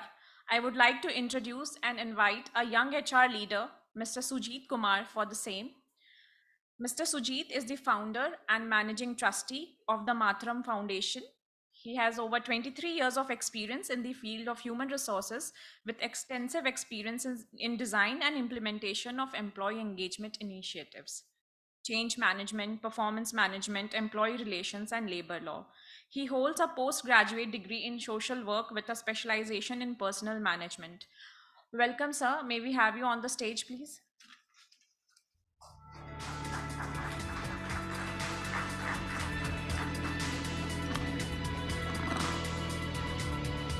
Good afternoon, everybody. I'm actually super delighted to be here. Reason is this is the first program which has said I'm a young HR leader. So I'm carrying this invitation back to my wife because my wife actually asked me, did you send any of your childhood pictures to these folks? And the second thing she was surprised about is how come people are calling you from Ahmedabad? Because for me, anything outside Tamil Nadu is North India. So absolutely delighted. Namaskar to Madam. I think the last time I met you was in Chennai when we did the same program, to all the dignitaries in the front row and to my lovely students who are here. I am a basically storyteller, so don't give me that dirty look. There are no Mahatma stories that I'm going to give you, but there are some real life stories that I wanted to talk to you about quickly, and I will bang on be on time because I have a flight to catch at 2:30. So even if you want me to continue, I will not be able to do so. Right? The changing facets of ER. Now, for example, I see a lot of manufacturing industries sitting. Anybody from the IT industry out here? Good. Okay. Cool service. Yeah. A couple of you. Now, for me, I've been with Infosys for the last 22 years. Before that, I was with a company called Pizza Corner. My story into getting into Infosys itself is unique. I went to deliver pizzas. I used to work for Pizza Corner before and never knew Infosys was an IT organization. So in Pizza Corner, they don't differentiate between HR, marketing, and delivery boys. If delivery boys are on leave, HR has to go and deliver pizzas. So in the month of May, Chennai, if you know, has only 3 climates: hot, hotter, and hottest. May is the hottest, And that day, ironically, 7 of my delivery boys took leave. So I was summoned from the office and said, go deliver pizzas. We have got a bulk order. So I went into this company called Infosys with 4 boxes of pizza on my right hand and 4 boxes of pizza on my left hand. And walking into this office was like a blessing. One, because the air condition inside was 18 degrees, okay, and outside was 43, 44 degrees Celsius. Second, I saw everybody wearing tie. And as a young HR professional, I thought my life is all about wearing tie. So when I see these B schoolers, dressed up in suits, let me tell you, you will never wear this ever again back in office. It's all marketing gimmick in B schools, right? Only when clients come, you'll wear this, but otherwise it's like, shirts and pants, and sometimes you move to denims. The first 10 years I was with ER, and never in my wildest dream that 10 years later, one of my primary job will be to get people back to office. Now today, post-COVID and pre-COVID, or rather pre-COVID and post-COVID, what has changed is 70% of my workforce is new in my organization. And not just at Infosys, across all IT companies. Because during COVID, what happened is, apart from the health crisis, HR had the toughest job. We were managing attrition at reeling at 28-30% in many organizations, mass resignations. And resignations used to happen, people will send laptops by courier, ID card will be shipped, and the new company will send them a laptop and an ID card, and they become suddenly from company A to company B, and then they'll post it on LinkedIn. I got my laptop and flask and bottle, happy to be part of this organization. No exit interviews, nothing. So really our challenge was to, how do we get people back to office? It's the single largest challenge. We built a sprawling campus across, and with no civilization anywhere seen. The only people we used to see is our housekeeping staff and garden staff who were maintaining these lawns and things like that. And so is the case with ER. I think the way ER has changed, I think Professor T.V. Rao and every others articulated it so beautifully, that building compassion is not something which can be taught, right? And I think sympathy, empathy, and compassion are 3 words that we very loosely use. Empathy is when I feel what you feel. And when you feel what the other persons feel, you'll not be able to take emotional, you'll not be able to take sensible decisions. I think compassion takes a little higher ground there. It's not just about what you feel, but I'm here to help you. I think that is where the big shift which really happened. So I think I want to start my talk with a simple statement that if you want to be a successful ER person or any HR person or a line manager, connect with empathy, but lead with compassion. I repeat this again. Connect with empathy, lead with compassion. Now, for which 4 things that I talk about when it comes to people management is all about trust and integrity. There is no second thoughts. I think people deal with people. And I'm not a great fan when people say, this is the first time and 4 generations are coming together. And the problem with the senior generation, you always blame the next generation. When I was 20 years back, no, that is history. Now, even in Infosys, we always used to say this, the last best employee that Infosys hired was me. After that, everybody is dumbheads. No, that's not the case. Science tells you that every generation which comes after another generation is a smarter generation than the previous generation. If you have grandchildren, you will know what I'm talking about. If you have children, I know what you're talking. I hope you understand what I'm talking about. So I think with changing times, it is about dealing with people, which is single largest challenge. And today it is a highly paid skill. So from managing disciplinary cases, from managing the stakeholder relationship, today it is all about how can I amplify human potential. Sir beautifully put it as possibilities. I think one way of looking at it is possibilities. The second way is to amplify human potential. And if you have to amplify human potential, then compassion comes as one of the foremost quality, because only when you are willing to help somebody, you'll be able to amplify his or her potential. So what is the role of ER in an organization like ours or otherwise? It's to create that environment, right? At the end of the day, it is about creating that environment. We are about 360,000 people. And our employee relation function across development centers will not be more than 40, 50 people. So how do you go about doing it?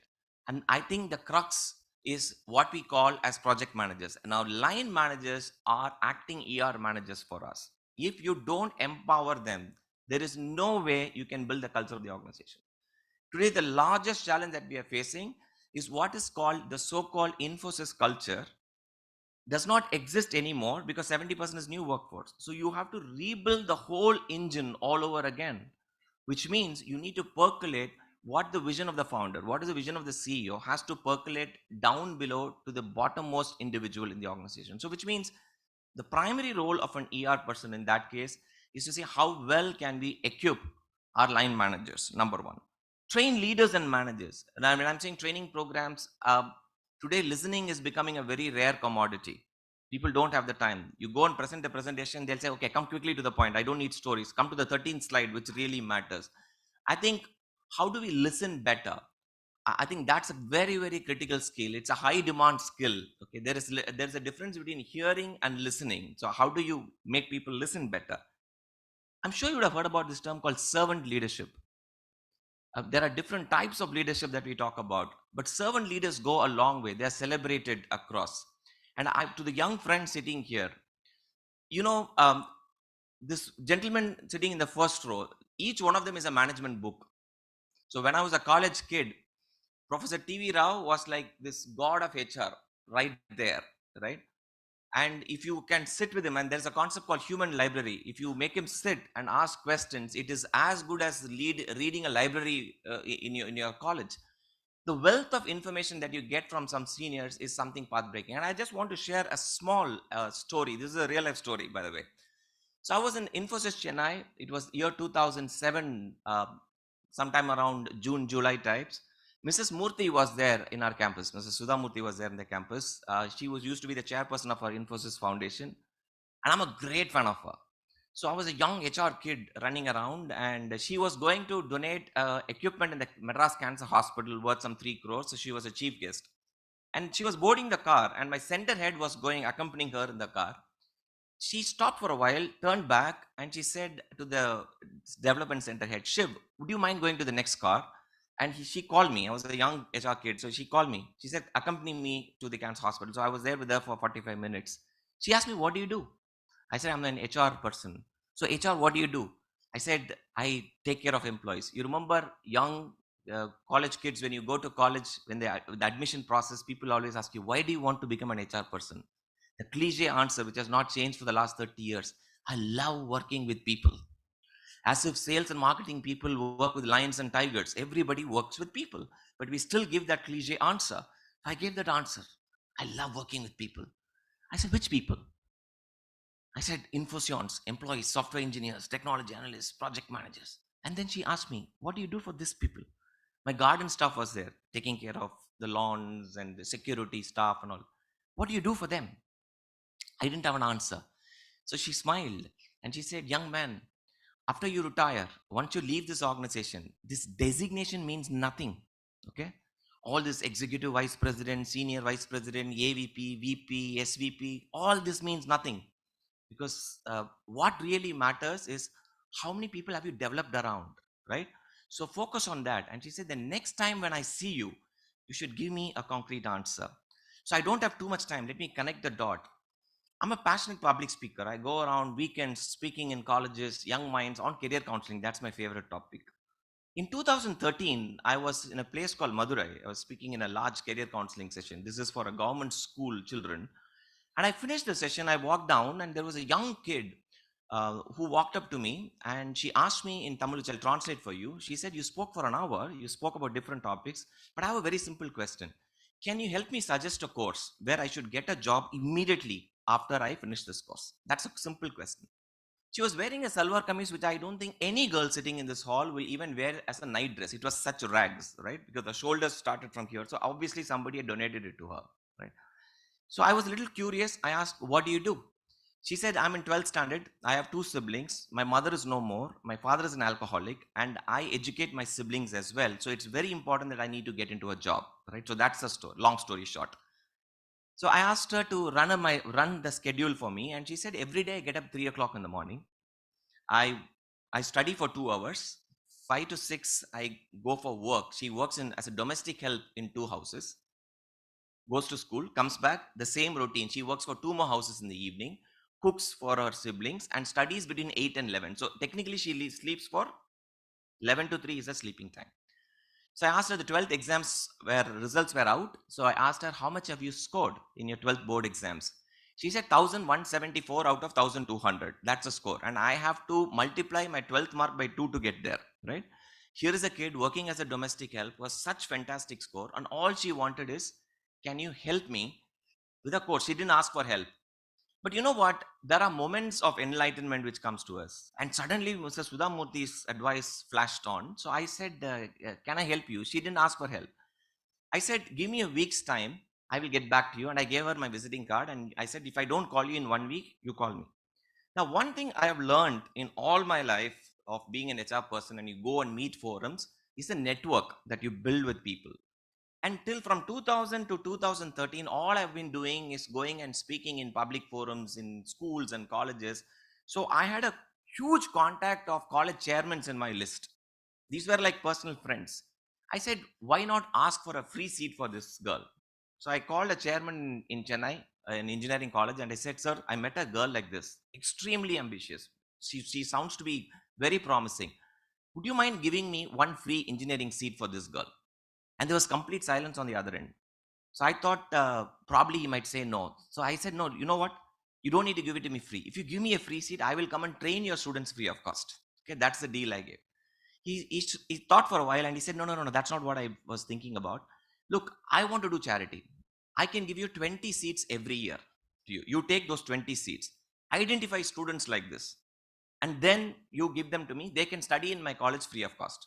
Now look at the beauty. I asked for one seat, and what I got was 20. And that's where I thought this idea is not going to be small. This is not going to stop with 20 people. Without spending a single penny, if I can educate 20 kids, I said a word of prayer. I took a piece of paper and I wrote down. There's a friend of mine who's a very popular television artist, a movie actor and a radio jockey, a guy called RJ Balaji in Chennai. And he said, let's do a radio show and advertise to people. But anything, I think one thing I learned in Infosys is keep your value system. And that's why Infosys tagline used to be powered by intellect, driven by values. Values is something that NR and everybody down below talks about. I said, these are my 5 guiding principles with which we started what is called Matram Foundation. Matram is a Tamil word which means transformation. It's not change, it means transformation. So I said, if I have only one seat, I will give it to an orphan child. Number 2, girl children from economically poor background, first generation learners, transgenders, hearing impaired, visually challenged students. These are the preference. 4th and 5th, I said, as an NGO, the moment I say NGO, you will only be struck by 2 things. Oh, this guy will ask for a donation. So you go to our website, you will not find our account number, which means to help somebody, you just don't need money. You need the intent. Everything else will fall in place. And the 5th and most important, I said, no matter how big this becomes, I will never reveal the identity of my beneficiary because there has to be dignity in giving. Now, what started with one girl child, this is our 10th year. We have educated 2,627 students, right? After 10 long years, I managed the courage to write to Mrs. Murthy last November. I said, Madam, I don't know if you remember, I met you in 2007, and this is what you asked me. What is HR? Who are your HR? Who are you the HR for? And I just want to tell you, this is what I have done. And today, 87 of my housekeeping and our security staff, their children have finished engineering. A whopping 42 of them are my colleagues at Infosys. They work and I'm the HR head for them. So that's the long story short on how compassion can work. And that is where when you interact with leaders like this, that one statement that they ask you, that one question that they ask you can change your life. Today, my identity is not just as an HR person. My identity is also about foundation. And I've not given up my HR career. So people always say you have to give up something to do something. Let me tell you, it is perfectly possible to manage both. It is perfectly possible. So I have a full-time HR career. I run a full-time NGO. Weekends is for NGO. Weekdays is for work. You can manage. Why should I compromise? Because HR is something I love. And what does compassion do at the workplace? When you're compassionate, you also make people-friendly policies. Look, you would have heard about this term called moonlighting. In IT, it's very, very common. We came across a guy in industry who was working for 17 different organizations around the same time. He had employed 37 people. So work comes, he will redistribute work, and our man used to make money. So moonlighting. From moonlighting, we got into gig work. Now, you hire young professionals from the colleges there is a term called multi-potentialite. And this generation, there are a lot of multi-potentialite people who have varied interest. They love coding, but they also love baking. They love dancing, but there can be brilliant HR professionals. So we said, why would we want to bond them into one work? So today, Infosys is not what defines me. Infosys is one part of my life. There's other part of each one of us have that. So I think we came across policies where saying, after work, can we create opportunities for you? Why don't you follow your passion and do something? You make your money, as long as it does not compromise our work, as long as it's not competitive. You don't go do a gig work with our competition. We don't have a problem. So that can happen only when an HR person, the leader in the organization, also thinks about what the other person wants on the other side and does not come with some very rigid policies all the time. In 2021, I'm just giving you another story, which is a business case study. I know I'm in a place where IIM Ahmedabad is located. In October 2021, I was invited for a convocation in Coimbatore. The invite said KPR Mills. The invite said KPR Mills. KPR Mills is a very large organization, but they run an engineering and arts and science college. I accepted the invite thinking I'm going to KPR Engineering College, because convocation normally happens in an engineering or an arts and science college. But then when I walked in, the convocation was not for the college students. The convocation was for the mill employees. Yes, you heard it right. It's for the mill employees. And it was a full packed hall with 900 graduates, all of them wearing the black robe and hat and all this stuff. And I was moved by that gesture. You know what? KPR Mills, maybe the shirt that I'm wearing, most of the shirts that you're wearing, it's a high possibility that they are manufacturing it. All your Louis Philippe, Van Hussein and Arrow shirts. KPR Mills has over 30,000 women workforce. So 95% of their workforce are women. Now, apparently the chairman, when he was on his rounds, one girl walked up to him and the mill employees call him Appa. Appa in Tamil means Papa, right? So she said, Appa, I wanted to study further, but because of poverty, my parents decided to send me to work. And she finished her 8th standard and she came to work when because she couldn't continue her higher studies. Is it possible for you to arrange for higher education? Now that question bothered him so much. You know what this gentleman did in the mills? They run 3 shifts a day, 8-hour shifts. So every employee after 8 hours of shift has an opportunity to complete a degree course within the campus. So they have a principal for KPR Mills, an educationist who's a principal for KPR Mills. You can pursue nursing, and courses are not related to mills. You can pursue nursing, you can pursue arts and science, PG course, MBA. The choice is yours, but completely funded. You have beautiful hostels, you have study rooms, etc. available. And that time, when I was giving the convocation degree, I was giving the convocation degree to 927 graduates of the mill employees, out of which 24 of them were gold medalists from the Tamil Nadu Open University. They got the award from the governor the previous day. And I had the numbers. I said, how many people have graduated till now? And this number is as of October 21st, 2019 rather. 24,365 graduates have been produced by KPR Mills. So obviously the next question comes, why would you graduate? Obviously, if you give them graduation, they are going to move out of the mill. All of us have higher education policies in our organization. The only caveat is, I will sponsor, but how long will you be here? The stickiness has to be there. And for which I got the most brilliant answer from KP Ramasamy, the chairman. He said, the power of human potential is unbelievable. I don't need these girls to work in my factories for more than 3-4 years. After that, they are free to go anywhere. So I said, sir, how do you manage the workforce?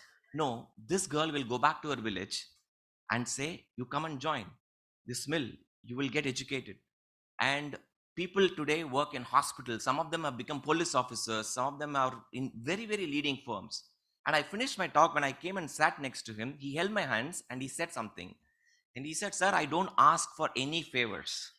But since you are an HR leader, is it possible for you to spread the word in the HR community? They can come and hire my girls for their organization, these graduate girls. Because after graduation, there's no point. They can't be in the mill.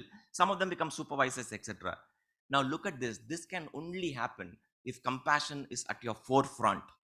Otherwise, it is humanly next to impossible to even try and do this. So I think leading with compassion is also about amplifying human potential. The last part, or rather, last but one, employees always remember you what you have done to them during their tough times. It's not during their good times. People remember you what they have done during your tough times, especially during COVID. The kind of changes that HR brought in. Each one of us realized the value of a hospital bed around that time. No matter how big you are, all your contacts were used to say, can you get that one bed? That oxygen machines that we wanted to procure, which was not available in the market. So we realized at that particular point in time in our organization, this is to the business vertical that I manage, that how many HR people will start doing counseling employees? People were not talking to each other. So we came up with a simple concept called something called positrons. Positron is a word that we looked for. People who are genuinely interested in other people. That, look, I care for you. Somebody is COVID affected. Would you be able to talk to this individual over the phone and say, hey, are you okay? Now, which means I'm creating small level HR managers on the line function. Now, in 2008, there is an incident which happened. And when people ask me, 22 years you've been with Infosys, tell me which is your most nostalgic moment. I would rate this. And it was not a pleasant experience. 2008, around 11:30, I got a call from an employee's brother saying my brother has taken pills. Okay, he's committing suicide in a place called Masulipatinam in Andhra Pradesh. He was in love with a girl and he went and asked the girl's father to get married, and the guy refused. The father refused because of some caste issue and all this stuff. Now, this guy has swallowed pills, has called his brother, gave him the ATM password and everything, saying, take the money, give it to mom, I'm going off, and also dialogues. And then he refused to take his call. So when I called, he answered the phone. And he gave me the same gyan, saying, I'm dying, take care of my family. And then he cut the call. After that, he's not picking up the call. Now, how will you go back to sleep? On the other side, you have an employee who is almost collapsing. And then you don't know how to help him. So that time I have to call the Chennai police commissioner, whose son used to work with Infosys. I said, uncle, I don't know what to do. And he said, Masulipatinam is a very, very small town. It's just about few streets. Did you give you any clue? I said, no, he didn't. I said, did you hear anything? As a police officer, he was investigating. And I said, look, I heard a Sai Baba song in the background. That's the only clue I had. He said, that's enough. Okay. He said, that's enough. He called the Rayalaseema DGP. And he was actually, this guy was picked up from a Sai Baba mandir right outside where he collapsed. So he was given a stomach wash, and they saved him. The next day morning, me along with this manager went to the hospital. And we go to the hospital, the guy is not there in the bed. I said, where is he? He said, sir has gone for a walk. I said, sir has gone for a walk. I said, because a call came from the Chennai police commissioner, they thought this guy is a big VIP. So 2 armed police guards were walking around with him for a walk. So I told him, boss, now just tell the girl's father that you will not pursue this further and we will settle the case right here. But this guy refused. So an FIR was lodged. And then we have to take disciplinary action. So 2 years he worked. After 2 years, he quit. He insisted to his HR leader that I want to do exit interview only with Sujit. So he came to me for exit interview. I said, where are you going? He said, I'm going to Hyderabad. Why? Because a girl is in Hyderabad and I'm going to pursue that. You won't believe this happened in 2007. In 2010, he got married to that girl. Convinced the father, married. No exaggerations. Every year, March 27th, he will call me. Because March 27th is when this incident happened. That I called the police commissioner, you saved this guy's life. He thinks I saved his life. It was a Chennai police commissioner who saved his life. Every March 27th, he will call diligently to say, thank you so much. It means a lot that I'm alive today. And the story doesn't end here. His first son is named after me. So sometimes you get goosebumps, right? You get goosebumps when you hear stories like this. Now, all this can happen if we are genuinely interested in people. Simple. I think compassion in business and all the stuff can happen if we are genuinely interested in people. Whether it's a union or anybody for that matter, you're dealing with human beings. You connect with people with emotions. And as long as that is there, I don't think, I rather think compassion is the biggest weapon that you have in your hand to win over people. I want to conclude with a small story, and this is the only PPT that I'm going to put it up for you. Okay, and I can tell you why 2 minutes can make a difference. Just 2 minutes of a time, we can change somebody else's life, right? And this is a classic example of how you can show compassion to somebody who you don't even know. And just pay attention to just pictures. Can you move on, please? Is this a common sight that you have seen across India? Right? What is striking about this picture? Can you see a small kid sitting and studying there? Okay, this picture was shot in a place called Tamburam in Chennai, right outside the famous Madras Christian College, the legendary Madras Christian College. This picture was taken by one of our housekeeping staff, a guy called Santanam, who's a 7th standard dropout. He took this picture and he came and showed it to me. And he said, sir, I genuinely feel sorry for them. Can you please help? Okay, and what struck me was this girl. Now, the lady standing there is a lady called Suguna. Please don't think Suguna is begging. Suguna sells candies and the bag has candies and she has a logic of standing there and selling candies. Go to the next slide, please. So next day, I invited them to my office. This is our Infosys office in Sholingnallur. I said, please bring them. And that's the day I realized both the husband and wife, both of them are visually challenged, right? And the children are normal. They go to government school. Now, long story short, Suguna is a double graduate. She had finished her BA, B.Ed, and she was pursuing her MA first year. Okay? And the reason why she stands in one place and sells candies, there's no electricity at home. And she says, me and my husband don't have an issue, but the children have an issue. So what she does, she stands in one place and ensures that her daughter finishes her homework. She teaches. She's a qualified teacher. And the bag, she also has her biodata, hoping that someday somebody will come and ask her, hey, you look very decent. Are you qualified? Can I get you the job? And some people have also taken biodatas, but help didn't come her way. Now, if compassion is at the forefront, you will not feel sympathy for people like this. Oh, yeah, poor lady, what to do? So I said, look, let me try and see if I can do something. That time I opened my bank account, I could give her 12,000 rupees at the max. The challenge is I gave her 12,000 rupees and I told her, Sugna, look, I have a challenge in front of me. By the time you finish spending this 12,000, I should figure out a job for you, right? But promise me that you will never hit the streets again and you will not sell candies, right? You stay at home, let me figure out what best can be done, a job which will suitable to your qualification. I believe in the power of social media. I write a lot on Facebook and on LinkedIn and things like that. So I wrote Suguna's story and said, can you look at people who are reading this story? Can you give me some suggestions how we can help? A lot of people said, can you give me the bank account? We will transfer money. Some of them said, Infosys, you can set up a small shop for her, which can sell candies and stuff like that. She can make a living. But I was thinking she's a qualified teacher. How to proceed further? So we have a lovely campus in Infosys Mahindra City, right next to the Mahindra World School. And the principal is a very good friend of mine. So I called her and I said, look, I have somebody. She's visually challenged. She's a qualified teacher, but I don't think she'll fit your school. Yours is a high-end school. But would you mind, for my sake, do an interview for her and tell me if she's good enough? And if she's good enough, I'll try in some other private school. You can go to the next slide. That's the school in the background. Okay. And I took her for the interview without telling Suguna where she is going. And the interview happened with the principal and 3 other teachers. Every single question, Suguna gave prompt answers. The principal was super impressed. One question she asked. She said, Suguna, this is an English medium school. You're a qualified Tamil literature student, right? So apart from your class, you have to speak in English outside the class. How will you manage? And visually challenged people, they don't look at your face. She was looking at the ceiling and this is what she said. She said, ma'am, English is after all a language. All she said in Tamil. English is after all a language. Give me 6 months, I will learn. Tamil literature is very different. Very difficult. And by the way, my mother tongue is not Tamil. I'm from Saurashtra. From Saurashtra, if I can learn Tamil, I will master English. The principal did this.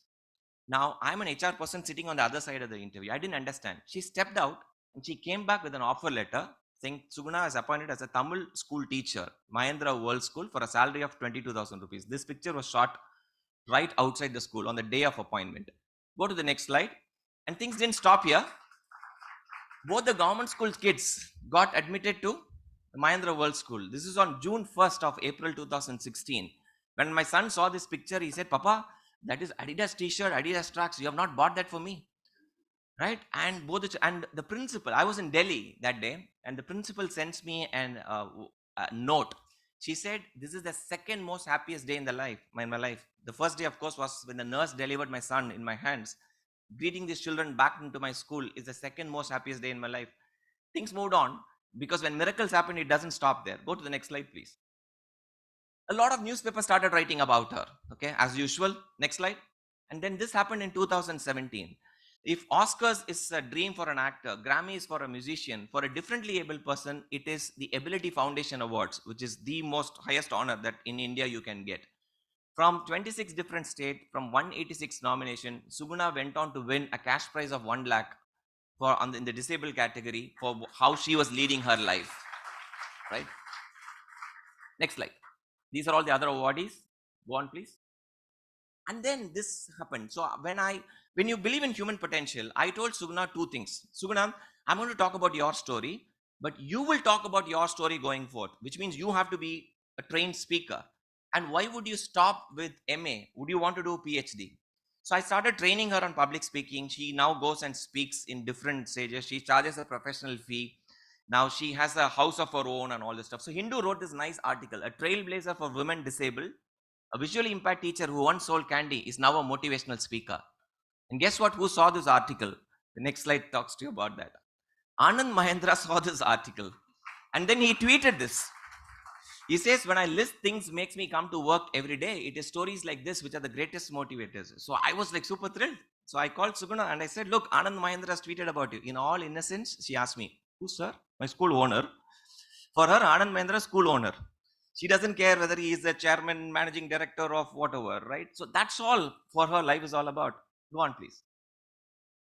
This is Suguna's officially first lecture at Infosys, where she spoke to 3,000 employees, delivered a beautiful motivational talk. And then this happened. She enrolled herself for a PhD program in a university called Satyabama University. She is submitting her final thesis next year. She's on the road to become Dr. Suguna. And here is the best thing. This is the chancellor. The chancellor of Satyabama University has given her an offer saying the moment you finish your PhD, you will come in and set up the Tamil literature department in Satyabama University and officially will be the head of the department of Satyabama University where Suguna will get appointed. She's just waiting for her thesis. Now, the last picture, go to the last slide, please. The time gap between these 2 pictures is exactly 1 year. This was shot on April 2016 and that was shot on April 2017. The lady in that yellow dupatta is an IIT scholar. When Suguna finished speaking, she came running to Suguna asking for an autograph. Visually challenged people don't sign autograph. I mean, they don't sign. So she said, I don't know how to sign. And she said, you just write your name. And Suguna wrote her name, Suguna. I don't think of anybody whose first signature itself was an autograph. Suguna's first signature was an autograph. So that was a very special moment I captured. In 2019, she called me. So for her, every small things in life, she will call. Sir, I bought a refrigerator. The jewelry that I pledged, I got it back. I bought a television. All sort of things she has to tell me. In 2019, on Women's Day, she called me. She said, sir, guess where I went today? So Women's Day, obviously, some Women's Day function and she would have got the award. So he said, how many, this time also you got an award? She was won some 27, 28 awards now. So this time also you went and got the award. She said, yes, but this time I didn't go to collect the award. I was a chief guest in the Women's Day function. I gave away the award. I said, wow, brilliant. Then she said, but you didn't ask me where I went. I said, where did you go? She said, Madras Christian College. She said, Madras. And I was like, oh, man, because it was right outside Madras Christian College. She was standing there for 7 long years selling candies. And in a matter of 3 years, she went back to the same college as a chief guest for the Women's Day function. And my dear friends, if just 2 minutes can make such a powerful difference, imagine as HR professionals, as HR leaders, what we can do to employees. If we can do this to an unknown soul, what we can do for our own employees. And that's why I said to be compassionate, it's not a big deal. It's about genuinely being interested in people. It's about genuinely caring for them. And I live with a very simple formula. Learn, earn, and return. Thank you very much. It is an absolute pleasure talking to you.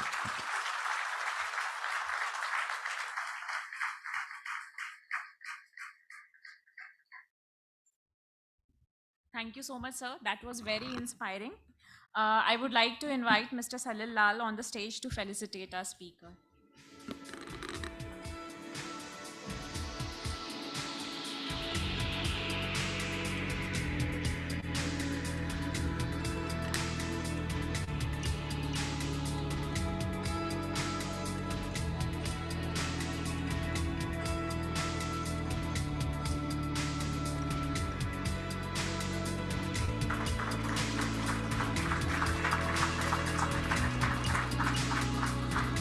Thank you, sir.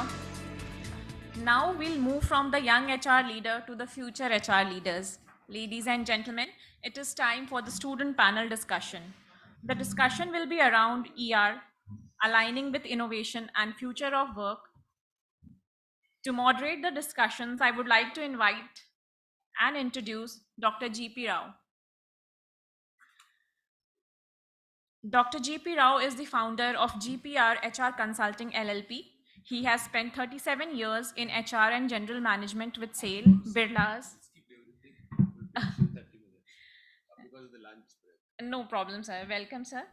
I would also request the students to join us on the stage. Okay, thank you so much, sir. Sorry, thank you and sorry, Ladley. I just taken over her role. No anchoring, no introductions because you are feeling hungry. My name is GP Rao. So, distinguished ladies and gentlemen and faculty and students, I'm skipping all those salutations by name. So, we will have a 30-minute quick fire panel discussion with the young students. So, I'll call one after the other and you go, the first person will go to the last, okay? First Simran from XISS. Simran, you go to the last chair. Next Nitin, I am Ahmedabad. Yeah, please sit down. Yeah, please change the next slide. Show the students' names. Are you there? All the students' names, yeah. Then Samsila from XIM Bhubaneswar. Yeah. Samsila, come. You please clap for them, no? Please clap. Come, Samsila. Third seat. Ishita SCM HRD. Ishita SCM HRD. Archit, please. TISS, Archit. Hey, come on, are you students coming out to watch it? And Shivangi. She's from Narsimonji. Okay. I'm supposed to introduce the same, set the contest and all. I'll not do all that. But before they, you have some issue? No. Oh, you're ready, no? Ready? I can start? Thank you. Thank you. Good. So I'm supposed to set the contest, talk about the topic and all. I'll not do that. I will tell them they will be defining future of work. They will be discussing what are the innovations and all. Just to give them a lead before coming to the work, what is going to happen in future? I'll just tell 2-3 minutes. Markets will remain dicey. They'll remain dicey. Customer will remain pricey. They'll be choosy. Employees will be moody. I'll work from home. I'll work from Goa. I'll work for 1 hour a day. I'll work for 17 companies. And investors will put money in the companies. They'll be rudy. CEOs will be quarter se quarter tak. Kayamat se kayamat tak. Quarter se quarter tak. That rudy. And then laws will be tougher and tougher. And nature will be rougher and rougher. So I'll just conclude. Markets will be dicey. Future of work. Customers will be pricey. Employees will be moody. Investors will be rudy. Laws will be tough. Nature will be rough. Work will change, will become dynamic. Reskilling, upskilling required on a daily basis. Workplace will be anywhere, not work from home. Work from anywhere, not work from home. Worker will be robo or maybe gig, not full-time 8 hours worker. Work content will change like anything. And work engagement will be personalized. Whether it's L&D or welfare or a benefit or a salary, everything will be personalized, no one manual. And learning will be discretionary. I will like to learn, I don't want to learn. So this is the contest for you. So what I'll do is I'll ask you a few questions and we'll have a quick fire answers. I'll start with in same order, I'll answer. My first question to our young friends is, what do you think as future of work? When I say future, don't limit yourselves to 1 year, 2 year, 3 years. You define what is your future. Start with Simran, then we'll go. Future of work, you define. Hello everyone. So the future of work, according to me, would be a collaborative intelligence where the AI and the human will be the driving forces.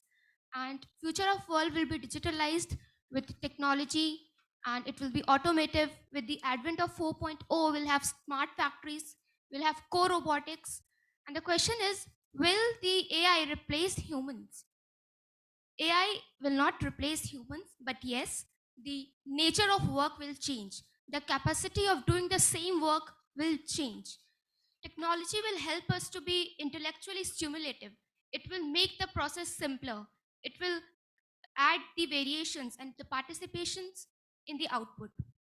Recently, when the at the advent when the computers were introduced in the banks, we had a fear that the jobs will be taken. But no, the same jobs with new skills came to the market and people started doing that. Recently, there was an article which stated that Tata Steel is going to make the future of work 100% flexible for both blue collar and white collar employees. They are planning to make digital twins of their factory and even the blast furnace and the control room. Simran, with will your be- permission, can I pause you? With your Yes, permission. yes, Yeah, sir, yes. I'll go to Nitin. Okay. Yeah, Nitin. So the future of work, so I'll be taking the other side, which is the workers who will be engaging in that. So because the Gen Z is coming, which is defined by the people born after 1995 to 2010, and they are entering the workforce. So the future of work will be defined by the workers who are entering, and they have a very strong adage related to them that they enjoy working with the person rather than working for. So they will define what the future of work is, and there are some stark statistics I'll bring in.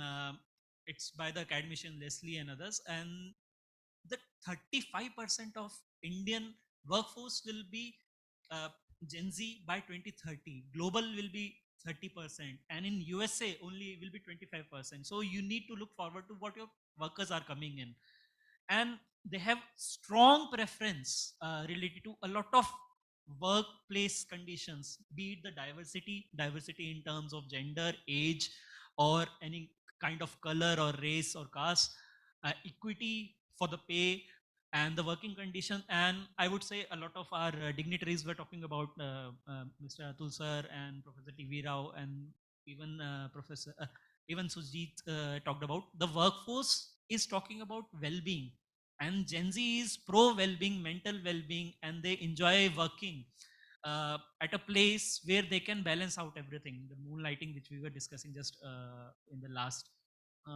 talk. And the last thing I would say that these Gen Zs, because they have strong preference and they are looking at working conditions that align with their potential. So we need to develop our work according to them. The Thank workers you. who are Thank you, Nitin. Wonderful insight. Wonderful. We'll move to Samsila, XM Bhubaneswar. So, if you look at the current employer-employee relationship space, it's disrupted. With the onset of gig economy, the very status of contract worker is now in question. On one hand, we have individuals who are employed on fixed-term contracts for short duration, let's say 2 years. They have been entitled to benefits, salaries, and well protected by the social security schemes. On the other hand, we have gig workers who are also on fixed-term contracts, but again, they are only entitled to the remuneration, no benefits, no social security for them. So both of the employees are on both of them are on fixed term contract, yet we see a discrimination between them. India is a country where the social security system is not that strong, and countries like Germany and France, they offer unemployment benefits, and the country takes care of the citizens. So here the corporates have to step in, and as we see the discrimination, the future would be somewhere in the lines of formalization of contractualization. I mean, currently the very existence of contract labor is in question. I mean, a very common practice in manufacturing industry, which companies are doing, is they're making the gig workers sign the Board of Practical Training Form, which brings them under the purview of Apprentice Act, which legally companies are not obliged to pay for any benefits or social security. This is a common practice through which the companies exploit the gig workers. And you see, I mean, formalization of contractualization would be the coming future in the next few years. Very, very good point. Contractualization. We'll move to you see the variety of insights. There was a little preparation done, but you see the variety and the new thing everybody talking. Now, Ishita from SMHRD. So according to me, the two main elements in this regard that is very crucial for this particular transformation would be learning and development and aligning the same with the mental health support that we can provide. So first, coming to the learning and development aspect, it's very important for the employee relations to look into the technical advancement of the excellence. For example, as a lot of leaders today mentioned, reskilling, upskilling, and refining them. So along with this, looking into nurturing the softer skills aspect would be very crucial for the future. I would like to state an example of the Japan's Monozukuri philosophy, which puts a great emphasis on the craftsmanship, on attention to detail, along with team's work. So I think we can draw certain insights from the same into our organizations within the blue-collared workforce. Now, in order to future-proof the blue-collared workforce, it's very important to align both of the elements that I just spoke about. And it's important for them to look into promoting the well-being along with destigmatizing the mental health. For example, being open about such conversations. And as we know that especially this workforce undergoes a lot of stress. They also face certain social implications such as physical violence or even drinking issues. So I think being open with them would be the future. Along with this, one last example that I would like to state would be the United Kingdom's Time to Change campaign, which, I think encourages the organizations to have certain conversations with their particular workforce. So I think this dual approach would be the future of employee relations. Thank you. Great one. You brought the mental health and the dual approach. Wonderful. We move to Akshit from TIS. After listening to multiple perspectives from all my team members, I would also want to bring in the leadership lens. So, how I see future of work would be wherein leaders would try to imagine and create objectives as well as goals that would be both ambidextrous in nature, that would not just look at employee or employer centric objectives and goals, but some goals that would be productive as well as meaningful to both the employers and the employees. One of the things that I see emerging in the future of work would be work centric designs. Also, if we refer to a report by Gartner recently, it said that employee centric work designs can actually lead to 3.8 times more productivity rather than the organizations that do not have such work centric designs. So I think that is something that comes to my mind as of now. Great. Thank you, Akshit. Then we'll move to Shivangi. Narsimonji. So my fellow speaker Simran also mentioned about Industrial Revolution 4.0, and some of our leaders mentioned about Industrial Revolution 5. That is also gaining popularity because the key focal points here comes to be sustainability, human centricity, and the concern for environment. This completely ensures that the future of factories, the future of work is going to be extremely complex. So to narrow down this complexity, I would like to focus on 2 points. One is compliance and the next is DEI. So coming to compliance, we see that in factories, the unskilled labor is actually getting replaced by robots and automated machines.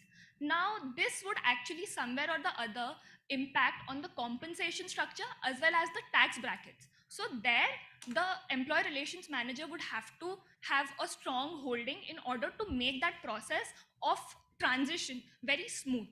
Apart from that, coming to DEI, Ola Electric manufactures scooters. Almost all the employees are women.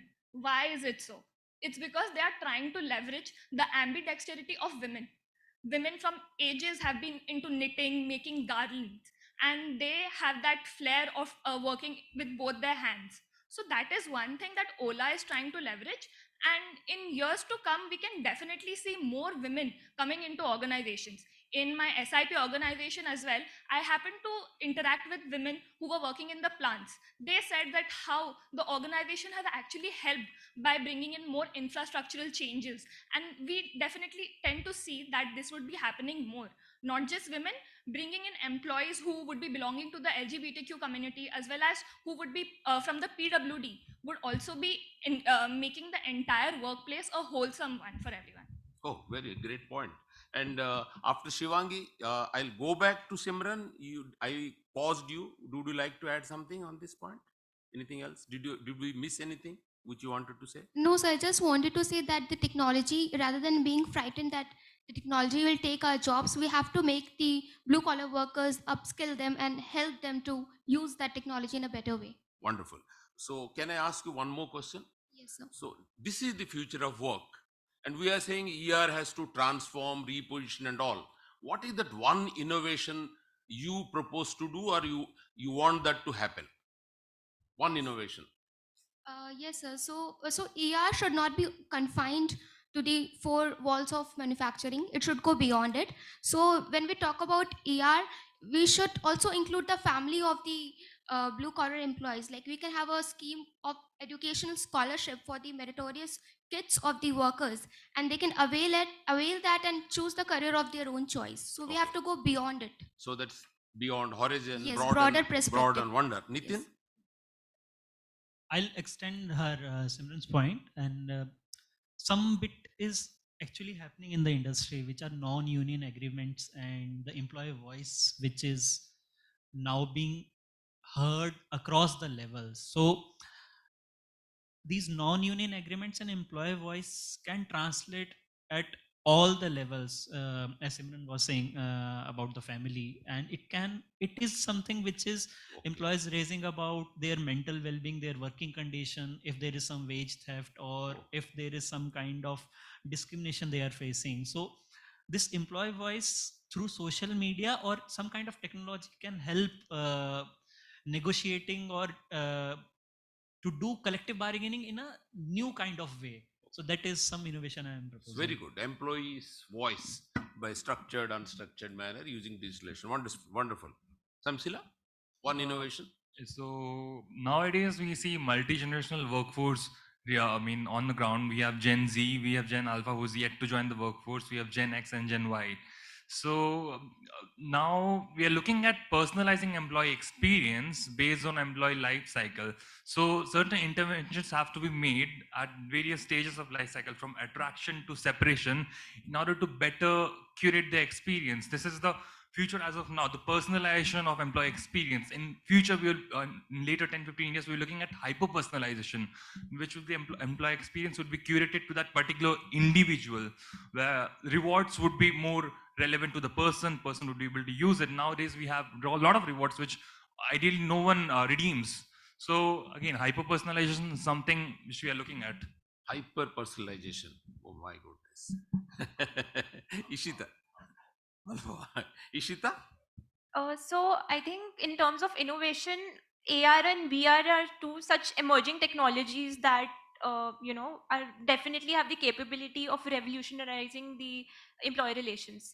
So which talks about immersive learning experience for the employees, as well as it would also talk about outlaying the digital information onto the real world. So recently I was going through an article by the FICCI which said that although the adoption rate of this for the training purposes is not very high, but through research it is said that employees that are trained through the AR VR have a recall rate of about 80% even after 1 year, whereas the traditional training methods have a recall rate of 20%. So I think there's a huge gap in the recall rate. So I will test it now. Once this session, this round is over, I'll ask you how many of you remembered what they said. So I'll ask you, Akchit. So as I ponder over innovation and novelty in the field of ER, one thing that strikes me majorly is sustainability, and we have heard a lot about ESG goals and things like that. So in a world that believes that sustainability and productivity are something which are at loggerheads, and can't go hand in hand. So I think a significant impact can be created using digitalization, which a lot of organizations have now been adapting in their entire value chain. So if we look at how digitization could help, the first one that comes to my mind is data enabled decisions. So in a lot of workspaces, we find that the decisions that are taken by the workmen is mostly based on their past experiences and intuition based. What if the data that is generated out of the digital tools that we have, what if those are the leveraging reasons that we can use in order to take better decisions? This also takes away the risk from the workers about taking decisions which may turn negatively for the organization as well as themselves. Also, one more thing that I wanted to add was how digital can also enable looking at performance indicators for the workers. So once the employees are in regular touch with certain touch points like how productive they are, how cost efficient they are, it also creates a loop of performance improvement that they can do on a very continuous basis. So just to quote an example and end it by that, we can refer to lighthouses which have been termed by World Economic Forum. These are industries that utilize digital in their entire value chain end to end. These are certainly the guiding lights for a lot of industries that can follow the same path and generate similar results for both employees and the employers. Very good. Online dashboards, huh? Good. Shivangi?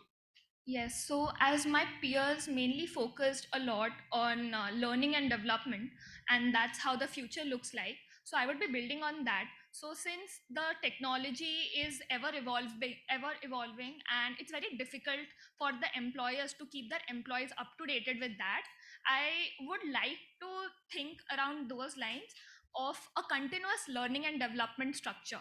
So if an organization has that, it would be very helpful, because you would be actually understanding where the gap in the employee's learning lies, and you would be building on that, not providing a generic solution to everyone. And that's what future looks like, having customized solution for each and every employee. This can be even more made more enjoyable and an interactive session for employees by making the entire experience a gamified one. Since humans by nature are very competitive, seeing your name on the leaderboard would be something which would be actually motivating the employees. And once employees are motivated, I don't think anything can stop them from achieving what we actually want them to achieve. And that would somewhere or the other boost their esteem, their self-esteem, and somewhere it also justifies the Maslow's hierarchy of needs. Yes. Oh, wonderful. Now, as promised, I am asking you the question. Any of you have picked up any one innovation that struck to your mind, impressed you? The innovations they have suggested? Any one of you would like to recall one innovation that they have suggested? Yeah. Which one? Hyper personalization. Yeah. Like some people will learn in darkness, some people learn in sunlight, some people will learn in candle. Hyper personalization, moonlighting. Okay. Anybody picked up one learning that you picked up? Hyper personalization one. I like that voice up. Yeah, please. You right clicked. Very good. Wonderful. Gamification, you liked it. Anybody?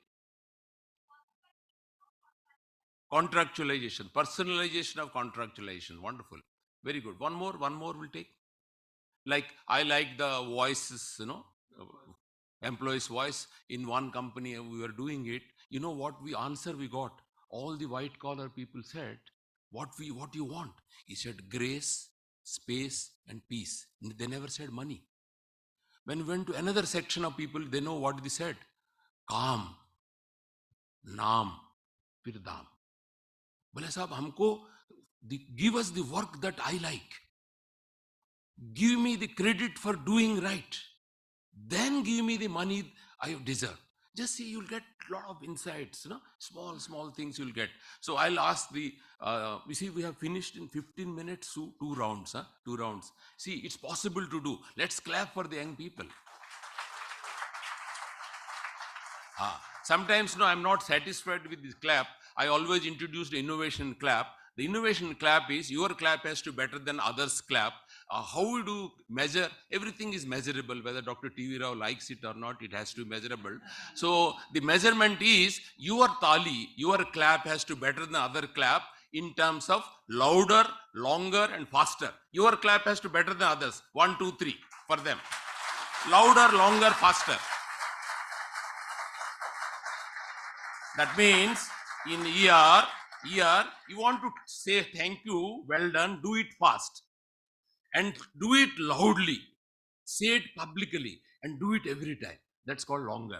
So now I'll ask you, since we have got time.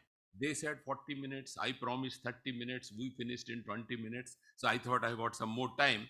Can I ask you one question outside the curriculum, out of syllabus. Out of syllabus is, if this kind of scenario, future of work is there, this kind of innovations required, you need different kinds of people. Same people, different skill sets, not different kinds of people, same people with different skill set, competencies, knowledge, traits, skills, whatever you call it. Can I ask you, each one of you, just spell out edge-giving competencies? Yeah, from you, Shivangi, start. One competency. A leader who is very resilient. Very resilient. I'll pick up resilience. I'll pick up. Yeah, let's. Leaders who are emotionally intelligent. Oh, resilience, emotional intelligence. They will do better in ER. Wonderful. Yeah, Shivangi. After today's session, definitely empathy. Empathy. Not empathy. Very good. I would go for a leader who does transparent communication Transparent and who understands behavioral cues of the workers. Transparent communication. I would give you a small tip. Transparent, truthful also. Some people will say, I will kill everybody transparently. We do not want her. I mean, transparency is okay, but he should be good, honest, truthful, goodful. Yeah, next one. I think we have Proactivity. Proactivity. Wonderful. So decency question means respect, like you mentioned, from Mali to Malik. So the decency Respect. question should be there. That question. Very good. Wonderful. I think this is one question I can ask you. We are building competency framework for the future ER manager, IR manager. One or two competency from the audience, so that they're going to write an article on this. Please suggest some competencies. Yeah. Trustworthiness. I think Dr. Rao said it's not only trusting others, being trustworthy. Trustworthiness. Biju.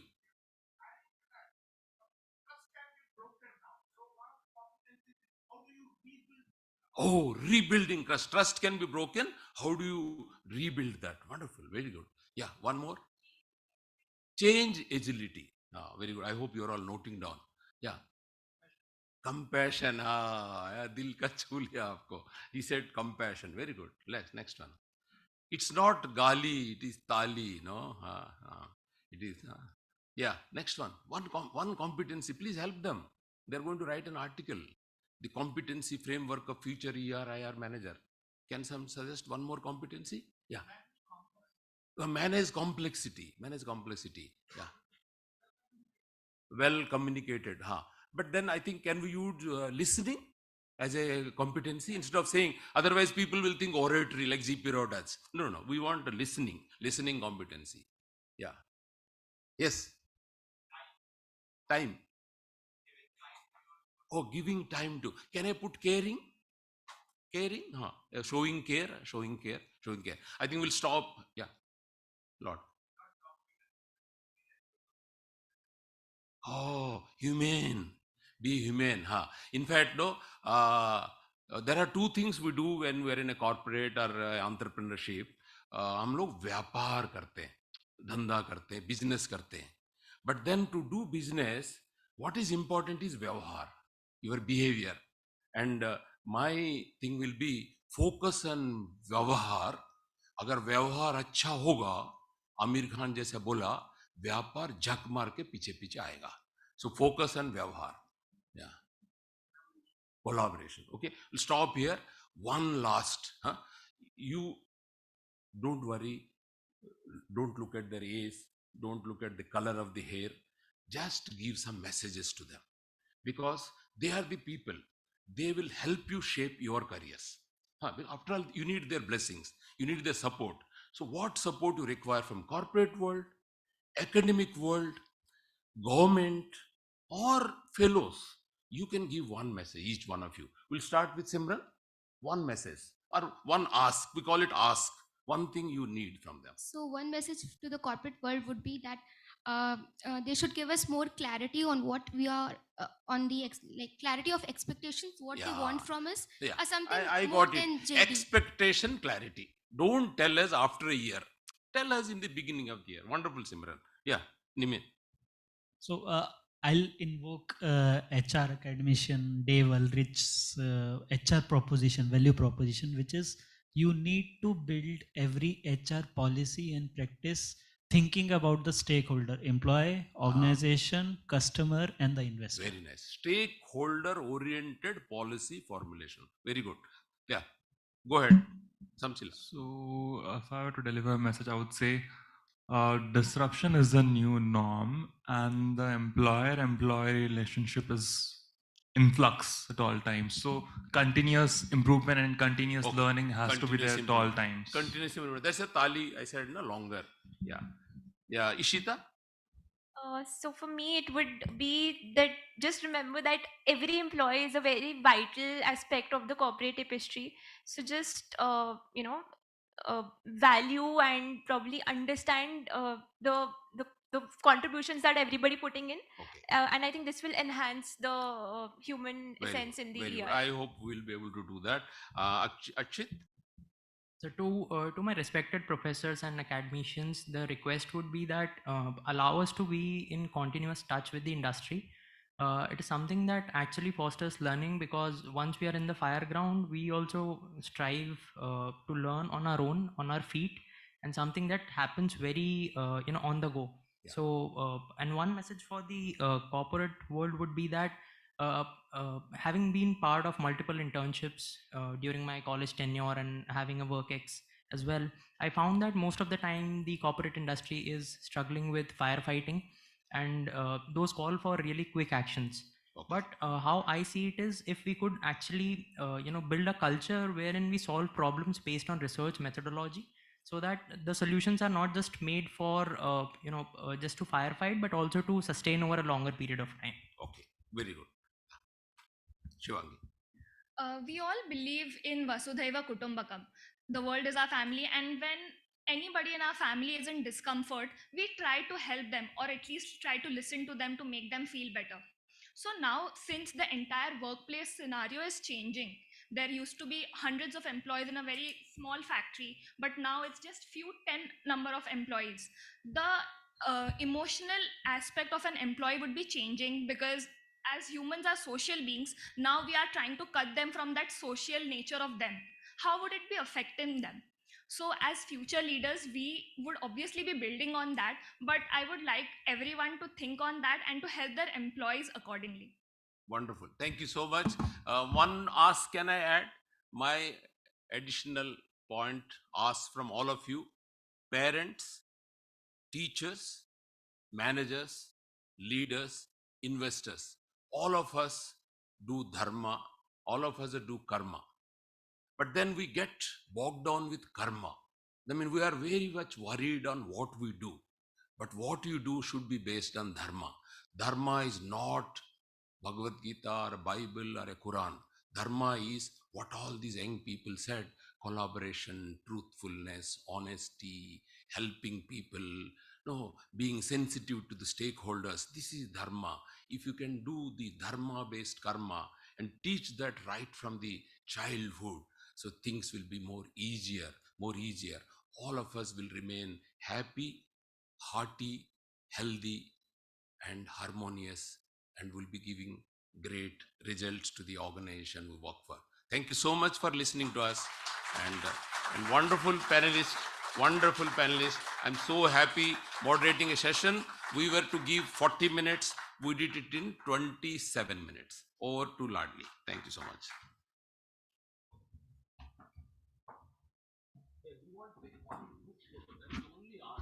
Thank you so much, sir. Thank you, students, for the effort.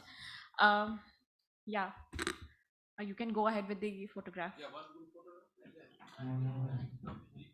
Yeah.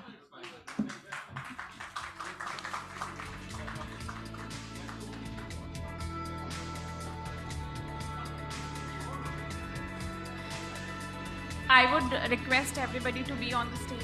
Yeah.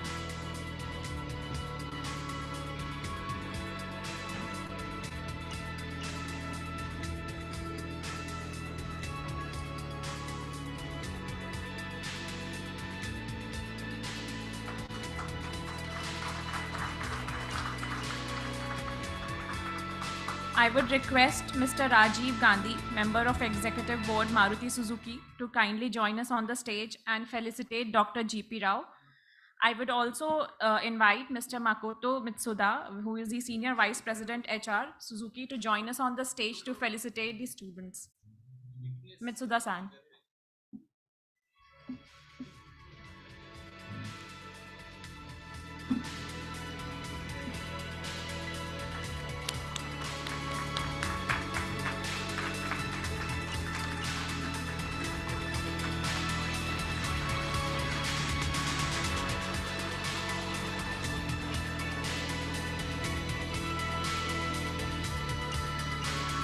I would request Mitsuda-san to felicitate the students.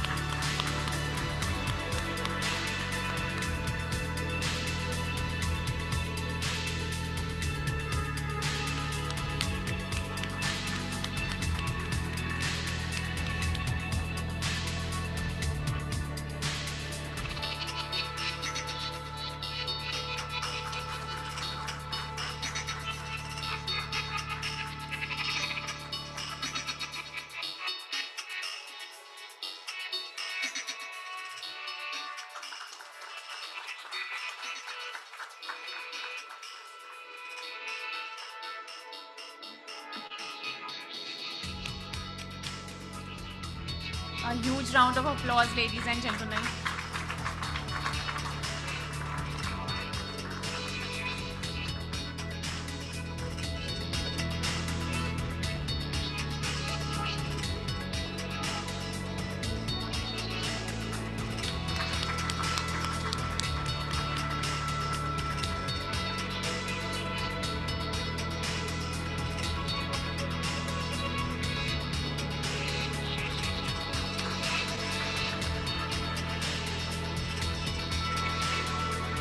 Thank you, Mitsuda-san. Thank you, Dr. G.P. Rao, for the amazing session.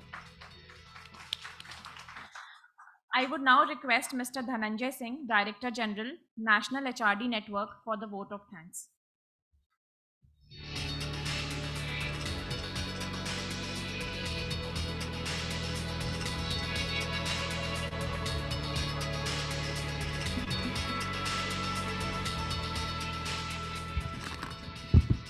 Thank you, Ladli ma'am. Thank you very much.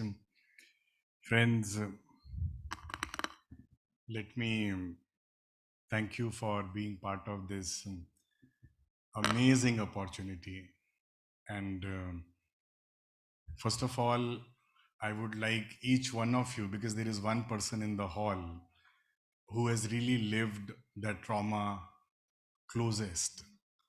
So I will request all of you to kindly give a standing ovation to Mrs. Suparna Dev, please. And join your hands together to thank her, please.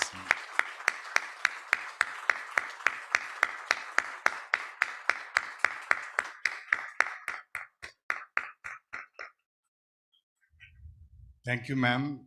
For each one of us, you are an inspiration like your husband who laid his life for our profession. Friends, I would like to thank on behalf of Awanish Dev Memorial Trust, Maruti Suzuki MSIL, XISS and National HRD Network, the management of Maruti Suzuki for supporting this initiative for all these 11 years and onwards. They are really special.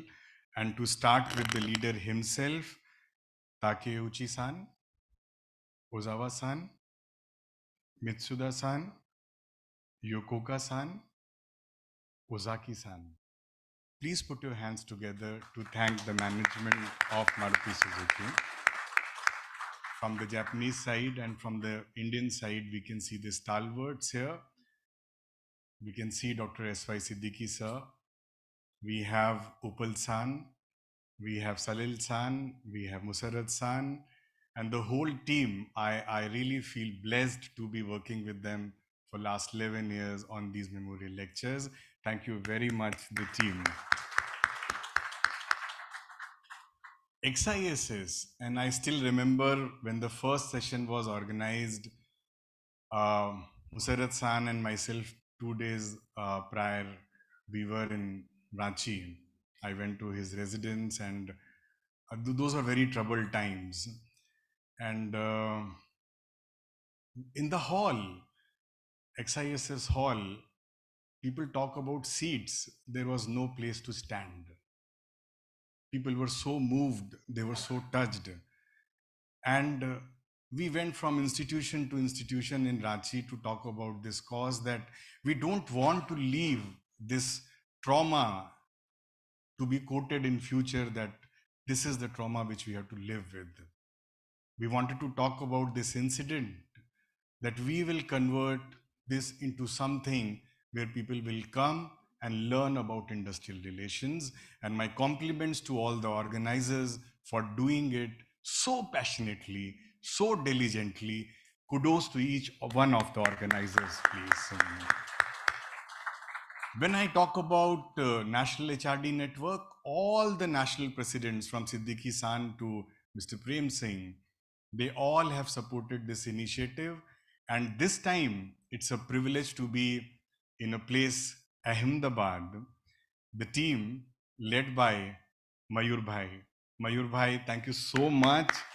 And Urjit San and everybody, I can see ST Desai sir, thank you so much, sir, for joining us here. National HRD Network, the kind of commitment you can see by the presence of the founder president, Dr. TV Rao sir. Sir, thank you so much. Or we have our national presidents, P. Dwarkanath sir, Dr. Akhil Busrai sir, Siddiqui sir with us. And friends, I will fail in my duty if I don't thank the audience, the participants who came here. Each one of you are a lighthouse in your own self. And the students, when we talk about the future of industrial relations, when we talk about what we have to do, when all the veterans have talked about it, as youngsters, the runway which you see in front of you, the Amrit Kal which we talk about, the next 25 years for India, I'm talking about the Indian context, because industrial relation could mean anything in different parts of the world. Your role is going to be very, very prime. Your role is going to be very, very important. And let's all join our hands. We have seen the students, whether the 3 students who got awarded with the scholarship of the trust, our congratulations to them. I can't see them here right now. And all the students for the panelists, Rakeshwar जी, आप तो हमारे गांव के हैं, तो हम आपको हिंदी में भी धन्यवाद कर सकते हैं। और आप आए और आपने अपना बहुत अमूल्य समय हम लोगों को दिया, इसके लिए आपको तहे दिल से हम शुक्रिया अदा करना चाहते हैं। और the moderators of the session for GP Garu and Dwarkanath ji, please put your hands together to thank them. Sujit, my good friend, because of the chairs you could not read, it was there in his profile. He's the regional president South for National HRD Network. And before that, he was also the chapter president of Chennai, and he was leading the Young Council for National HRD Network. My students, because I really adore all of you. You are amazing. So Simran, Nitin, Sansila, Ishita, Akshit, Shivangi, thank you very much. Thank you. And now I don't want to stand between you and the lunch. So please do join us for lunch. And before that, let me hand over it again back to Ladli ma'am. Thank you, ma'am. Over to you.